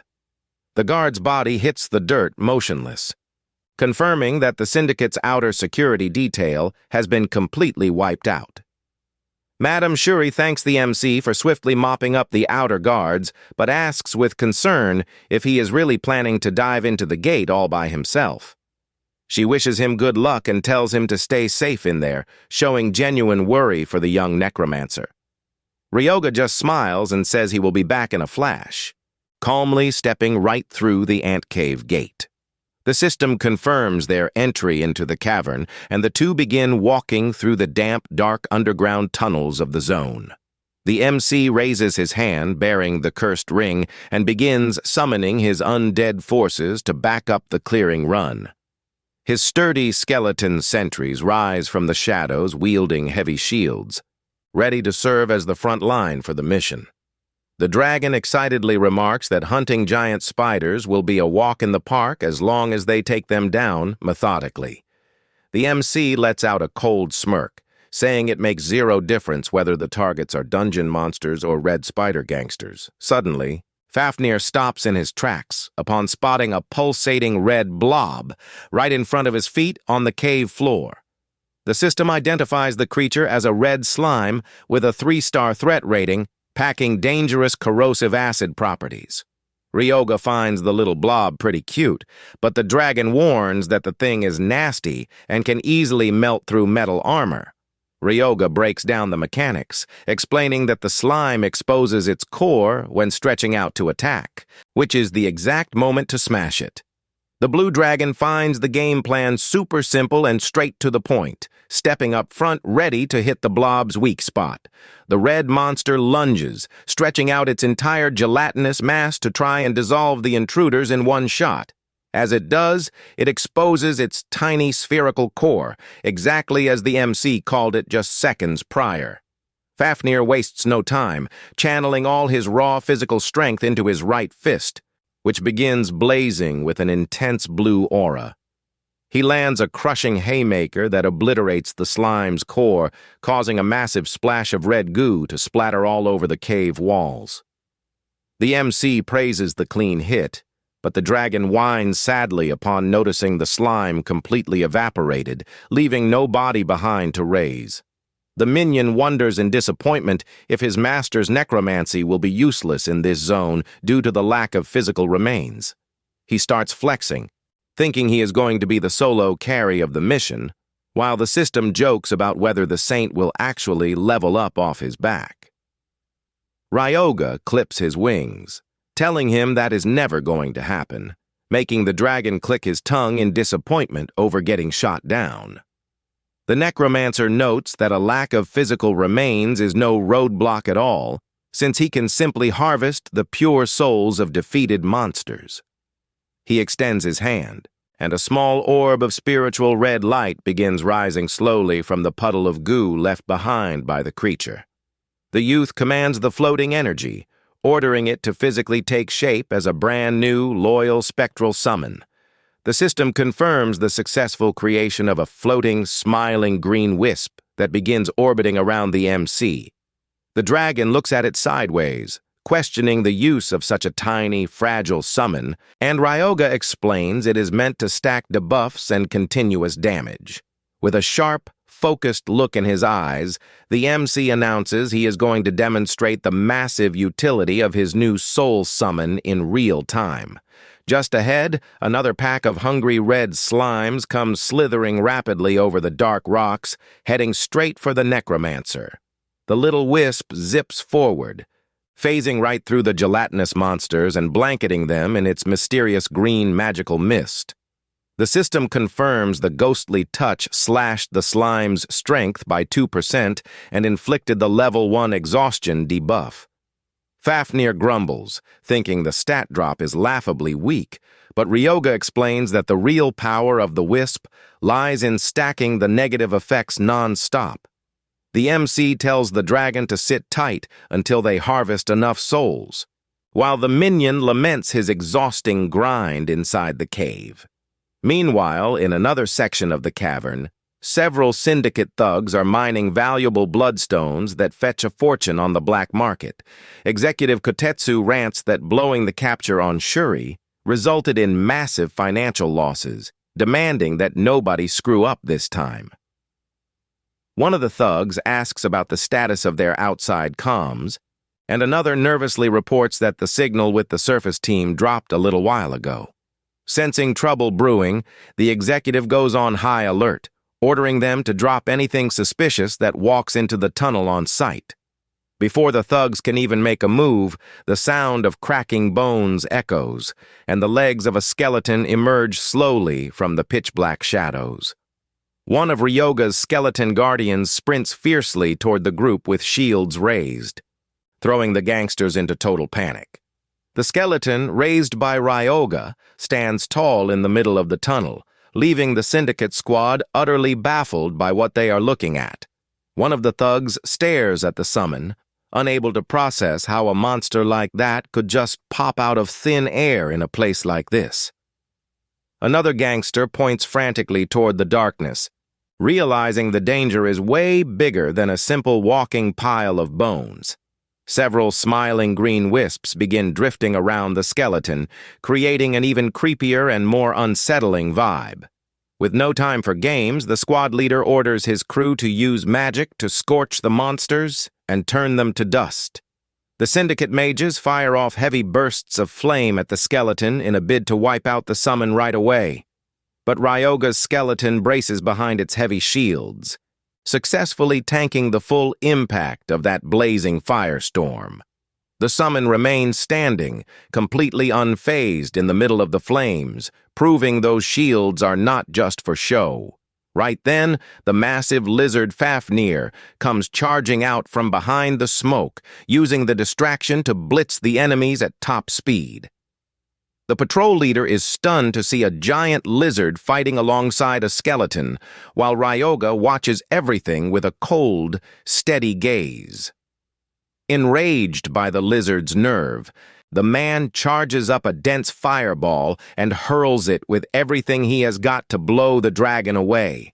The blazing sphere streaks down the tunnel, flying straight for Fafnir's chest as he keeps charging without showing a hint of fear. Out of nowhere, Ryoga summons a bone javelin that collides directly with the fireball, completely shutting down the explosion mid-flight. The caster is left wide-eyed, realizing his best spell was effortlessly swatted down by a basic bone projectile. Fafnir cracks a cocky smirk, giving props to his master for the clutch backup before squaring up for close-quarters combat. The lizard goes all out, channeling his dark energy to teach these arrogant syndicate thugs an unforgettable lesson. He triggers his Kennek combat arts, unleashing a brutal string of dark aura punches that completely dismantles the enemy defense. Within seconds, the thugs who tried to step up get sent crashing to the floor, completely knocked out cold by the beast's overwhelming strength. The rest of the crew scrambles back in terror while Ryoga strolls casually through the tunnel, flanked by his powerful summons. The necromancer smirks sarcastically, asking if their little game plan just completely blew up in their faces, making the survivors even more on edge. The patrol leader recognizes Ryoga as the punk who messed up their business with the madame, grinding his teeth in pure hatred. He quickly figures that Ryoga is just a squishy summoner who relies on monsters to fight, meaning they just need to take out the kid to win the battle. He orders the shield warrior to tie down the blue lizard, while the rest of the crew dumps all their attacks straight onto the necromancer. The armored fighter steps up bravely, raising his heavy shield to clash head-on with Fafnir and hold his ground, but the lizard just laughs off the weak attempt, winding up a punch packed with raw energy to shatter the barrier into pieces. He lands a crushing blow on the metal defense, sarcastically asking if the warrior actually thought that flimsy wall was going to stop him. Using the clash as a window, the enemy leader quickly channels a red binding spell right underneath the big dragon's feet. Energy rings clamp down on Fafnir's arms, and the warrior laughs, bragging that this is Master Osabe's foolproof lockdown magic. The lizard is completely immobilized, grumbling in frustration that he can't even move a single finger to keep wrecking shop. With the MC's main powerhouse out of the picture, the remaining fighters rush straight at Ryoga to finish him off quickly. Little Kronos drifts down and asks in a teasing tone what the MC plans to do now that he is without his big bodyguard. Ryoga just grins, saying everything is going exactly according to plan, as the green wisps begin making their moves silently. The attackers feel their bodies growing heavy, and the system shows their strength and agility have been heavily tanked by the wisps. With the targets crippled, the MC raises his hand, readying his bone javelins to counter the charging warriors. He fires off the bone projectiles, but the three-star fighters are quick enough to duck and deflect the attacks with their weapons. Ryoga realizes that opponents of this tier are pretty tough, and that basic bone javelins alone won't be enough to take them down. One of the enemy brawlers, swinging a spiked mace, slips past the skeleton guard and charges like a madman straight for the necromancer. The system alerts that Ryoga's skeleton was shattered by the collision, leaving an open lane for a direct hit from the big guy. But the MC uses his bone control to shape a sharp spear right in his own hand, gearing up to throw down in melee range. Magical energy rapidly condenses, forging a perfect combat weapon while the MC drops into stance for the incoming clash. He grips the freshly forged spear tightly and pushes forward with determination, proving that a necromancer can hold his own in a scrap. The system triggers the basic Verdian spear mastery, and Ryoga delivers a pinpoint thrust right at the mace-wielding warrior. The two weapons collide with a loud clash of sparks, leaving the opponent completely stunned that a mage is packing this much physical power. The squad leader watches the scene in absolute disbelief and rage, seeing that the kid is nowhere near the fragile caster they pictured. Ryoga flashes a confident smirk, telling the opponent he is about to show him the real payoff of his intense close-quarters training. The gang boss grits his teeth in a cold sweat, realizing this hit job is quickly turning into a full-blown tactical nightmare. The MC twirls his bone spear infused with dark mana, promising to put the real results of all his hard work on full display. The bruiser clicks his tongue in pure annoyance after having his swing deflected, winding up for an even harder strike. He hoists his massive mace, mocking Ryoga and asking if he really thought a mage could take down a warrior in a straight-up one-on-one. But Ryoga simply answers by activating the fourth form of his spear technique, delivering a crushing counterstrike right at his opponent. The MC uses his sharp spear play to cleanly parry the big guy's heavy blow, redirecting the full force of the impact away. The mace warrior gets knocked off balance, angrily complaining when he realizes his brutal swings are flat out doing nothing. Ryoga flashes a smug grin with his eyes glowing yellow, taunting the enemy by saying that putting down guys like him is light work. Absolutely furious at being clowned by a kid, the henchman rushes in recklessly, swinging his heavy weapon to try and crush the MC.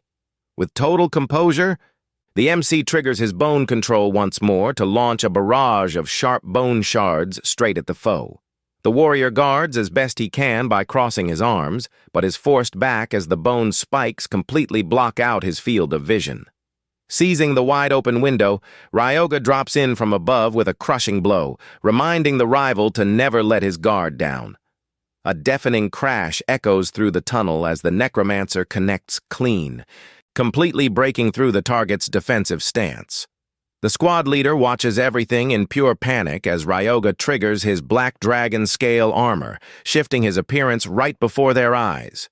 Now rocking his intimidating black armor, the youth executes a lightning-fast motion to close out the fight for good. The strike hits so hard that the enemy coughs up blood, crashing to the floor defeated, unable to muster any resistance against the necromancer's power. Ryoga returns to his calm demeanor, casually letting the knocked-out brawler know he purposely baited him into that trap all along. He then glances over and yells for Fafnir to wrap things up with the remaining thugs so they can get on with the mission. Still trapped by the spell, the dragon flares his shadow aura, grumbling that these clowns have been wasting his time with kid stuff. Tuning out the opponent's desperate pleas for a truce, Fafnir snaps the magic chains and winds up a devastating punch with immense fury. He unloads his raw physical power, catching the cocky thug right in the jaw and sending the poor guy straight into next week. The man gets launched like a rag doll, skipping across the cavern's stone floor before ending up completely knocked out cold far down the path. With his blue eyes blazing brightly, the lizard puts on a proud face after showing everyone who actually runs the yard around here. The cowardly leader frantically tries to bounce, popping an escape circle while screaming for his downed thugs to keep fighting. But Fafnir is way too fast, cutting off the runner with a relentless blitz of rapid strikes that cancels the spell on the spot. Slammed against the stone wall, the man bitterly regrets getting taken down so embarrassingly by a giant lizard. Fafnir slowly stomps toward the downed enemy, ready to drop the finishing blow and write him out of the story for good. He lands a brutal stomp on the opponent, launching the squad leader through the air with zero effort and not a shred of mercy. The villain crashes to the ground completely done for, lacking the strength to even stand, proving the massive gulf in power between them. Fafnir sets his shield down, warning the defeated foe never to get cocky again when he is actually just a low-tier scrub. The lizard asks if the master is doing all right, and Ryoga casually replies he is great as he walks over the fallen bodies of the gang. The youth gives props to the enemy leader, admitting he had some skills for managing to paralyze Fafnir, even if it was just for a few seconds. Thinking practically, the necromancer figures it would be a total waste to leave such a solid vessel behind and decides to put it to work. He raises his hand, gathering his red necromancy mana, and orders the warrior's soul to rise and serve its new master. The young man watches the process, deciding it is smarter to haul the entire enemy corpse along to make sure he has a solid minion ready later. With the syndicate patrol completely wiped out, Ryoga zeroes in on his main objective, taking down the dungeon boss to close the gate. Fafnir uses his massive physical power to shove open the towering stone gates that seal the underground boss room. The two peek through the gap, trying to spot the beast that rules the domain, hoping to run into some legendary monster. But all they find is a giant red slime letting out a squeaky little noise, signaling it is the big bad guardian of the dungeon. The MC and his dragon minion stare at the oversized blob with completely unamused faces, unable to believe this joke of a boss. Fafnir takes care of business with a single punch, exploding the giant slime into 1,000 pieces of red goo and clearing the room in a flash. Later on outside the gate, Madame Shuri waits patiently under the moonlight, eager to find out how the young man's run went. She is amazed to see the youth walk out in one piece, while he casually remarks that the Red Spider Crew's squad was pretty weak. The lizard comically agrees, saying even the final boss was a joke, striking a tough guy pose after squashing yet another squishy slime. Ryoga asks if he can hold on to the rare drops from the monster, and the madame smiles, happily agreeing to the split of the loot. He asks about the remaining Red Spider members, and she warns that they will soon notice their patrol is gone and will move fast. The lizard mentions they should get a move on, but the necromancer tells him to chill, noting an experienced woman like her definitely has an escape route ready. Shuri smiles, flattered by the youth's smooth compliment, agreeing it is best they clear out before the situation blows up for real. The crew heads over discreetly to the lit storefront of the Amanagawa Lounge, which serves as the perfect front for underworld dealings. Once inside the secret vault, she proudly presents the promised grand prize, a top-tier, military-grade mana engine packing insane output. With a quick tap on the computer keyboard, the broker boots up the system to fire up the incredible machine and test its energy flow. The engine begins to roar loudly, unleashing a crazy surge of glowing blue energy that floods the entire secret room. Ryoga watches in awe at the machine's ridiculous output, realizing this engine will fit his future plans like a glove. The system screen displays all the technical specs of the legendary MIS-4, recognized as a refined next-gen mana engine. Shuri playfully warns that she offers zero warranty if the engine breaks down later, and Ryoga claps back, pretending to be hurt by how cold she is. Shuri explains the engine is just a prototype, warning that if any technical issues pop up down the line, both of them will be on the hook. Ryoga realizes she is way too sharp, secretly wishing he could use a glitch in the engine to keep the madame owing him a favor. The young man accepts the terms without complaint, simply asking her to do him the favor of shipping the massive mana engine straight to his lab.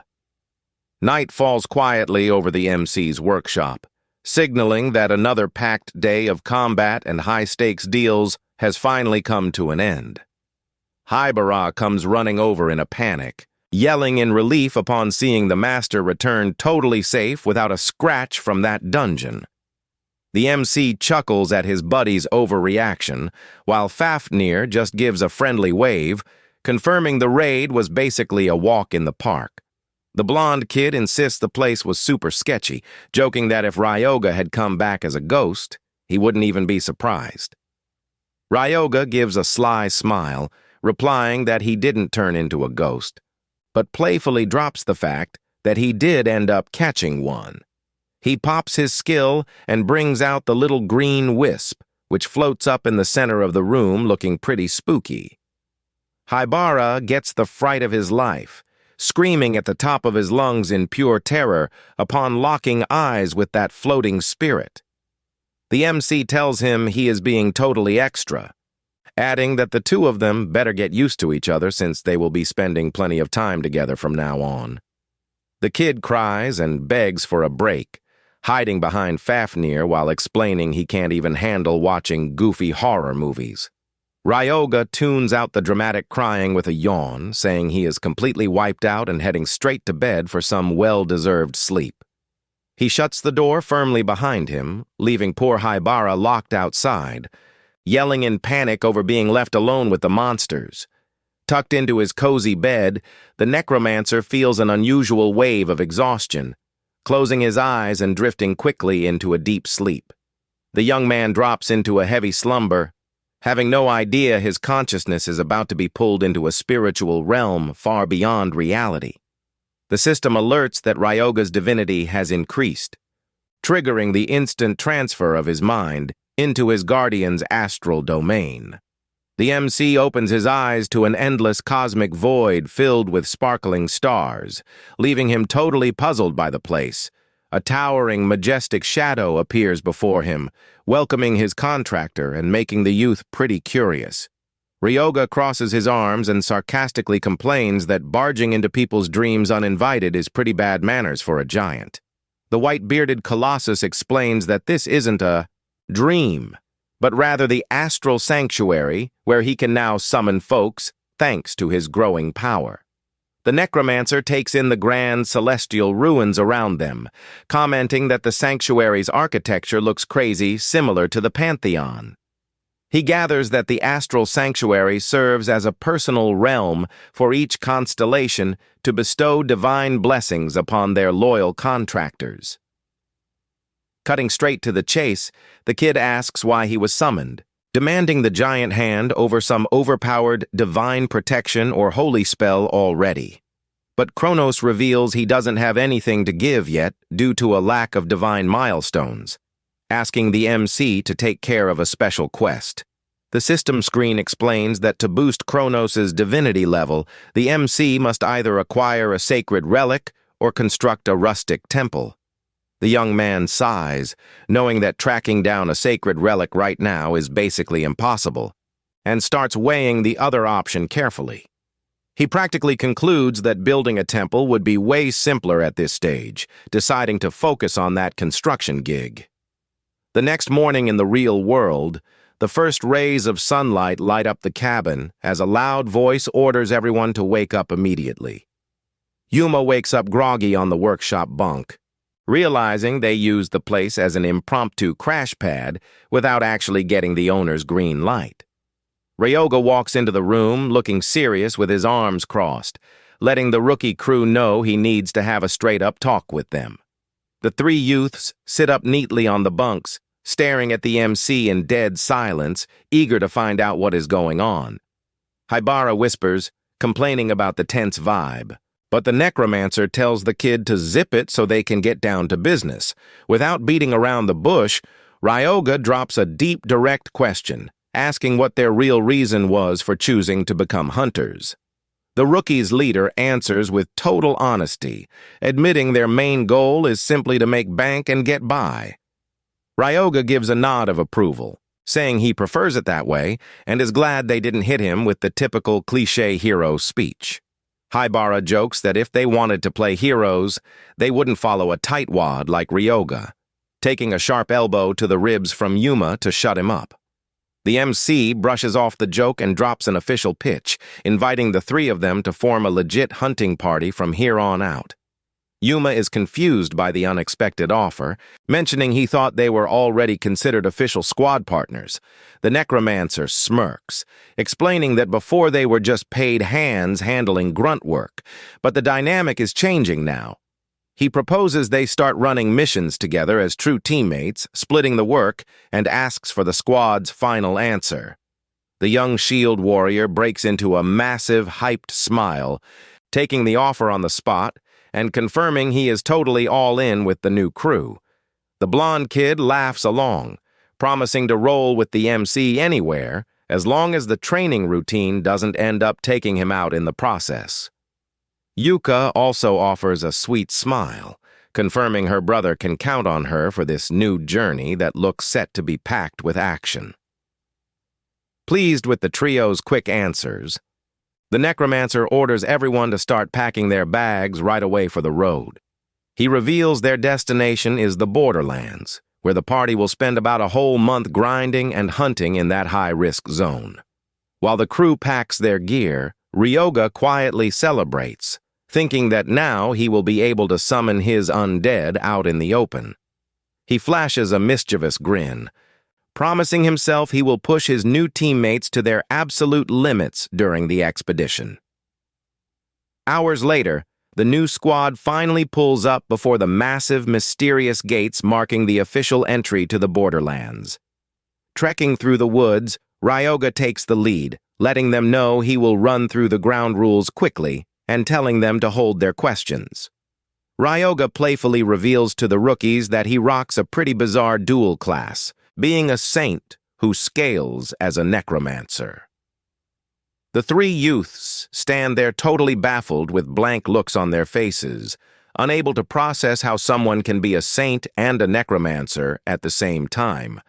But before they can wrap their heads around it, a glowing skeleton bathed in a holy aura pops up out of nowhere, leaving the crew screaming in terror. Once the panic dies down, Haibara and Yuka comment in amazement that they never imagined such a broken class could exist in the hunter world. The MC explains that as an agent of the divine, he needs to construct a temple, which will actually function as a necropolis, a true city of the dead. He smiles with a determined look, stating that this spooky spot will serve as the ultimate stronghold for his dark magic. The youth explains that this border region is the perfect location, being packed with monsters and rich in dark essence. The party's first task is to scout the area for a flat, strategic piece of land that gives them a solid defensive advantage. Haibara innocently asks if they are going to start setting up the base the moment they find any open patch of dirt along the trail. But Ryoga corrects the kid, explaining that a true necropolis must be established directly over a powerful ley line node. He locks in, channeling magical energy straight to his eyes so he can track the currents of power flowing beneath the ground. With the path mapped out in his head, the MC orders the party to push through the thick forest in search of the mana convergence point. Along the way, the little green wisp flies out in front of the group, letting out a cheeky chuckle to signal danger ahead.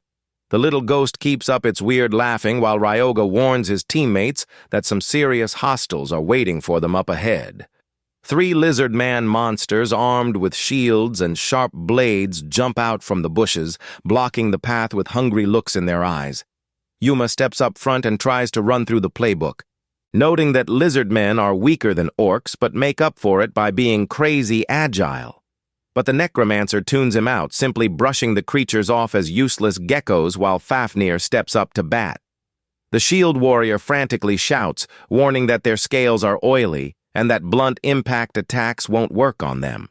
Yet Fafnir ignores the call-out and flattens the first lizard with a crushing punch. Sarcastically asking what he just said about blunt attacks, Yuma is left with a totally dumbfounded look on his face, quietly swallowing his words as the monsters start freaking out. The other 2 lizardmen try to rush in together, screaming angrily to avenge their buddy who just got turned into a pancake on the dirt.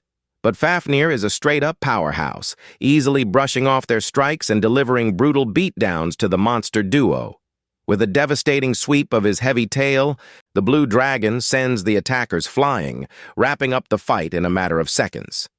The duo checks out the bodies lying on the forest floor, and Ryoga decides to take advantage of the fresh harvest to expand his undead army. He raises his hand and pops his reanimation spell, targeting the monster's remains to bring them back under his command. The system confirms the creation of armored zombies that rise from the ground with exposed bones, ready to roll as Ryoga's new soldiers. The youth explains that these beasts always gather where the mana flow is strongest, making them the ultimate trail markers for the team. He tells the rookies to stay sharp, and the party marches forward with full confidence alongside their bizarre new summons. Along the trail, Fafnir keeps sweeping the area with ease, knocking out any foolish creature that dares cross his master's path. Flanked by a squad of marching zombie lizard men, the necromancer strolls through the woods as if he were just taking a casual walk in the park. Yuma takes the chance to harvest valuable materials off the downed beasts, making sure not a single magic stone goes to waste on this trip. Ryoga finally stops at the edge of a cliff and points out the exact spot, but Fafnir points out with concern that the location draws way too much attention. But the youth fires back, saying that is the prime intersection where all the ley lines meet. And the monster density just proves it. The MC tells the rookies to set up camp, while Yuma hesitates, nervous about the massive swarm of monsters surrounding the area. With a dark grin, Ryoga replies that enemy numbers mean absolutely nothing when going up against a real necromancer. Raising his right hand, he steps up to the edge of the cliff, promising to show them firsthand why his class is considered so broken. He activates bone control, firing beams of green energy down into the valley, kicking off a massive sweep against the beasts below. The young man watches the spectacle of destruction with his arms crossed, while his summons rip through the monster's defensive lines down below. The zombie army pushes forward relentlessly, crushing all resistance and painting the battlefield red. The sun begins dipping below the horizon, painting the sky in stunning crimson shades and setting the stage for the end of the raid. With the mob completely wiped out, the hunter crew looks out over the calm that has settled across the hill in the golden evening light. Ryoga uses his special magic to separate the bones and flesh of dozens of fallen monsters, stacking up a massive pile of raw materials. He triggers bone control, making the skeletal pieces float into the air and assemble like jigsaw puzzle pieces. Little Kronos pops down, commenting with amazement upon seeing that the MC is actually raising a necropolis in that valley. The youth confirms it, revealing that the centerpiece of the base will be a giant bone obelisk to represent the domain of his realm. The massive grim monument of skeletal remains takes shape fast, rising high into the crimson sky with serious presence. Kronos brings up that historically, obelisks were grand monuments raised back in the day to worship the legendary sun god Ra. The necromancer explains that the sun represents life, and being the polar opposite of death, it makes the perfect emblem for his base, dubbed the Black Obelisk. The tiny deity jokes that the whole concept defies every rule in the book, and Ryoga takes the banter as a solid compliment. With the outer structure complete, the MC channels his dark energy to begin shaping the internal details of his new sanctuary. The system alerts that the souls in the area are heavily reacting to the ley line, warning that the mana drain will be massive. Ryoga watches on, locked in, knowing the process is burning through a dangerously high amount of spiritual energy to stabilize the necropolis. A thick, eerie red fog begins swirling wildly around the bone pillar as it approaches its final form. Feeling the crushing magical pressure, the necromancer grinds his teeth and pushes through, muttering to himself that they are almost there. More warning prompts flash on the screen, showing the continuous mana drain has burned through half his reserves and is still spiking fast. The MC throws out his arm with total focus, choosing to pull energy straight from the deepest, strongest node of the ley line. He pours in all his power at once, commanding the dark sanctuary to finally awaken to his will. With a dark, ominous flash, the system finally confirms that the colossal construction of the Black Obelisk has been successfully completed. Ryoga pulls off a legendary milestone that defies all logic, and the system bumps the efficiency of that magnificent bone tower by 50%. However, a thick blanket of red mist blocks everyone's vision, leaving the rookies totally lost, stumbling around in the dark without a clue. Meanwhile, the stats of all undead units receive a 30% buff, and Fafnir celebrates, feeling the massive power surge. Completely gassed but stoked, Ryoga wipes the sweat from his face, celebrating in relief for pulling off such a massive and risky construction. But the hype is short-lived as the heavy backlash hits him, racking his body with pain and making him suddenly cough up blood. The system screen blazes bright red, dropping an urgent extreme danger alert due to near-total spiritual exhaustion. Seeing his master drop unconscious, Fafnir freaks out completely, diving in to catch the young man before he hits the dirt face first. The dragon yells frantically for his master as the scene cuts to their makeshift camp in the late afternoon after all that madness. Sometime later, the necromancer finally comes to inside the tent, nursing a brutal headache brought on by the extreme mana burn. Little Kronos floats over and starts cackling right in his face, finding it hilarious that the kid actually went through with building that base. The spirit mocks him, saying it is pure comedy to build a dark monument in the shape of an obelisk that historically stands for life. He compliments Ryoga, saying that Wild Stunt broke all the rules and perfectly locked in the spiritual contract between them.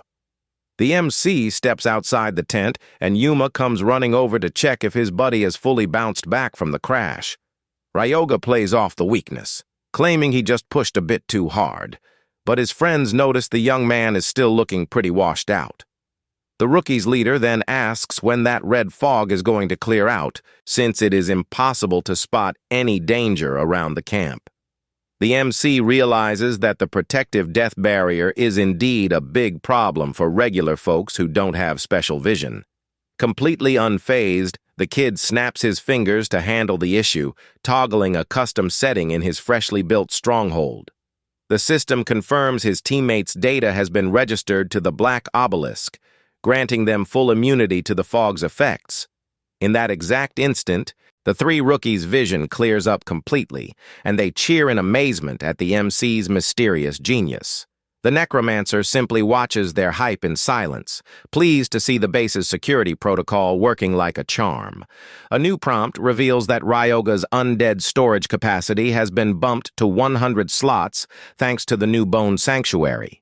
He celebrates knowing he can now store more summons in his ring, while Kronos proudly flexes his tiny, buffed-up arms.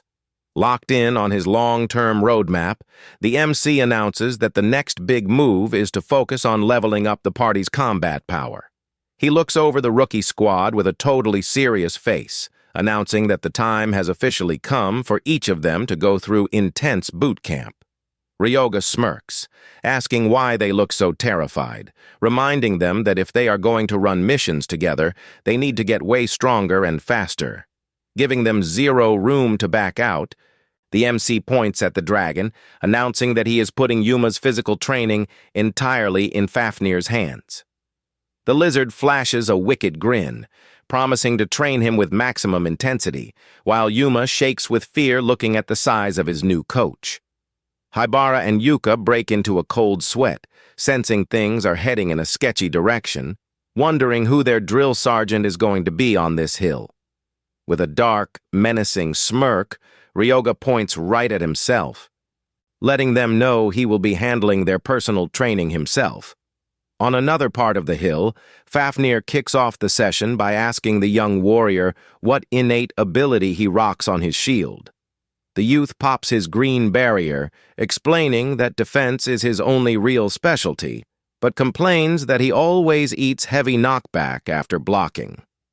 The lizard triggers his martial analysis eyes to check the shield, correcting the warrior by explaining that it isn't knockback at all. Yuma is left scratching his head, while the system breaks down the details of his moving fortress skill, which boosts defense, scaling off his strength. Fafnir explains that the mechanic is actually repulsion that pushes objects away, asking to borrow the shield to show how it works in action. The dragon's blue eyes blaze with focus as he channels his own combat energy to demonstrate the proper technique. He grips the metal shield and breaks it down simply. explaining that repulsion allows you to reflect incoming damage right back at the enemy as a shockwave. The lizard gathers his shadow aura around the gear, prepping to run a test strike against the nearest tree. He slams the shield hard into the sturdy trunk, unleashing an absurd amount of destructive energy stored within the barrier. The collision triggers an awesome blast of green energy that splinters the tree into 1,000 pieces, leaving the young warrior wide-eyed behind him. Yuma watches the demo in total disbelief, shouting in excitement, wanting to know how the dragon pulled off such a devastating hit. The lizard calmly explains that the trick is to infuse energy at the exact split second of impact, mimicking the intent of dropping a heavy punch. He tosses the shield back to the sweaty youth, telling him to get in stance and take his first real shot at the devastating technique. The young warrior sets up in front of a big tree in the late afternoon, locked in on testing the theory his new coach just dropped on him. Yuma zeroes his focus, channeling his defensive mana straight into the metal shield, making it shine brightly. He dashes at the target and drops a heavy slam with the shield, unloading all the impact force against the thick bark of the tree. The shield smashes the target with a flash of magical light, but the concentrated energy is way more than the kid can actually handle.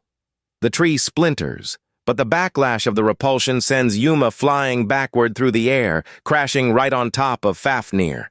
The lizard drops a goofy chop on his student's head, explaining that he dumped way too much magic into it and needs to learn to pace his output so he doesn't go flying. Under the setting sun, the training grind carries on, with Yuma running the drill over and over until he gets the hang of the new repulsion technique.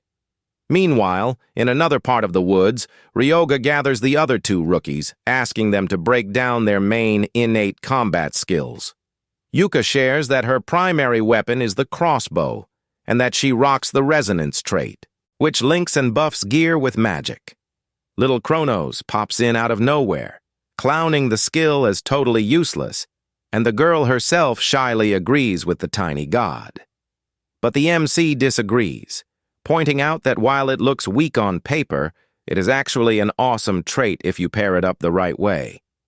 He hands her a standard telekinesis skill book to learn, jokingly warning that he is going to charge her for the pricey item later on.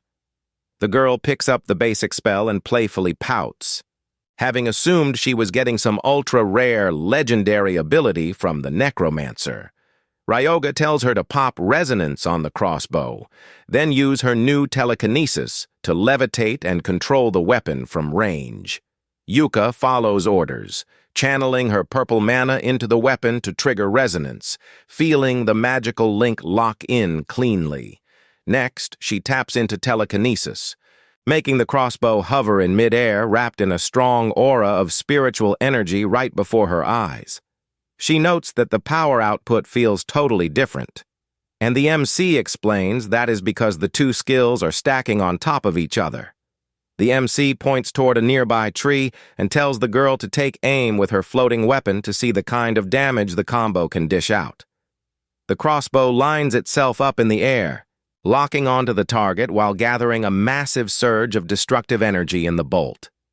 Yuka zeroes in with her eyes glowing green, mentally firing the shot with every bit of magical power she has got right now. The bolt streaks at high speed, slamming into the target with an overwhelming impact that completely splinters the wooden structure of the tree.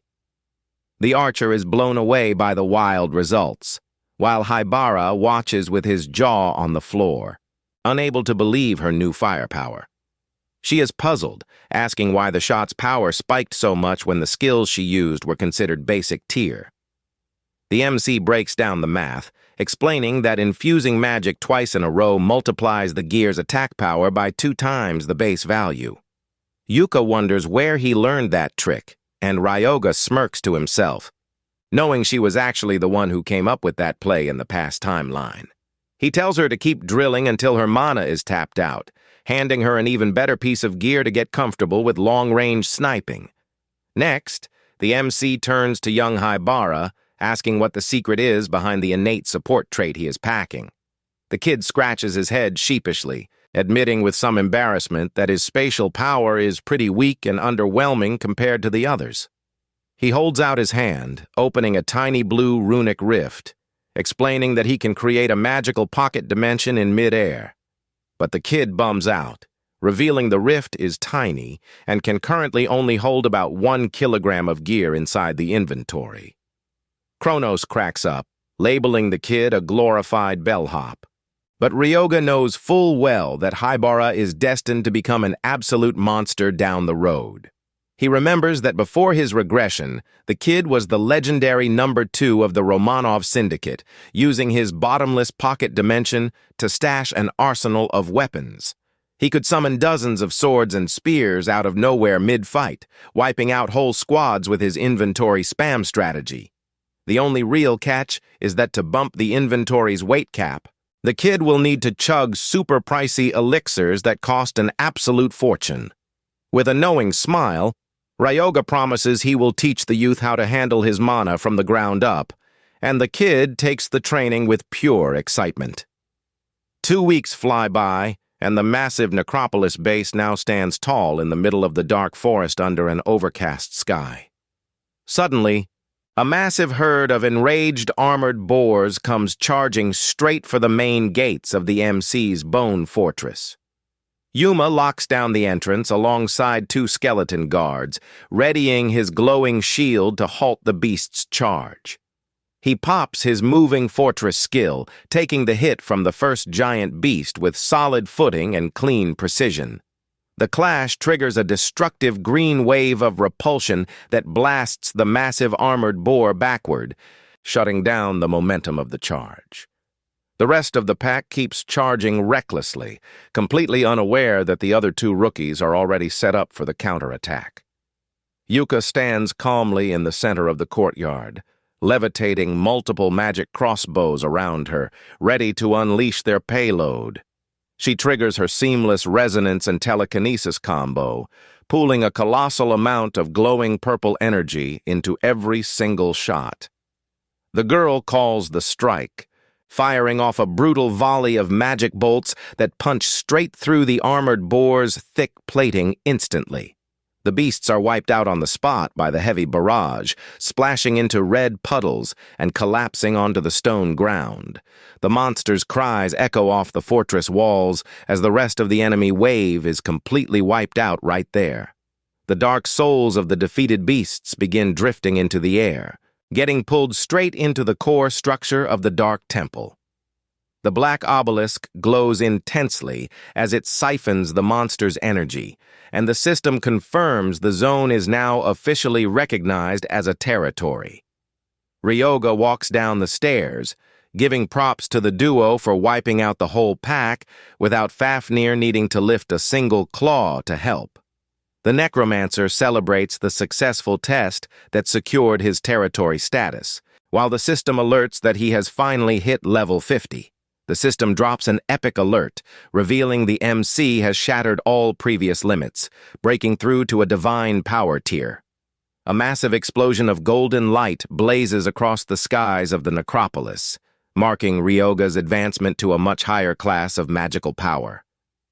The system confirms he has reached the 2-star rank, permanently boosting all of his base attributes by 20%. The young man is hyped about the rank up, since he can now craft way sturdier undead types like a heavy-duty combat golem. He strolls casually toward the exit, letting Fafnir know he is heading out for a quick drop-in at Shintani's famous alchemy workshop. The dragon complains about being left behind to babysit the base, but the MC just laughs, telling him to be a good guard dog. The 3 rookies come jogging over, and the necromancer pauses the banter to ask what their current levels are sitting at. Yuma scratches his head sheepishly, sharing that after the brutal physical boot camp with the dragon, he managed to reach level 48. Yuka adjusts her gear, proudly adding that she is right behind her brother, currently sitting at level 47.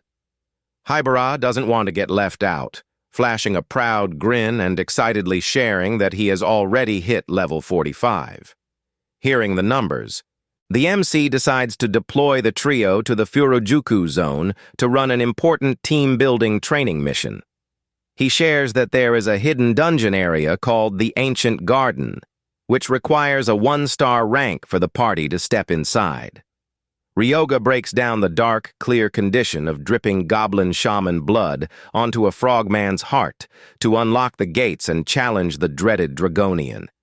The 3 rookies' eyes snap wide open in pure shock upon finding out they will have to solo a monster from such a high-tier race. The MC confirms it, coldly warning that the trial is strictly one-on-one and nobody better dare help out or step into another's fight.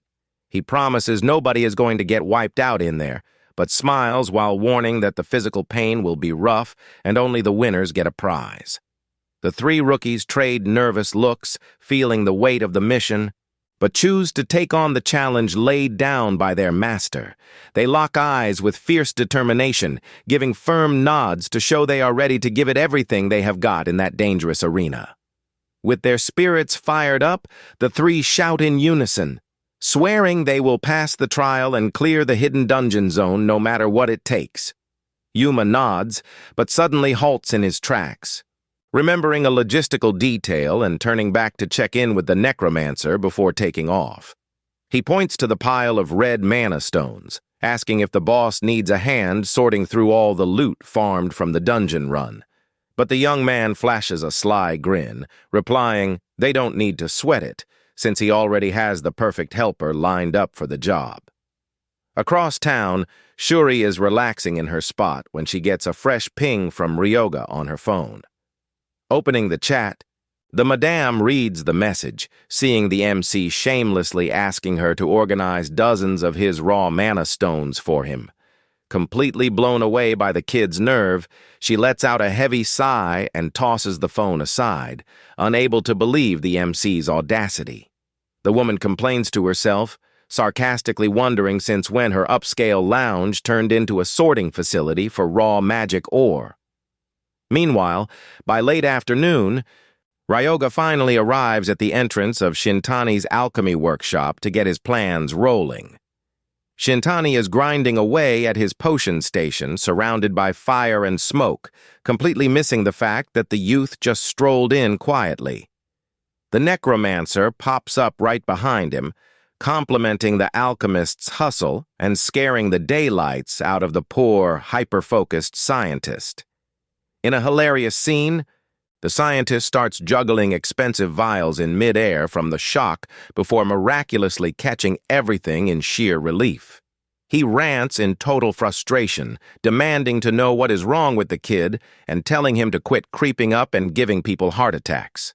The MC calmly replies that the scientist was way too dialed into his magic recipes, which is why he didn't even notice him walk into the room. Pivoting the topic, Ryoga smiles and asks if the mass production of intermediate healing potions is running according to plan. The scientist lets out a long sigh, replying that production is going great, though he looks pretty wiped out from the heavy workload. Shintani finds the sudden chill tone a bit weird, and the youth playfully explains that they are way too close now to be keeping up formal talk. The alchemist shrugs off the casual attitude, saying the necromancer can talk to him however he likes. Suddenly, the MC grabs his buddy by the arm with a firm grip, startling the scientist who has no clue what the sudden move is about. Ryoga orders him to drop what he is doing immediately and come outside, since the two of them have a massive project to tackle. With an enigmatic smirk, the youth reveals he is planning to craft a legendary combat golem to serve as the ultimate guardian for his necropolis. Hearing that, the four-eyed scientist freezes in place, completely lost for words as he processes the MC's wild reveal. He then chases after Ryoga, shouting in disbelief, asking if the MC is legit talking about that near-indestructible magical construct.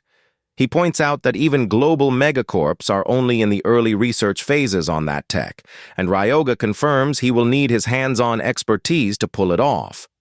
Hearing that, the alchemist's eyes light up with hype, jumping on the project instantly and shouting that he will do whatever the MC needs. Ryoga pops his ring, summoning the massive, twisted corpse of the masked boss, scaring the scientist with the sheer scale of the monstrosity. The scientist asks if it wouldn't be way easier to just raise the giant beast as a regular undead instead of trying to build a golem from scratch. He notes that typical golems are forged from iron or solid rock, but the youth reveals he will be crafting a custom hybrid called a blood golem. Shintani's jaw drops, completely stunned by the wild concept of a blood golem that breaks every single rule of science. The MC hands over surgical gear, ordering the guy to start etching the required mana circuits right into the giant monster's frame. The alchemist takes on the challenge, getting to work on the massive corpse with his needles, weaving glowing blue mana into the creature's veins. Channeling all his magical focus, the scientist kicks off the circuit engraving, the crucial first step to bringing the golem to life. The young scientist finally wraps up the complex engraving, letting out a sigh of relief after grinding through the most exhausting part of the manual labor.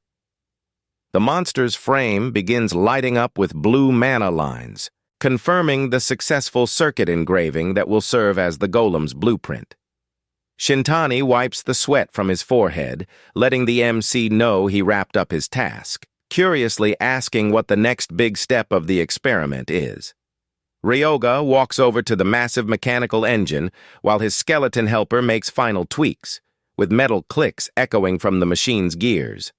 He shows off the glowing red core of the engine, explaining that the unit can generate its own magical energy semi-permanently.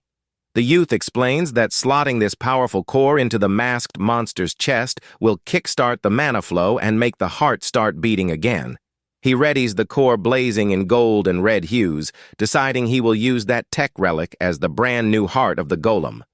The necromancer tells his buddy to begin the final connection, and the alchemist nods fast, prepping his fusion spells for the machine. Both cores begin merging inside the creature's chest, throwing off an ominous purple glow as the heart kicks back into a heavy pulse. The scientist panics upon seeing smoke, thinking the circuits are frying, but Ryoga tells him to look closer, pointing out that the mana is being absorbed cleanly. The monster's flesh soaks up all the generated energy seamlessly, proving the circuit engraving held up against the massive power flow. Shintani is left completely mesmerized, realizing the crazy plan actually worked, celebrating in awe that the golem's foundation is officially locked in. Ryoga flashes a proud grin, letting the scientist know that the next crucial step is to fine-tune the creature's outer appearance. 3 days pass, and a towering red-skinned warrior emerges with an imposing presence, revealing itself as the 3-star Blood Golem. The MC inspects the massive construct up close, asking with a firm tone if the golem has its own rational awareness. With a spooky red glow flashing in its single giant eye, the construct bows and answers in a deep, booming voice, pledging its loyalty to the master. The blood golem lets out a thunderous roar that shakes the entire workshop, showcasing its absurd, devastating physical power. Shintani is stoked, jumping around celebrating the total success of the groundbreaking experiment they pulled off together in that workshop. Kronos pops out of nowhere calling for the MC, while the scientist stays glued in awe, noticing the blood golem actually has a thinking mind of its own. The necromancer announces he is heading out to the Pantheon, saying goodbye to the little white-haired god chilling right beside him. The spirit grumbles, telling the kid not to drag his feet, and Ryoga just casually waves it off as he steps toward the transfer portal. The scene transitions to the grand, starry expanse of the Pantheon, where the most powerful constellations gather to debate destiny. The MC appears before the massive astral projection of Kronos, who asks with a mocking grin why the kid is in such a massive rush. The god gives props to his contractor for pulling off wild milestones that break all logic in a ridiculously short amount of time. He proudly shares that his divinity bumped up thanks to the temple, letting him know he is going to bestow a new sacred power, making the kid suspicious. A spiral of golden cosmic energy wraps around the youth, blessing his soul with the divine gifts freshly unlocked by his guardian. The system confirms the acquisition of a brand new sacred spell, and Kronos starts laughing out loud, bragging about his incredible divine generosity. The Colossus keeps laughing, claiming this miracle proves just how powerful he truly is. But Ryoga just throws on a completely bored face. The young man reads over the description of the new magic on the blue system screen, making a face of pure disgust at the spell's effects. The spell, dubbed Giant's Might, drains the target's vitality to massively ramp up their physical strength for a set duration.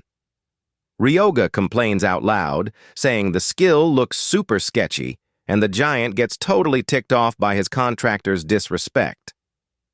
Chibi Ryoga questions the practical use of the skill, pointing out that his undead have zero life force to drain during combat.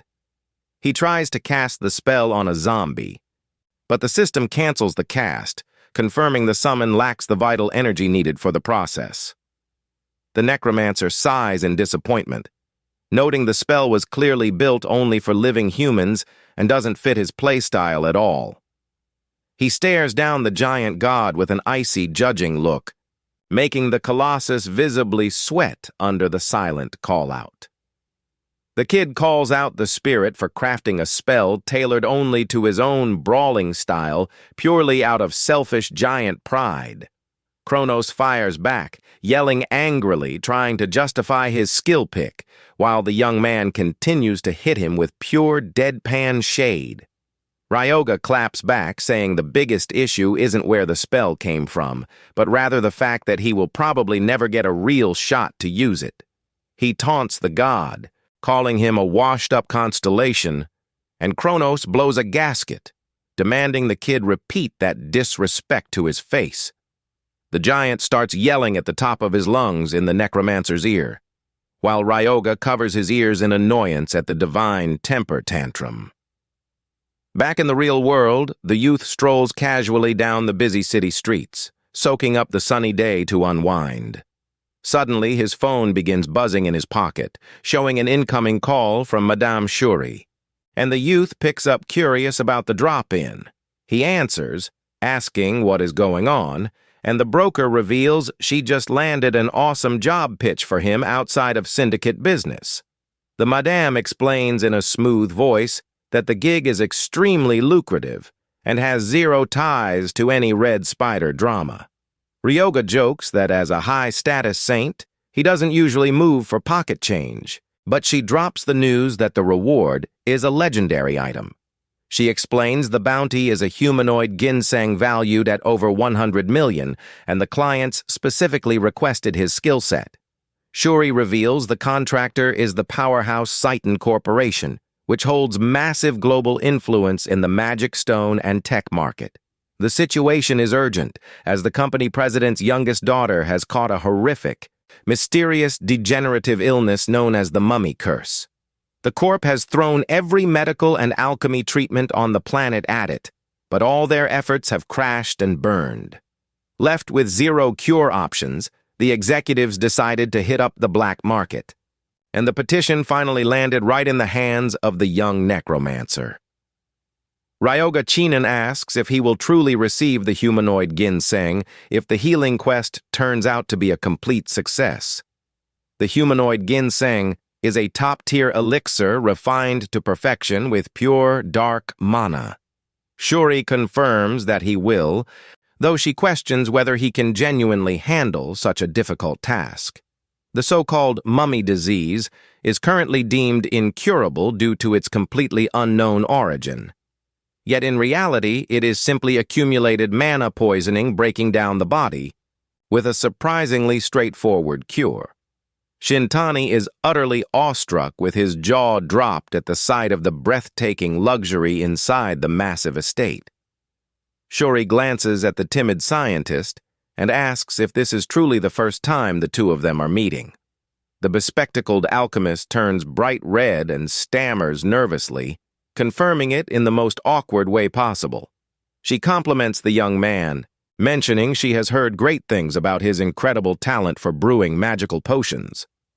Ryoga Chinen notices that his assistant turns completely giddy and overjoyed just from getting a compliment from a pretty woman. Suddenly, the door swings open, instantly catching the attention of the prota, who senses a formidable presence.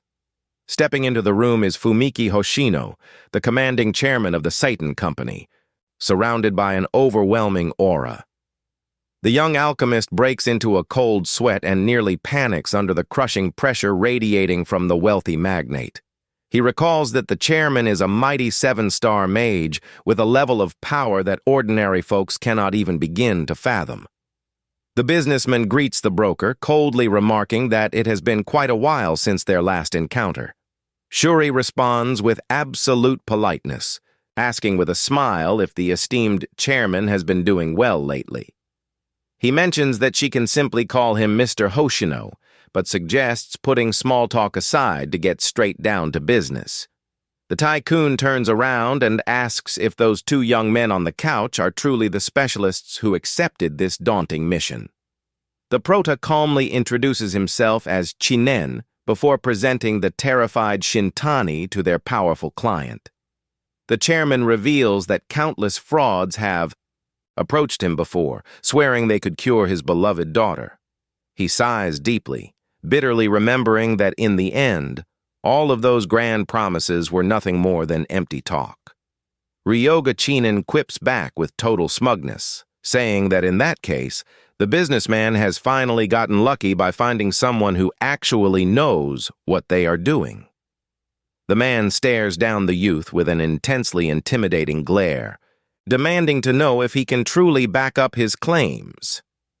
With sheer confidence, the prota lets him know that he will just have to take his word for it, as there is no other way to prove it beforehand. Despite his doubts, the chairman decides to accept the help, stating that he will leave his daughter's fate in their hands. Ryoga Chinen notices that the man is desperate, clinging to the very last shred of hope he has left to save the girl. The businessman delivers a chilling warning, making it clear that if they fail, they will not be leaving this place in one piece, let alone with a reward. The prota is not fazed by the grim threat in the slightest, offering a cynical smirk and telling the wealthy man not to sweat it. Poor Shintani nearly suffers a heart attack, trembling in terror, as he realizes they could be eliminated at any second. The group finally enters the room where the chairman's daughter is bedridden to kick off her treatment process. The necromancer examines the active support magic circles regulating the mana flow and the poor young lady's vital signs. Without wasting a single second, the prota bluntly demands that every single support circle around her be shut down immediately. The businessman grows furious and demands an explanation, pointing out that this magic is keeping the girl's muscles from seizing up due to the fatal condition. Ryoga Chinen explains that artificially boosting her vitality with those circles only feeds and worsens the root cause of her ailment. He straightforwardly concludes that all of those expensive treatment methods are actually entirely useless for curing the young lady. The chairman hesitates, but ultimately deactivates the spells, causing the glowing support runes across the room to vanish completely. The group steps up to the bed where the frail young girl lies, waiting for the risky healing procedure to begin. The girl weakly opens her eyes and calls out to her father in a trembling voice, clearly in deep physical distress. The father gently takes Sarah Hoshino's hand to soothe her as she asks in confusion who those people in the room are. He tries to reassure his daughter, telling her that these specialists are here to finally cure her illness once and for all. The prota puts on a sharp, focused expression, announcing to everyone in the room that the treatment is officially getting underway. He orders Shintani to prepare the transmutation circle right away and begin placing the mana stones around the area. The young alchemist casts his fear aside and grabs a large, glowing blue magic crystal to initiate the technical setup. With steady hands, he positions the energy crystals across the bedroom floor, laying the foundation to activate his intricate alchemy. He drops to his knees and begins channeling his own mana straight into the ground, unleashing a vibrant blue radiance throughout the entire room. The alchemist utilizes the mana stones and the transmutation circle to seize complete command of all the energy circuits in the room. A fierce gust of magical wind sweeps through the enclosed chamber as the bespectacled youth pushes himself to the limit to sustain the flow. He calls out in triumph, announcing that he has successfully purged all the concentrated mana lingering in the atmosphere of the lavish room. The Prota readies himself for the first phase of the operation, which involves drawing out all the accumulated mana directly from the girl's body. The chairman watches in amazement as his daughter already seems to look better, while the hero notes that clearing out the mana is only half the battle. Ryoga Chinen confers with little Kronos and decides to take back what he said earlier about the deity being useless, seeing as the patient suffers from severe muscle deterioration. The hero recalls that he now possesses a special ability granted by his guardian, designed specifically to restore physical strength to a weakened target. The Prota triggers Giant's Might and begins funneling a thick shroud of green energy directly into the unconscious girl's forehead. The system issues an alert that the girl's vital energy has dropped while her physical strength has skyrocketed, sending her worried father into absolute panic. Shintani begins sweating bullets upon witnessing the patient's critical condition, wondering in distress if the hero's procedure just went horribly wrong. Sarah lets out a painful cry as her entire body illuminates with an eerie magical distortion, striking fear into everyone present. The poor girl continues crying out in agony while the lingering energy of the disease is forcefully driven out from her mana pathways. Suddenly, the girl expels a massive surge of thick, dark mana, proving that the infection is finally being purged from her system. The father goes into a total panic, thinking his daughter is about to perish, but the Prota firmly warns him to back away immediately. Ryoga Chinen warns the man that if he touches the girl right now, the fallout of disrupting the treatment will be utterly irreversible.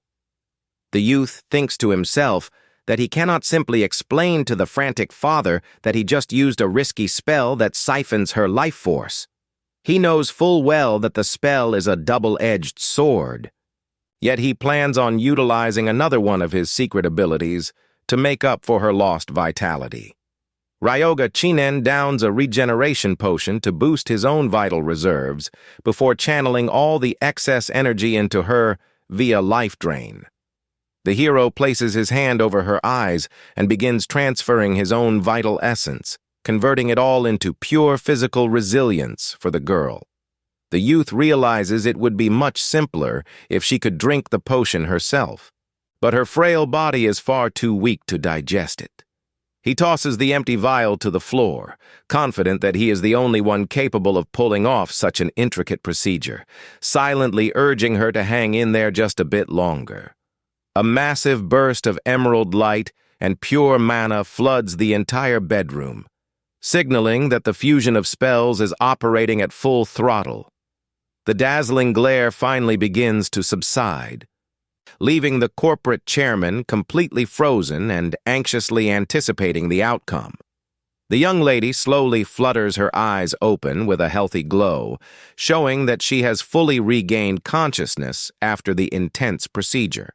She softly calls out to her father, and the businessman rushes toward the bed with tears welling up in his eyes upon seeing his daughter truly safe and sound. The man weeps with relief while wrapping his daughter in a tight embrace, thanking the heavens above for delivering her from that dreadful condition. With profound humility, the mighty tycoon bows deeply before the Prota, extending his heartfelt gratitude for saving his daughter's life. Ryoga Chinen remarks that the victory came down to the girl's own perseverance, though he notes she is thoroughly exhausted and in need of a hearty meal. The businessman keeps shedding tears and bowing, claiming he cannot even begin to find the words to thank the hero for working such an impossible miracle. The Prota scratches his cheek sheepishly, thinking that he will never get used to people overreacting like this whenever he does his job. He bluntly asks if he can now collect his promised reward, and the man agrees on the spot, telling him to leave everything to him. The businessman unlocks a reinforced black briefcase to unveil the grand prize he had promised the young necromancer for the successful cure. Nestled inside the briefcase is the legendary humanoid ginseng, glowing brightly with unique grade magical energy and exceptional durability. The man hands over the priceless briefcase, stating that this is the promised reward, and the prota accepts the item with a pleased grin. Before taking his leave, the prota pauses to ask the tycoon one last crucial question regarding the future of that illness. He asks whether the treatment could be replicated for other patients, but the chairman admits that, practically speaking, it would be extremely difficult. The youth nods in agreement, knowing all too well that it would be humanly impossible for him to travel the globe treating every single infected person one by one. At that moment, the necromancer cleverly suggests that the great Citan Company construct a mass treatment facility for those in need. Kronos appears floating nearby and begins playfully smacking Ryoga on the back to congratulate him, but the youth tells him to cut it out since he is about to pass out from exhaustion. Ryoga explains that if they grasp the fundamental principles behind his method, producing a mass cure for everyone will be entirely feasible. The chairman is stunned by such generosity and asks if he is truly certain, to which the hero confirms, leaving the fine-tuning in their capable hands. The businessman is left speechless, unable to believe the kindness of the prota, who practically handed him a gold mine on a silver platter.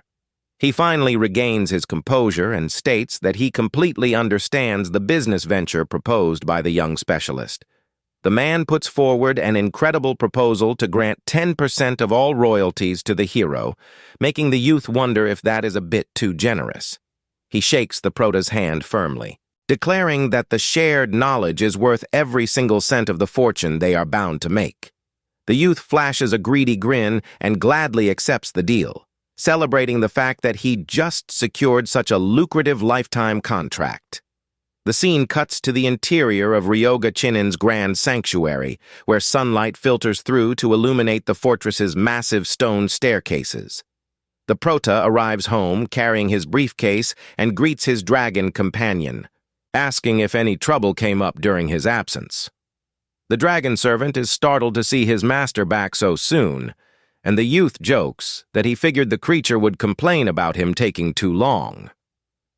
The youth casually tosses a glowing vial toward the beast, casually mentioning that he brought back an extraordinarily expensive elixir as a gift for him.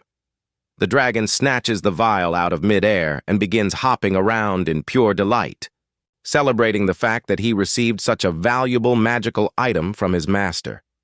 Ryoga glares at the creature with an eerie, suspicious look, questioning why he is making such an over-the-top fuss over a simple item. Suspicious of the dragon's behavior, the hero slowly walks up and pokes the creature's belly, which looks strangely bloated. With a vein popping on his forehead, the prota irritably asks what on earth happened for the beast's stomach to be so round and stuffed. The dragon creature simply lets out an enormous burp, confirming he had been snacking in secret and leaving the necromancer utterly dumbfounded. Fafnir confesses that he was starving after taking down so many monsters in the dungeon and decided to munch on some mana stones because they tasted delicious. Ryoga Chinen is left thoroughly perplexed by his servant's response, considering the sheer number of missing stones was way too large to be just a light snack. The prota pinches the creature's cheek threateningly, causing the dragon to beg for mercy and promise to go hunt more monsters immediately. Without saying a word, the hero simply pats the dragon's swollen tummy while the creature continues whimpering in fear of a harsh punishment. To the dragon's surprise, the prota flashes an intimidating smile and tells him he did a fine job, leaving the monster completely bewildered. Ryoga Chinen activates the system to inspect his servant's current status and receives confirmation that the beast's magical energy levels have risen. The display indicates that his maximum mana capacity has expanded, revealing that Fafnir is a special undead entity with a dragon heart that was previously hollow. The hero smirks upon realizing the dragon was built to replenish his own mana by consuming any magical energy stones he comes across. The Prota hands the briefcase full of precious stones over to Fafnir for safekeeping, letting the dragon know he can eat all of them to power up now. Fafnir is stunned, having assumed he would be despised for eating his master's profits. But Ryoga admits that the cash from basic stones is chump change to him. The youth walks forward with confidence, explaining that having a formidable dragon minion is infinitely more valuable to him than keeping a few extra coins in his pocket. Fafnir is deeply moved by the generosity and leaps onto Ryoga, giving him a tight bear hug while crying tears of joy. The Prota genuinely starts to suffocate under the sheer brute force of the hug, frantically shouting that he cannot breathe from the beast's grip. The monster quickly apologizes and releases his master, who starts coughing uncontrollably while trying to catch his breath after nearly getting crushed. The youth gathers himself and asks where Osabe is, while Kronos bursts into loud laughter, mocking the noisy phantom of their squad. Fafnir points toward the back of the chamber, revealing Osabe's glowing greenish soul floating around and cackling in a rather bizarre fashion. Ryoga Chinen stretches out a hand cloaked in magical mist and commands the rowdy spirit to draw near to begin his next experiment. The hero starts weaving his necromantic magic, causing the bones buried beneath the floor to assemble in an eerie fashion right in the center of the hall. Kronos curiously asks what the youth plans to do with Osabe's skeleton, and the hero replies with a mysterious grin, stating that this was the plan all along. The Prota grasps the little green phantom securely, instructing him to pay very close attention to what is about to unfold. Ryoga Chinen unleashes a massive surge of blue mana to execute a flawless spiritual fusion between the ghost's soul and the skeletal frame.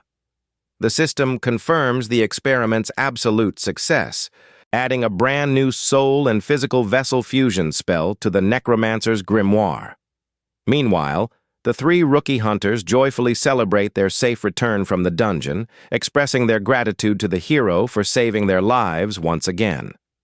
Ryoga Chinen responds calmly, though a sweat drop forms on his head upon seeing the utterly ridiculous victory pose Yuma is striking. Yuma stops celebrating and asks with a bead of sweat running down his face who that terrifying creature standing right behind the Prota is. The youth glances back with disdain, asking if the hunter squad somehow fails to recognize the floating skeletal figure standing right before them. The revived skeleton begins laughing hysterically and wickedly, celebrating his return to life once again through his master's magic. The dread skeletal mage Osabe begins shouting declarations of total chaos and ruin, leaving the rookie adventurers trembling in sheer panic at the spectacle. With glowing crimson eyes, the Prota snaps his fingers and coldly orders Osabe to shut his mouth immediately, cutting his outburst short. The creature's demeanor changes in an instant as he bows politely, introducing himself as Osabe, the squad's new, loyal two-star skeletal mage. The three rookies turn pale with fright, whispering among themselves about whether the hero plans to turn them into undead, too. But the youth tells them to knock it off. The youth points toward the horizon, where an imposing dark fortress looms among the clouds, telling everyone to pay close attention. Ryoga Chinen reveals with a smirk that the entire team's next destination will be marching straight into the perilous southern territory. Yuma swallows hard and asks in horror if the south the Prota is talking about is none other than the world's dreaded maximum danger zone. The Prota flashes a dark, satisfied grin and confirms that is precisely where they are heading right now. He confidently declares that they are about to expand their hunting territory to heights no one has ever dared to attempt before. The youth recalls in his thoughts that before his time regression, he was completely on his own with no one standing by his side in battle. He was known worldwide as the king of the undead and a one-man army, yet that very isolation was his greatest vulnerability. He did not possess enough loyal comrades to stand against the formidable Romanov family and the other 7 great families. The youth reflects that this exact reason is why he is focused on expanding his forces and forging an army of dependable allies in this second chance at life. He knows that a single necropolis will not cut it, and that having powerful companions watching his back is the true key to victory. Ryoga Chinen announces his plan to elevate Little Kronos into a supreme constellation, and the little deity enthusiastically celebrates the youth's ambition. The scene transitions to the group's ongoing journey as they stroll peacefully through the woods, until Fafnir abruptly halts near a lake. The dragon servant sniffs the breeze and solemnly warns everyone that a pack of wild trolls is blocking the path just ahead. The hero asks if they cannot simply detour around them to avoid a fight, but Fafnir clarifies that those beasts have an exceptionally sharp sense of smell. Yuka begins trembling in fright upon remembering that trolls are extremely hazardous 4-star monsters that always roam in packs. The prota seriously remarks that dealing with high-tier monsters like these is a real pain due to their absurd regeneration speed. The dragon minion looks toward his master awaiting battle orders, curiously asking what strategy they will adopt for the clash. The panicked huntress suggests turning back immediately, but Ryoga smirks, pointing out that they are already completely surrounded. Showing zero panic, the prota crosses his arms and confidently decides that they are simply going to punch their way through. A colossal troll foot stomps violently against the ground, shaking the earth and heralding the arrival of the ravenous beasts. The massive troll emerges roaring in sheer fury, bellowing about being starving and eager to devour anyone crossing its path. Ryoga Chinen calmly raises his hand and decides that this skirmish in the woods will serve as the perfect opportunity to test out his new blood golem. The hero summons the enormous crimson construct and firmly commands the golem to show what it is capable of against the enemy beast. The blood golem charges relentlessly toward the giant troll, swinging its razor-sharp claws in a swift swipe at the foe. The wild troll tries to defend itself, throwing a right hook with all of its monstrous brute strength to crush the golem in one go. The formidable Crimson Fighter counters the assault on the spot, delivering a devastating punch that tears through the air with terrifying power. The blow lands square on target, causing blood to spray from the opponent's arm and demonstrating that the golem's physical power is no joke. The fists of the two titans collide mid-strike, unleashing a massive shockwave that scatters dust across the whole forest. The troll lands a glancing blow, tearing off the blood golem's arm, which bursts into dark fluid to the astonishment of everyone watching. The foolish monster begins celebrating loudly, cheering that it took down the smelly warrior and assuming the easy fight was already over. Ryoga Chinen merely sports a mocking grin and coldly commands his mighty blood golem to go all out against the adversary. The crimson creature's body is not forged from ordinary flesh, but rather mana-shaped blood, allowing it to regenerate in an instant. The hero explains that the mana core enables complete body reconstruction even if it gets shredded to pieces, justifying why he acquired this asset. Fafnir glances over and remarks that while the regeneration is impressive, the skirmish might drag on forever if they just keep trading heals.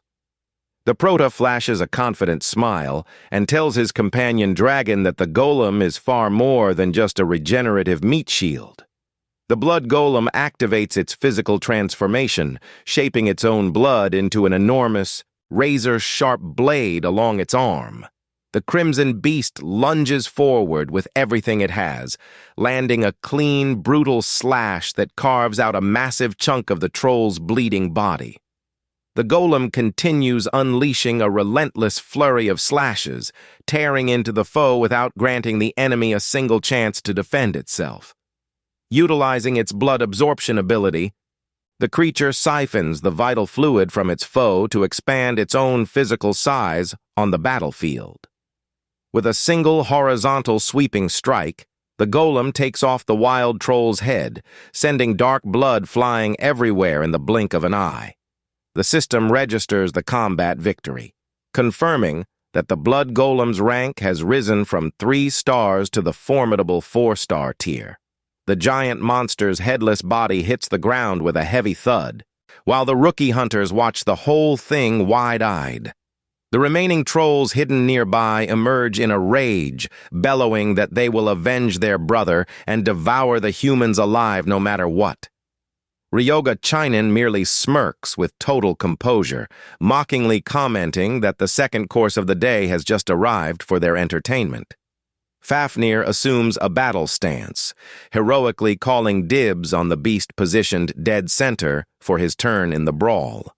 The Prota agrees, saying he will leave the other troll to the blood golem, which responds with an obedient nod. He turns around and casually lets the rookie hunters know that they will be teaming up with him to take down the last remaining troll in the pack. Yuma and his squad swallow nervously while trembling, as the hero asks with a smile if they can truly handle this task. The 3 shout in unison to confirm their orders, showing immense grit to face the danger despite being scared out of their wits. The youth flashes a pleased grin and declares to everyone that the hunt for the forest's final troll is officially underway. The remaining troll charges furiously toward the group, throwing a heavy punch aiming to crush the shield warrior holding the front line. Yuma plants his feet firmly and focuses all of his physical energy into his shield, bracing himself with sheer determination to withstand the brutal impact. The hunter activates his signature mobile fortress technique and successfully absorbs the giant monster's strike, generating a glowing green barrier of light. Right behind him, Yuka readies herself for support, raising her repeater crossbow as it begins glowing with a vibrant purple magical aura. The archer activates her telekinetic skills to unleash a rapid volley of energy-infused arrows straight into the adversary. The magical projectiles streak through the air at blinding speed and pierce the troll's back, making the beast roar in pain from the pinpoint strikes. The arrows trigger a sequence of small explosive bursts on the giant's frame, causing it to stumble backward from the critical damage sustained. The troll lets out a deafening screech of agony, realizing that these frail humans are dealing serious damage to its body. Yuka locks in with a focused gaze, sternly telling the monster that she is not about to let it slip away from this fight so easily. Even while severely wounded with multiple arrows embedded in its back, the troll attempts to turn around and flee desperately to save its own skin. The Prota notices the creature's retreat and remarks in a bored tone that the frightened prey is trying to run away from the battlefield. Ryoga Chinen casts his spatial magic to open a glowing blue dimensional rift right in the opponent's escape path, cutting off its route completely. The troll slams face first into the invisible barrier and crashes heavily onto the ground, kicking up dust and ending up totally dazed from the impact. The hero seizes the golden opportunity and orders Osabe to finish the job, while the green-robed skeleton grins, eager to destroy the target. The 2-star skeletal mage begins chanting his spell, gathering a massive, blazing fireball in his bony hands with all his might. Osabe hurls the colossal sphere of condensed fire straight into the troll's body lying on the ground, leaving it unable to dodge the magical strike. The fireball erupts with terrifying force, giving rise to an immense pillar of flames that completely burns and incinerates the giant beast. The charred remains of the monster drop motionless to the earth, while the rookies watch the total devastation with jaws dropped and sweating cold. Haibara asks in utter disbelief how a mere 2-star mage could unleash a fire spell packing such devastating destructive power. The youth explains that the seamless blend of soul-bound abilities and physical durability yields an absurd synergy that even impresses Kronos. Ryoga Chinen glances over toward the other side of the battlefield, calmly noting that it seems the fight has wrapped up over there as well. Fafnir stands triumphantly over the fallen troll holding up a large red gem, while the blood golem robotically reports that it awaits its next orders. The Prota casually grants permission for the dragon to consume the magical energy stone, and the little creature joyfully celebrates the green light. Fafnir begins absorbing an incredible amount of mana to fill his dragon heart and enhance all of his physical attributes. Ryoga recalls that in his past life, Knight Kashiwagi struggled immensely, needing to swap out bones every single time he leveled up. Compared to that grueling hassle from before, leveling up Fafnir is a piece of cake, since the dragon just needs to chow down on magic stones to grow. Without missing a beat, the youth drops the collected stones onto the ground and playfully tells the dragon to gobble them all up at once. The little dragon gets super excited seeing all those red stones dropped by monsters tumbling right in his direction. He immediately starts crunching on the glowing crystals with sheer enthusiasm, paying zero attention to anything else around him. All of a sudden, a powerful gust of wind and magical energy begins circulating intensely around Fafnir's entire frame. The system promptly alerts that the mana accumulation has reached its maximum threshold, and the dragon heart has officially leveled up. Fafnir flexes his newly buffed build, cheering that he is now a 4-star warrior ready to take on whatever danger comes his way. Ryoga and Kashiwagi stare at the bizarre spectacle with deadpan expressions, wondering if the dragon was actually cooler before the regression. The scene shifts to the activation of the 5th necropolis, which begins rising majestically to cement the Prota's grand strategy. The Prota gazes at the massive stone monument, expressing relief that he has finally managed to establish his 5th necropolis. With the network linked, the entire perimeter is now his territory, granting a sweet stat boost and expanding his minion summoning limit. The dragon asks if the hero intends to erect more of those strange spires, but he answers that the current count is plenty for now. He explains that crafting more towers than necessary would make it impossible to defend them all if a coordinated enemy assault were to strike. After all, the necropolis network operates as a single entity, and if even one core gets destroyed, the whole system goes down the drain. Ryoga recalls that before the regression, the dreaded Romanov family managed to disable his necropolises by shattering their black obelisk. But this time around, he clenches his fist tight, silently swearing that he will never let history repeat itself.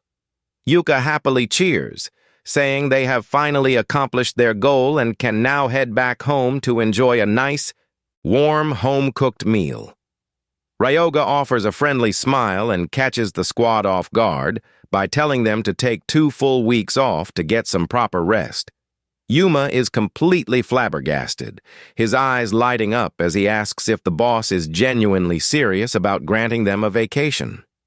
The youth playfully asks if he would rather hear a no, while the crew is chilled to the bone by his intimidating smirk.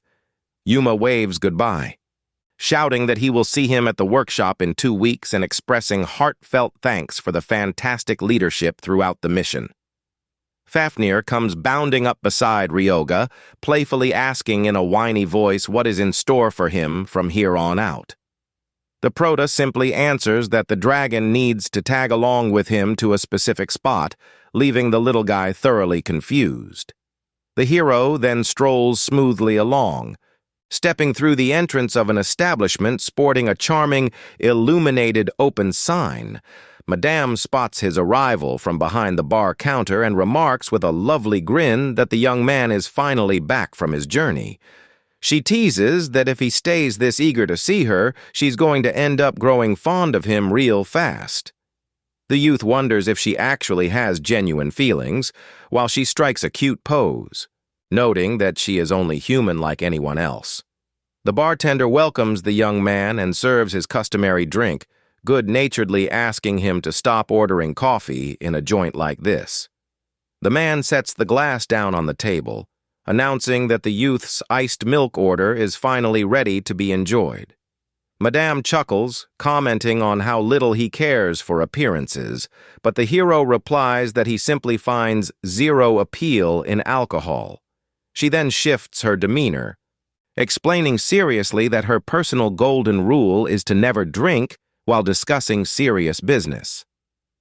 The prota's eyes gleam with a sharp blue radiance, showing that he is fully dialed in for the upcoming negotiations. The woman finds it fascinating, charmingly remarking that she always enjoys sitting down to discuss lucrative business ventures. Madam cautions that the Red Spider Syndicate is lurking nearby, asking if he will be fine in such a volatile situation. Ryoga meets her gaze with unwavering resolve, assuring her with absolute calm that he will take care of every single enemy for her once and for all. She asks in surprise if he is truly being serious, and the youth firmly replies that he would not have made such a long trip just for kicks. Madame is thoroughly intrigued by his confidence, asking once and for all what the young man is truly after with all this talk. His primary objective is to seize total control of the vacant seat that belongs to the dangerous Red Spider Syndicate. The youth clarifies that he wants her backing to become the new ruling faction in the area as soon as the Red Spider Syndicate is completely wiped out. Madame stares back with deep focus, wondering if this mysterious youth genuinely possesses the confidence required to topple them all. She warns that claiming that throne requires wiping out the rivals entirely, asking if he is absolutely sure about such a daring scheme. The hero assures her it will not be an issue at all, and she agrees to back the takeover so long as he can actually deliver on his promise. However, she questions what she stands to gain from him setting up a new faction, and Ryoga tosses over a pouch of coins, guaranteeing she will make a fortune. Madame flashes a deeply satisfied, thrilled smile, sealing the lucrative business partnership with the prota on the spot. Ryoga then inquires whether the human hunters from the Hokuto province are still pulling their usual dirty tricks against everyone. She confirms with crossed arms, noting that they keep treating everyday folks as if they were second-class citizens. He remarks that the timing is perfect and asks her to spread a rumor that those hunters are gathering to raid the Red Spider Syndicate. That way, the panicked enemies will fall back directly to their main hideout, streamlining his plan to wipe them all out in one swift blow. Ryoga's strategy is to lure every party involved into the very same location so he can crush the opposing forces in a single sweep. Meanwhile, over at the Red Spider Syndicate's stronghold, tensions begin running high over the suspicious movements along the border. One of the henchmen rushes frantically into the organization's lavish headquarters to deliver an urgent alert to the top boss. The man bursts through the door yelling that they have a major problem on their hands, only to be struck down by a vicious blow on the spot. The leader snaps that he should address him as president, while the injured subordinate frantically apologizes for the blunder. The dreaded boss, Red Kamishiro, calmly takes a seat in his chair and asks with disdain what the subordinate wants to report. The henchman reports that the human hunters from Hokuto province are massing in large numbers right along the border region. The boss asks what they are after, and the minion reveals the rumor that they plan on taking out the executives and seizing their herb plantation.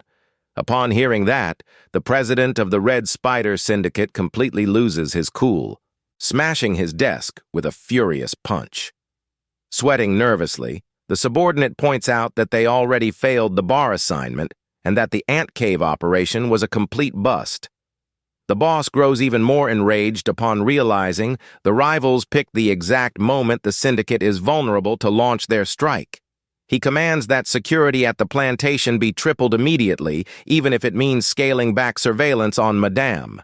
The boss shouts in anger, stating that if they lose the black herbs right now, the entire syndicate will be completely ruined for good.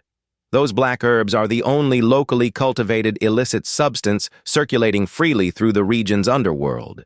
Since they can only thrive in soil packed with an extraordinarily dense concentration of mana, the market value of this venture is on a totally different level. The henchman complies and dashes out to execute the command, while the president attempts to regain his composure in his plush chair. Right after, The president summons Join, the syndicate's formidable second-in-command, who had been waiting in the shadows of the room. Join volunteers to take the lead and head out in person to handle those troublesome hunters encroaching on their turf. The boss gives the nod, ordering him to show no mercy and wipe out every insolent fly that dares approach the herb plantation. The scene then shifts to the edge of the forest, where the syndicate's prized clandestine black herb plantation is tucked away. One of the Red Spider Patrol units begins trekking through the dense woods, keeping an eye out for any sign of trespassers. One of the men remarks that the rumor of an impending raid and theft of their plantation is what prompted the entire syndicate to assemble here. The other replies irritably that they are merely carrying out direct orders from the top boss, telling his buddy to stop whining. The search squad leader orders everyone to zip it immediately and stay sharp on their surroundings to avoid getting blindsided. Suddenly, the leader notices something very suspicious about the heavy fog that rolled in out of nowhere, cutting down their visibility. The hunter grows wary of the sudden shroud of mist, sensing that something dangerous is about to go down. He remembers the higher-ups' warning to fire an emergency signal flare right away if they run into any hostile presence. One of the henchmen inwardly grumbles about being a 3-star hunter, demoted to running a basic scouting detail. The squad captain orders a thorough sweep of the perimeter to make sure no enemies are lying in ambush nearby. The 3-star lackey triggers his signature eagle eye skill, causing his eyes to flare with a vivid yellow sheen. He spots a monstrous silhouette standing smack in the middle of the trail, wondering in shock if that figure before them is a humanoid dragon. The leader tells him to get a grip, saying it is impossible for a legendary dragon race to pop up out of the blue in this border region. The scout insists through nervous sweat, swearing there is zero doubt that the commanding figure is indeed a mighty dragon. He reports that right behind the beast stands a blood-covered giant along with a human casually observing the squad. On the opposite side, Ryoga Chinin merely wears a sarcastic smirk upon noticing there are only 3 weak opponents standing in his way. The patrol captain decides they do not need any backup and that they can easily take out the intruders on their own. The henchmen begin focusing their magical energy, launching potent blasts of lightning and electricity toward the 3 targets. They let loose a devastating combo of ice lances and vicious lightning strikes that slice through the air at breakneck speed. The barrage of magic lands dead on against Ryoga's dragon, triggering a massive electrical blast that lights up the dark woods. The captain tries to peer through the dust and thick mist, wondering if the coordinated volley was enough to finish them off. Ryoga steps smoothly out of the smoke alongside his dragon, showing that he did not sustain even a single scratch. The prota flashes a provocative smirk, mockingly remarking that asking questions like that is the classic sign of impending defeat. Fafnir mocks the adversaries, saying their attack served as a nice electric massage to loosen up his stiff muscles. The dragon cracks his neck and arrogantly lets them know that he is more than enough to handle this entire little crew by himself. Ryoga goes along with his partner's enthusiasm, deciding to provide some magical support to make the playground brawl even more entertaining. The youth snaps his fingers, activating Giant's strength and magical retribution to supercharge his dragon's combat prowess. He casts Unholy Blessing onto Fafnir, who becomes enveloped in an extremely thick and potent green magical aura.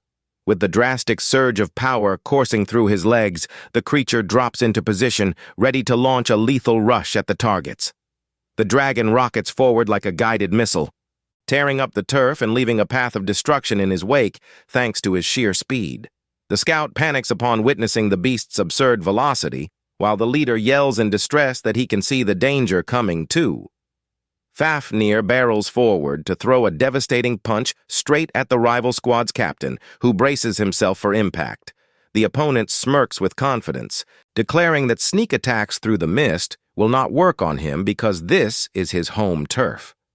The hunter triggers his sensory domain skill, deploying a large yellow barrier to pick up any incoming approach.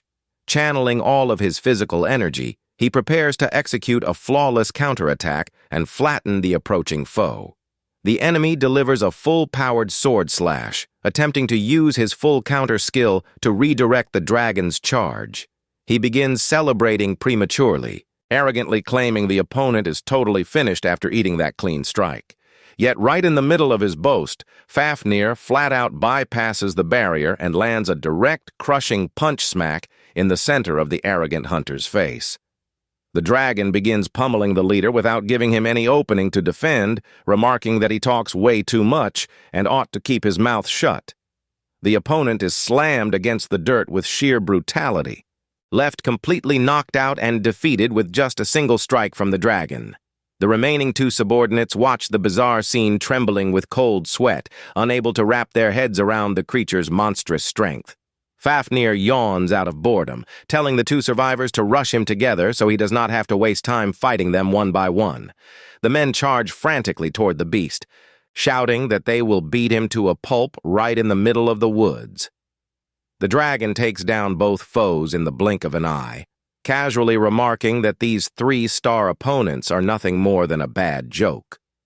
Ryoga strolls over peacefully, instructing the dragon to keep sweeping the perimeter of any other foolish intruders who show up looking for a fight.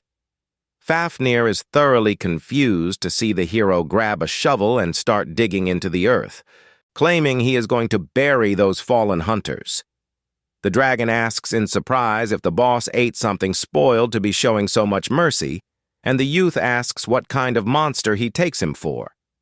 The prota seriously explains as he digs that even the worst criminals in the world end up being equal once their time is up.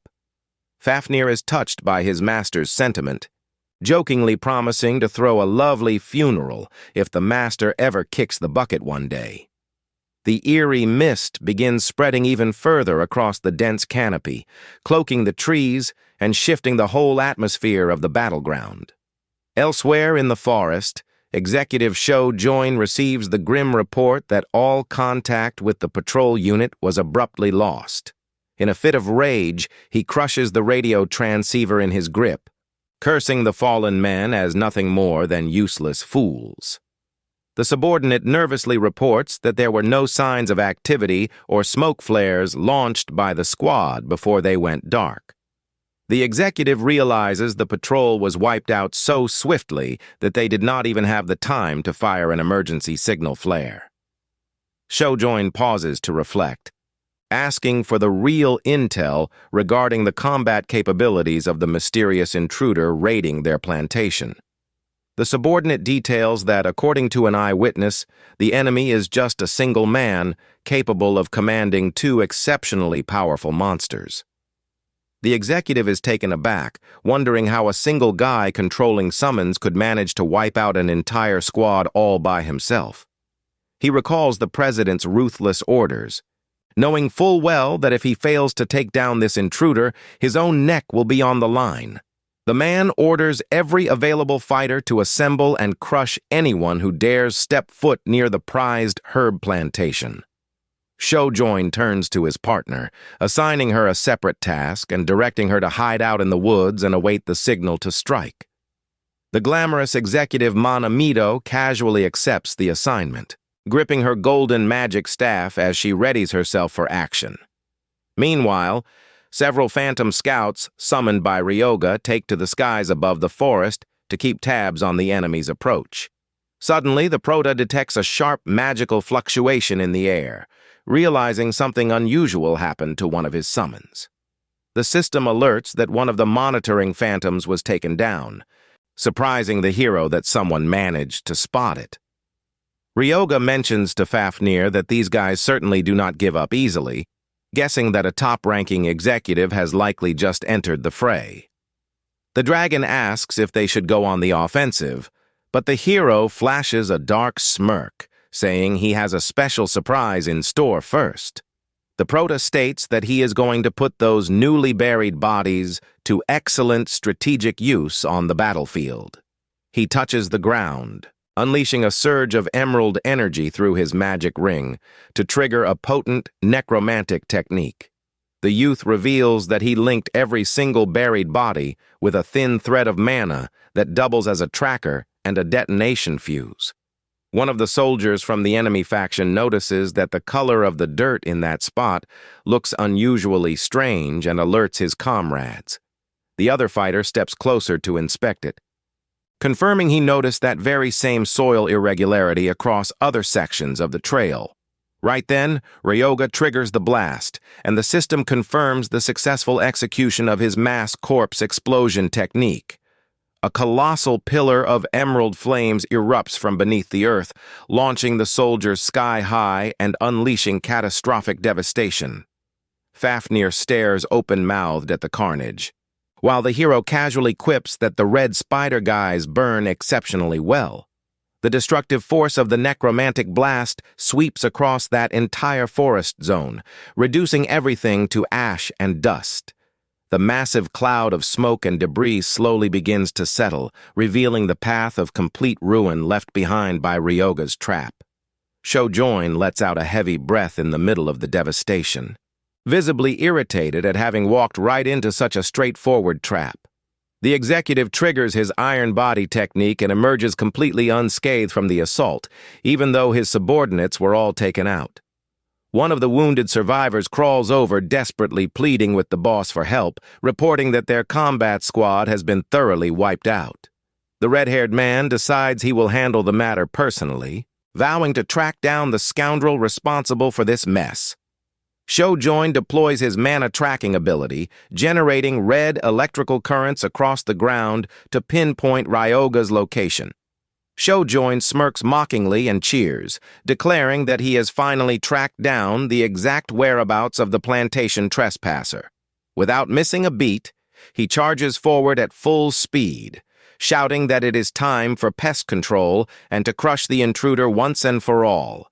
Out of nowhere, Fafnir appears like an enormous shadow right before the executive, warning that this is going to be a huge problem for him. The dragon adds that the real problem is actually for his own master, since he is about to shut down the intruder's party ahead of time. Shojoin throws a punch charged with blue energy, but Fafnir effortlessly catches the blow with his open palm without breaking a sweat. The executive begins breaking into a nervous sweat and gritting his teeth upon realizing his strongest strike was stopped in such humiliating fashion. The villain angrily demands to know if this creature was the one responsible for taking out all of his patrol subordinates in the forest. The little monster replies that maybe so, ironically praising him as the very first human capable of stopping one of his punches. Fafnir counters with a thunderous punch that sends Shojoin hurtling backward, launching the villain flying into the trees. The executive scrambles to recover from the blow, wondering in shock how a summoned servant could be so strong, and who that guy really is. The dragon proudly boasts, proclaiming himself to be Ryoga Chinen's guardian warrior, leaving the villain confused as to who that even is. The little monster remarks that the name does not matter since he is going down here anyway, gathering a fierce blue energy in his hands. Shojoin flies into a rage, screaming that he will take out the dragon first before wiping out this Chinen fellow once and for all. The red-haired hunter rushes forward in a blind fury, concentrating all of his blue mana into his arm to deliver a fatal blow. Fafnir stands his ground and charges straight toward the adversary, readying his own punch packed with devastating green energy. Meanwhile, Ryoga observes the action from afar alongside his golem, remarking that it looks like Fafnir has already started having his fun. The Prota sports a highly confident smirk, noting that it is about time he makes his own move on the battlefield as well. He activates his Phantom Eye ability to share the field of vision across his summons scattered throughout the woods. Through the Phantom's eyes, Ryoga spots Executive Manamido looking terrified as she surveys the carnage caused by the corpse explosion. Without hesitating, the youth snaps his fingers with a smirk, coldly commanding his new legion to march upon the lone survivor. The system logs the immediate summoning of 50 skeleton soldiers straight from the necropolis to launch an assault against the target. The hero remarks that he wants to see just how long the enemy can hold out in this grueling battle of physical and mental attrition. Countless armed skeletons begin rising from the damp forest soil, advancing relentlessly toward the frightened young woman. Manamido is stunned upon sensing the creature's presence, wondering if someone actually scattered landmines all across the woods. She panics upon realizing she was left to operate on her own and that every single one of her comrades has already fallen. The girl screams in frustration with her nerves completely frayed, wondering what she is supposed to do all alone in such a chaotic mess. Suddenly, a skeleton soldier emerges silently right behind her, its bones rattling ominously and sending her into a state of panic.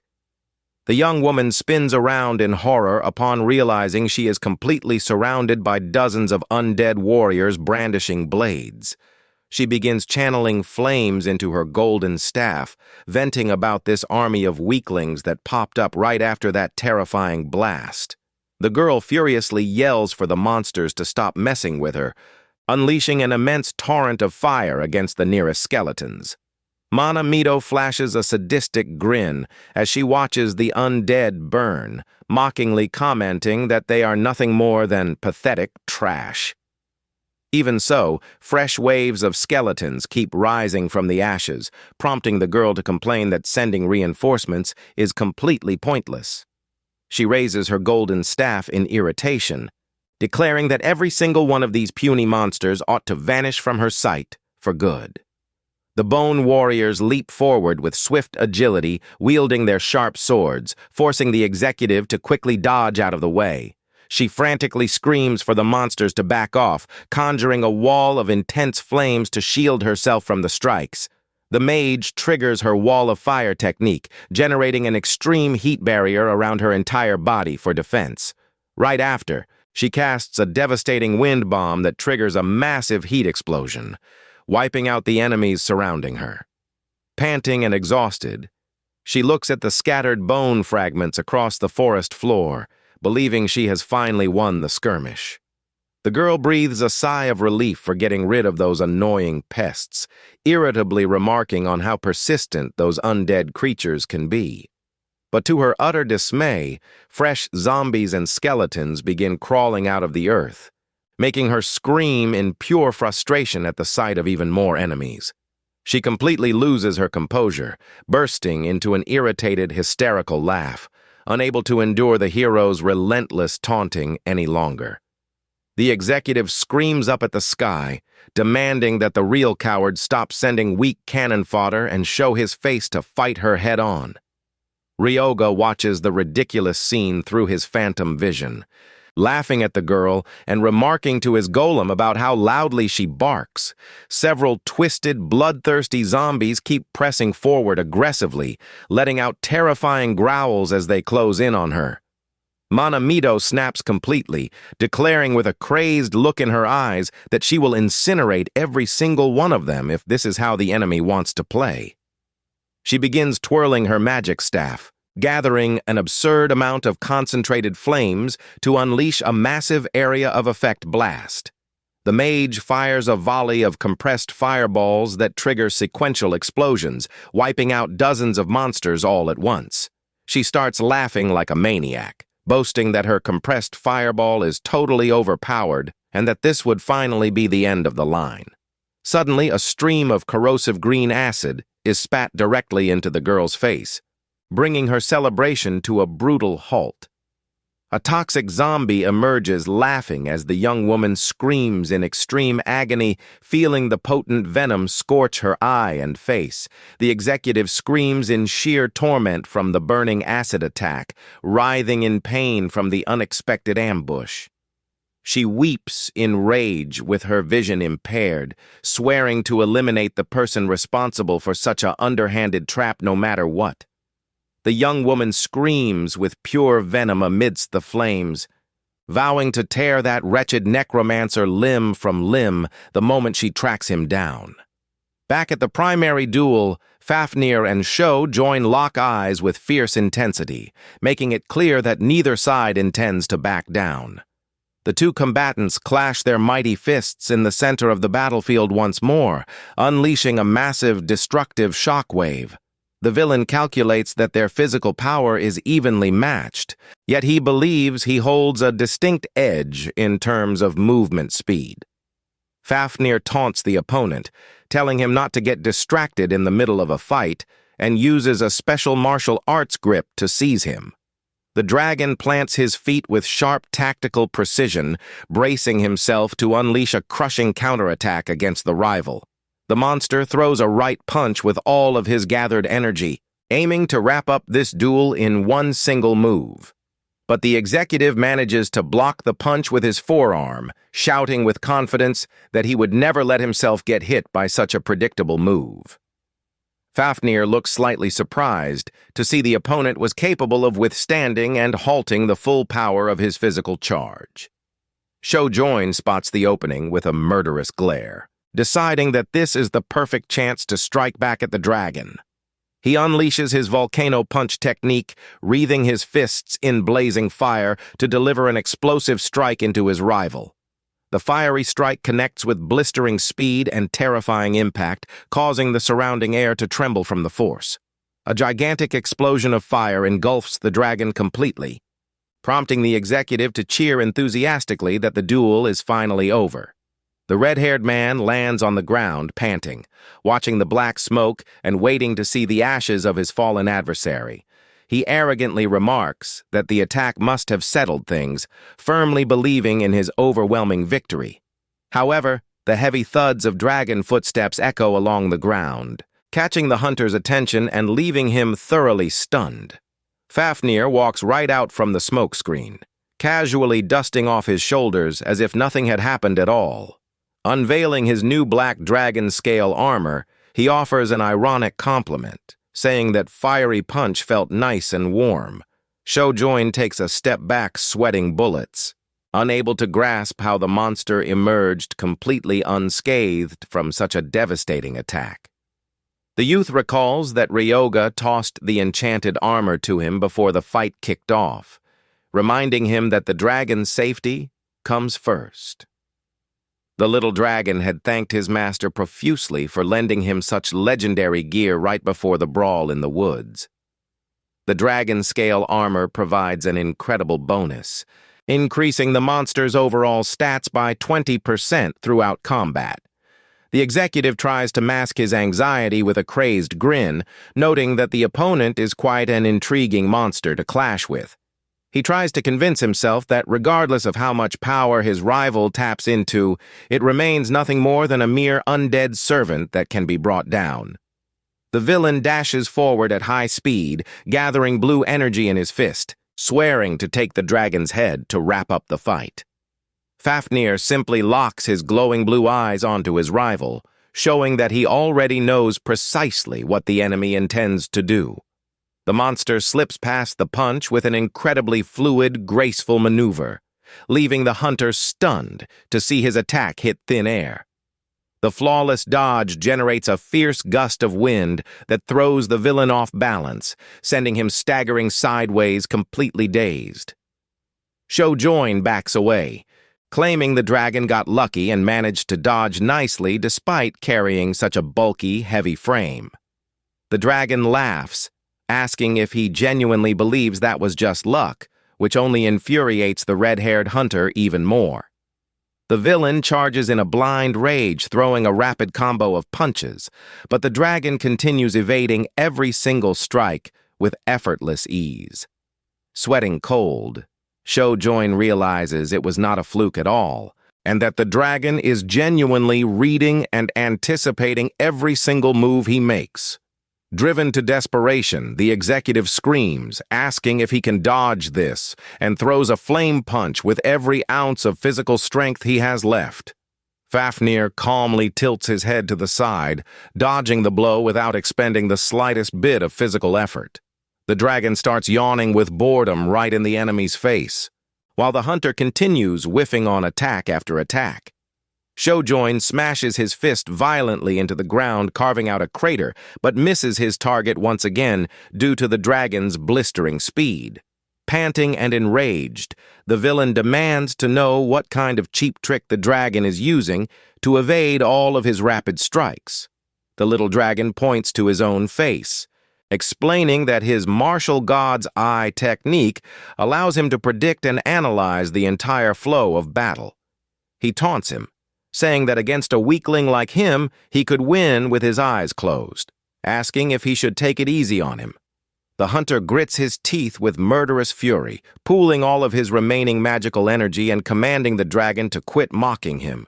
He flares his mana dramatically to create a massive purple aura, charging like a savage beast to tear the dragon apart. Fafnir blocks the punch effortlessly, warning him that no matter how many times he tries, he has already memorized his entire attack pattern. The villain screams in rage, cursing his opponent, unable to accept that his martial techniques were completely neutralized by the rival.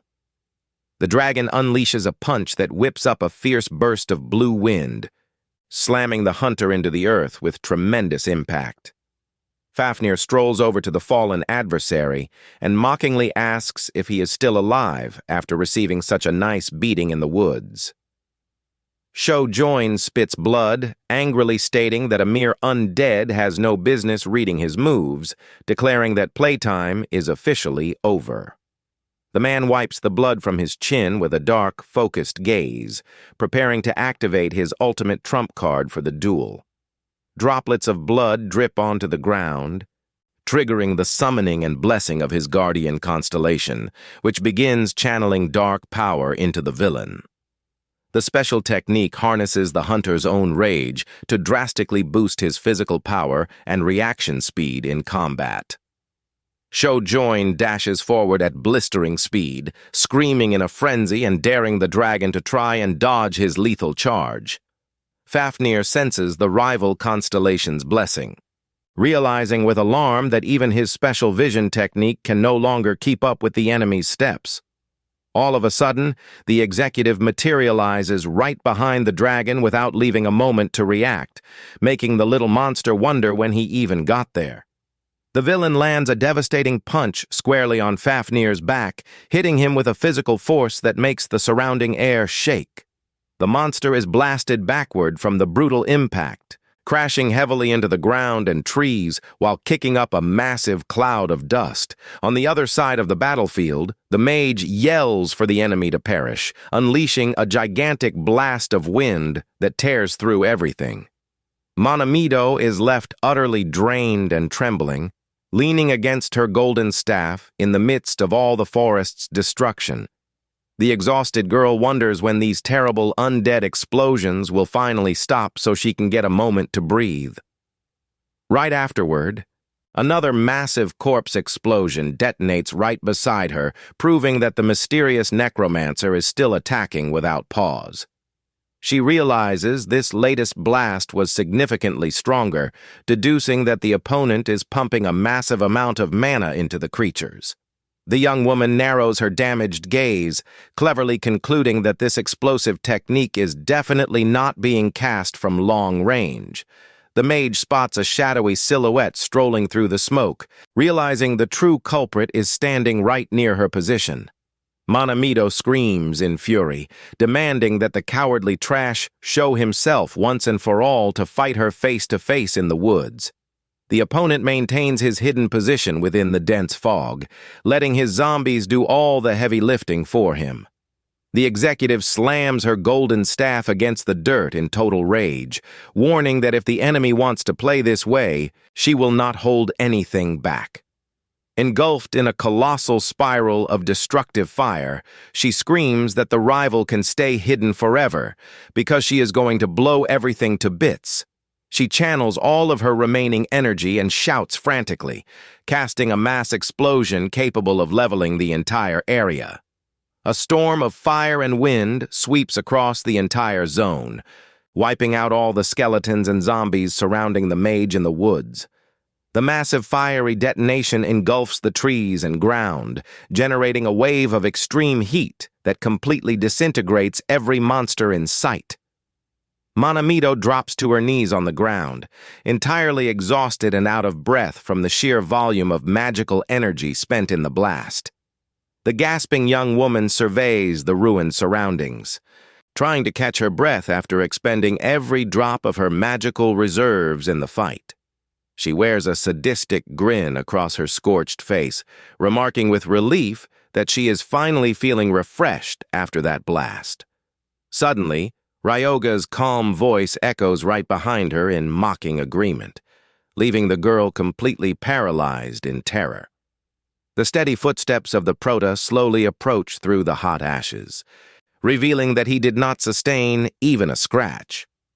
The youth walks alongside his giant stone golem, smiling as he remarks that all that fiery destruction was actually quite entertaining. He jokes that he would have been in trouble if the golem had not shielded him, while the one-eyed crimson monster strikes a shy pose. Ryoga stares at the fallen girl, mockingly remarking that she blew all her mana and is now completely defenseless for the rest of the fight. Without missing a beat, he summons his mighty bone spears cloaked in a glowing green aura, aiming them directly at the young woman. The bone spears pierce through the mage without leaving any room for defense, ending the Red Spider executive's life on the spot. The youth casually strolls away from the fallen foe, good-naturedly commenting that he does not care much for seeing the environment get destroyed. A final explosion consumes the mage's remains in the background, while the hero continues his triumphant walk in total tranquility. The necromancer turns his focus toward the far end of the forest, sensing that his dragon's primary duel is still going strong over there. He swallows hard with a slightly concerned expression upon feeling the sheer amount of destructive energy being unleashed. Ryoga whispers Fafnir's name and fixes his gaze into the dark smoke, trying to spot how his loyal battle partner is holding up. The little dragon struggles to push himself up from the ground amidst the smoke, showing that he took serious damage from the rival's punch. He remarks that the enemy got way too fast and that the power of that punch managed to overcome the full durability of his legendary armor. Fafnir realizes that not even his special martial vision technique was able to track and anticipate the opponent's rapid movements. The Red Spider executive screams in pure fury, surrounded by a massive red aura, blaming the dragon for the demise of his comrades. The little monster recalls that the master only told him to buy time, but admits that holding off this enraged beast is proving to be a real struggle. The system explains that due to the constellation's blessing, the villain completely lost his sanity in exchange for an absurd boost to his attack power. Shojoin lets out a savage roar of pure rage and hatred, his eyes gleaming with intense crimson as he readies the finishing blow. He charges forward with all of his physical speed, tearing up the surrounding ground to bring an end to the dragon in a single strike. Fafnir simply watches the rapid approach of the flaming fist, unable to muster any physical reaction to defend against the incoming blow. Suddenly, a dark hand cloaked in emerald flames appears out of nowhere, effortlessly catching the executive's energy-charged punch. Ryoga arrives in commanding fashion, blocking the rival's attack and ironically asking who he is calling an insignificant constellation. The hero triggers his unholy ward and corrupted flesh spells, directly interfering with the constellation blessing that was empowering the villain. He notes with a smirk that the executive is not the only one around here carrying the blessing of a god, activating Giant's might to challenge the blessings of the heavens. Fafnir gazes at his master in relief, and the Prota offers a reassuring smile, praising the dragon's fantastic work in stalling the rival. With his eyes glowing blue, the necromancer snaps his fingers in an intimidating fashion, announcing that he will be taking over the fight from here on out. Ryoga unleashes his unholy curse onto the adversary, causing Shojoin's head to throb with intense mental agony. The Red Spider executive grips his own head, screaming in sheer distress as he feels like his brain is about to shatter into pieces. The hero realizes his rival's mind is breaking down and decides to unleash his signature retribution wedge to put an end to his suffering.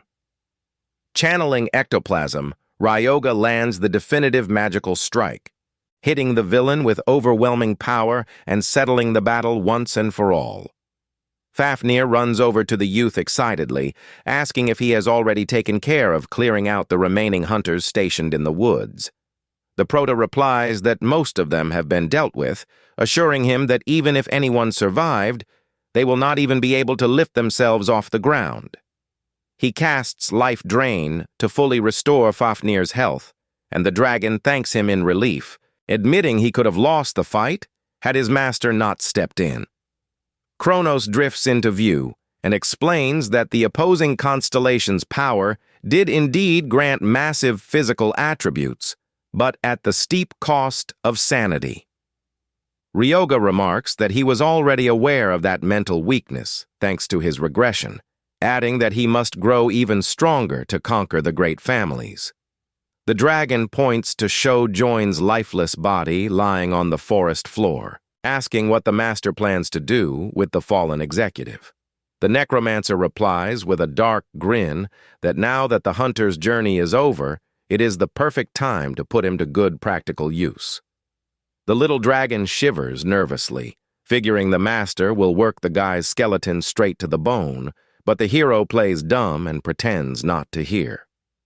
Meanwhile, the scene transitions to the towering skyscraper serving as the covert headquarters of the dreaded Red Spider criminal syndicate. Heavily armed sentries continue guarding the building, completely unaware that their base is already under constant surveillance.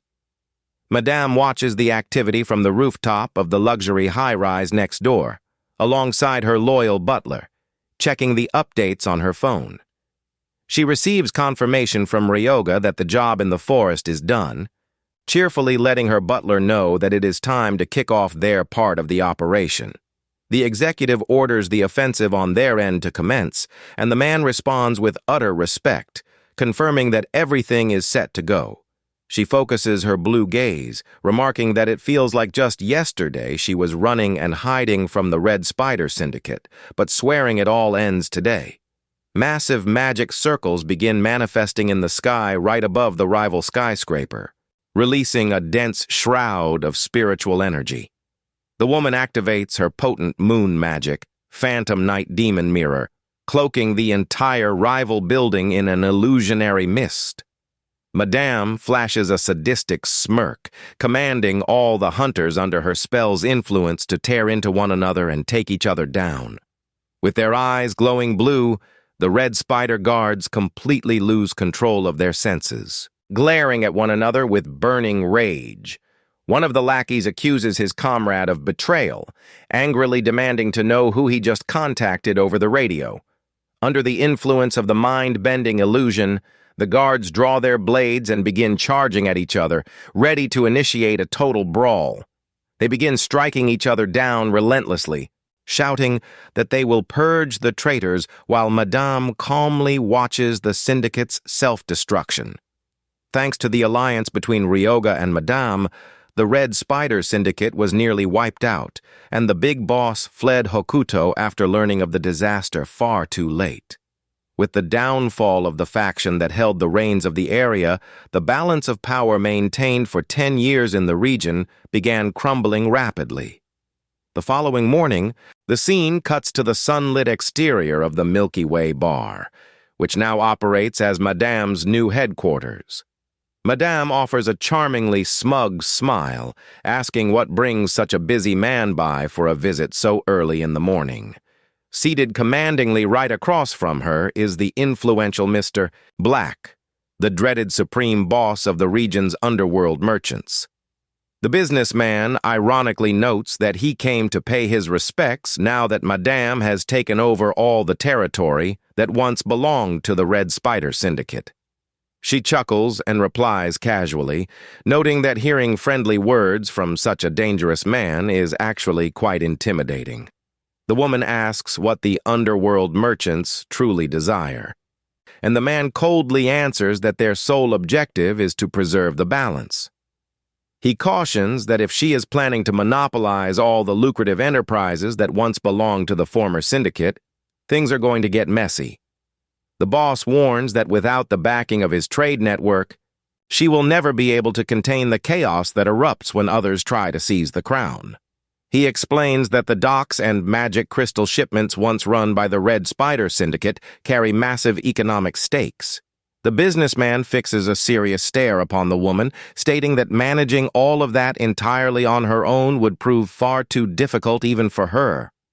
Madame nods calmly, revealing with an enigmatic smile that she has zero intention of keeping that entire empire solely for herself. She explains that she plans on handing over control to someone she trusts completely, tapping the table and asking for permission to introduce her partner. Mr. Black sharpens his gaze, inwardly noting that he already suspected the lovely woman was not pulling off such an audacious scheme alone. He surmises she has an extraordinarily powerful ally, capable of wiping out the entire Red Spider Syndicate in just a matter of days. The suited man wonders what kind of monstrous beast or hunter could have possibly forged a partnership with her. Suddenly, the latch of the heavy wooden door clicks, and the entrance to the conference room slowly creaks open, catching the boss's eye. Ryoga Chinen walks into the room with complete composure, his hands tucked in his pockets, exuding an aura of calm and confidence. The businessman sizes up the youth, surprised by how young he appears, yet recognizing immediately that this is no ordinary kid. The prota gives a slight bow in respect, politely stating that it is a genuine pleasure to finally meet Mr. Black. The boss rests his chin on his hand, intrigued, thinking to himself that it seems hard to believe a youth of that age took down the Red Spider Syndicate on his own. Ryoga smiles and replies that doing any profitable business along the border would be impossible without meeting the underworld's most prominent merchant. The man praises the youth's wits and asks for his name, while Madame observes the exchange between the two with keen interest. The youth introduces himself as Ryoga Chinen, and the merchant replies that it is a fine name, suggesting they dive right into serious business. Mr. Black cuts straight to the chase, asking what exactly the young man hopes to gain by seizing control of the Red Spider Syndicate's operations.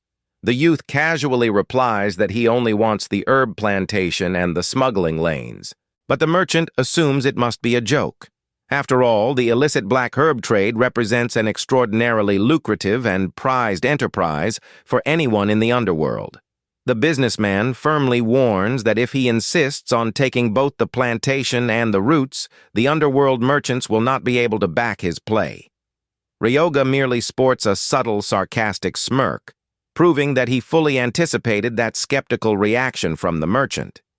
He puts forward an incredible alternative, promising to open an unprecedented overland trade route linking directly to Hokuto province. Mr. Black points out that even if he wanted to forge such a path, it is completely blocked by the formidable Hokuto hunters.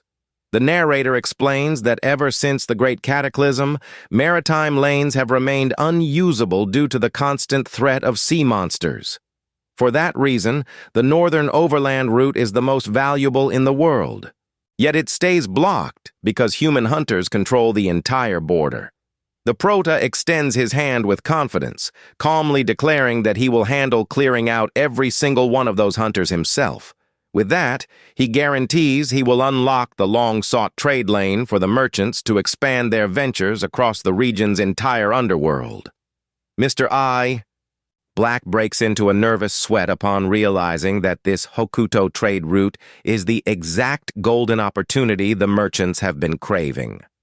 The businessman is left in shock, asking with wide eyes who was responsible for leaking such a prized trade secret.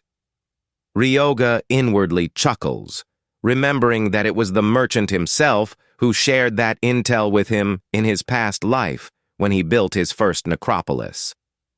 Back before the regression, Mr. Black had met with the hero in person to pitch this very same commercial route. The youth mockingly replies that the source does not matter, reiterating that he will open the road the underworld merchants so desperately desire. He tells the businessman to close his eyes and picture the incredible flow of wealth and goods that will pass through that new route. The profits generated from such commerce would be on a level far exceeding black herb smuggling or any underground crossings. Mr. Black strokes his chin in deep thought, asking with utter seriousness if the youth can genuinely pull off eliminating those hunters. Ryoga smirks, conceding that it might be a bit tricky right now, but swearing he will have the route fully operational within 2 years. The businessman weighs the fact that the young man wiped out the dreaded Red Spider Syndicate in just a few days, lending immense weight to his word. Yet he breaks into a cold sweat, pointing out that a scheme of this scale carries colossal losses if it goes south, asking what happens if the youth fails.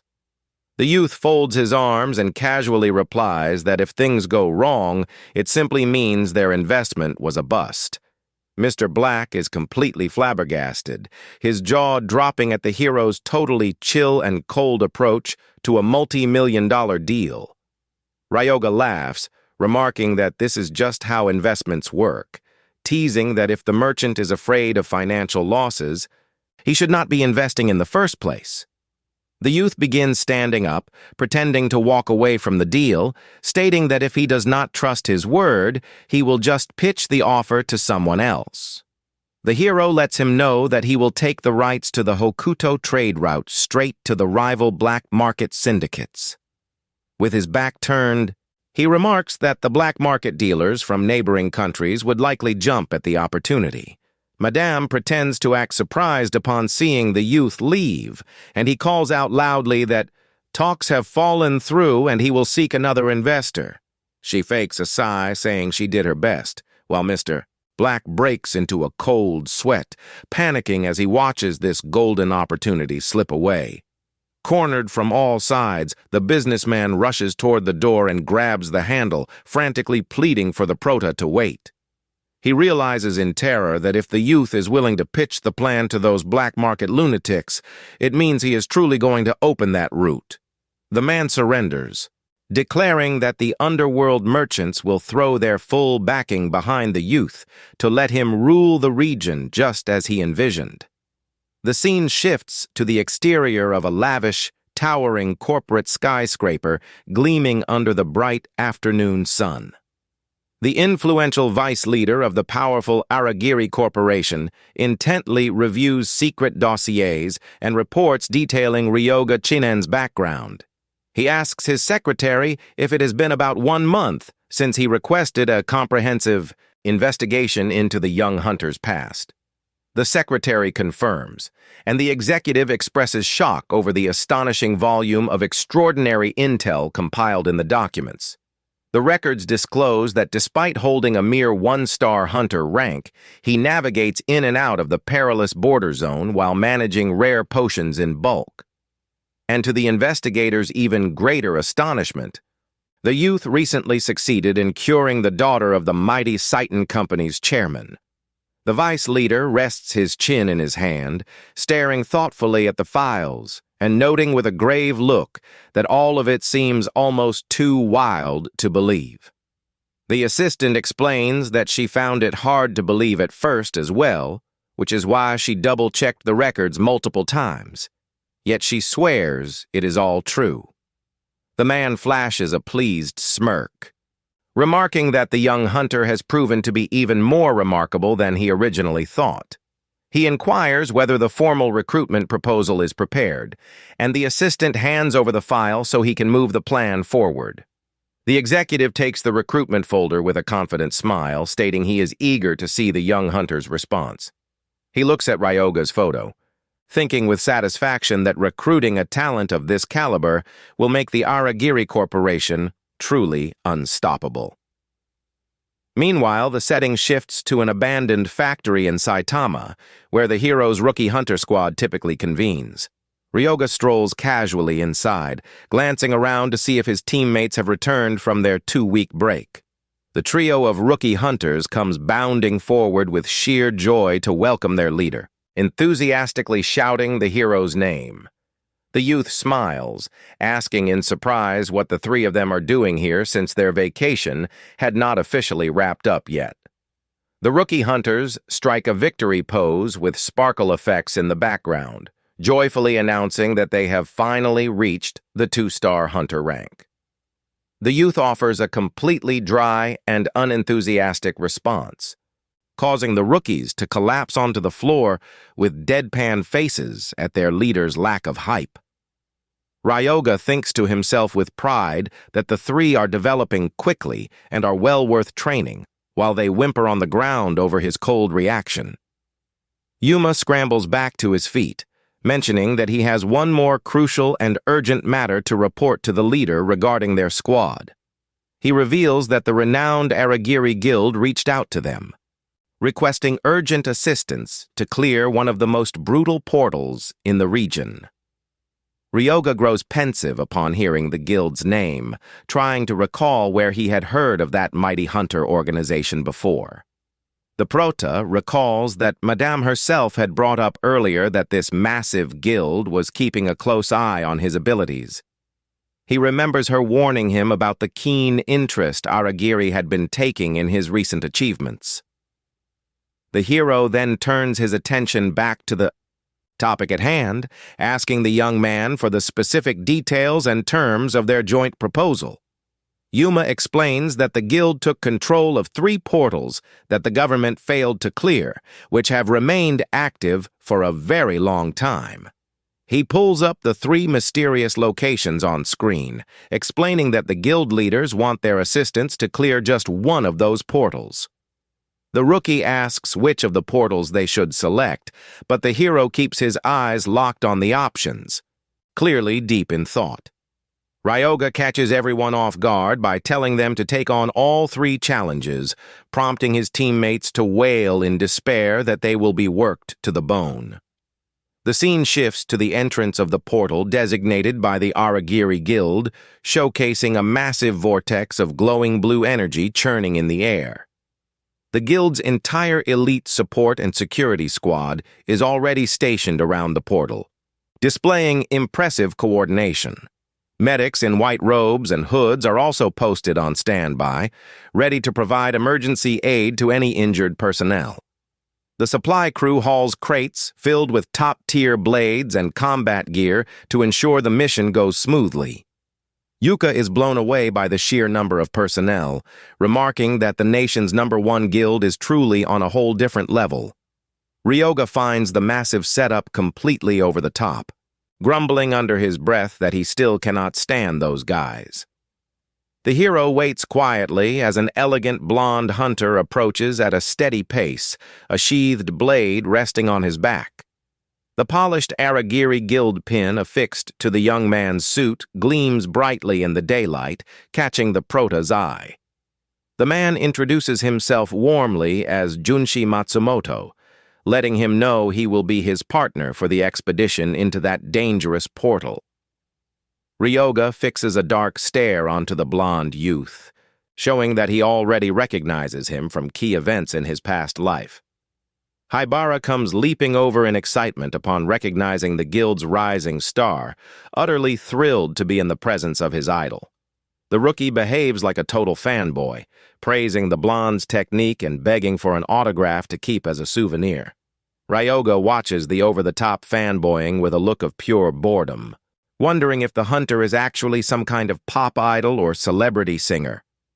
He is surprised to find out that the young man is indeed wildly famous for breaking historic hunting records, on top of having such sharp good looks. Junshi Matsumoto is constantly showered with media attention, shining under the reporter's camera flashes as the nation's premier combat celebrity. Yuma notices his leader's awkward silence, asking in surprise if the youth genuinely did not know such a prominent national icon. Ryoga thinks to himself with annoyance that he knows him all too well, silently lamenting the fact that he ended up paired with such a troublesome guy.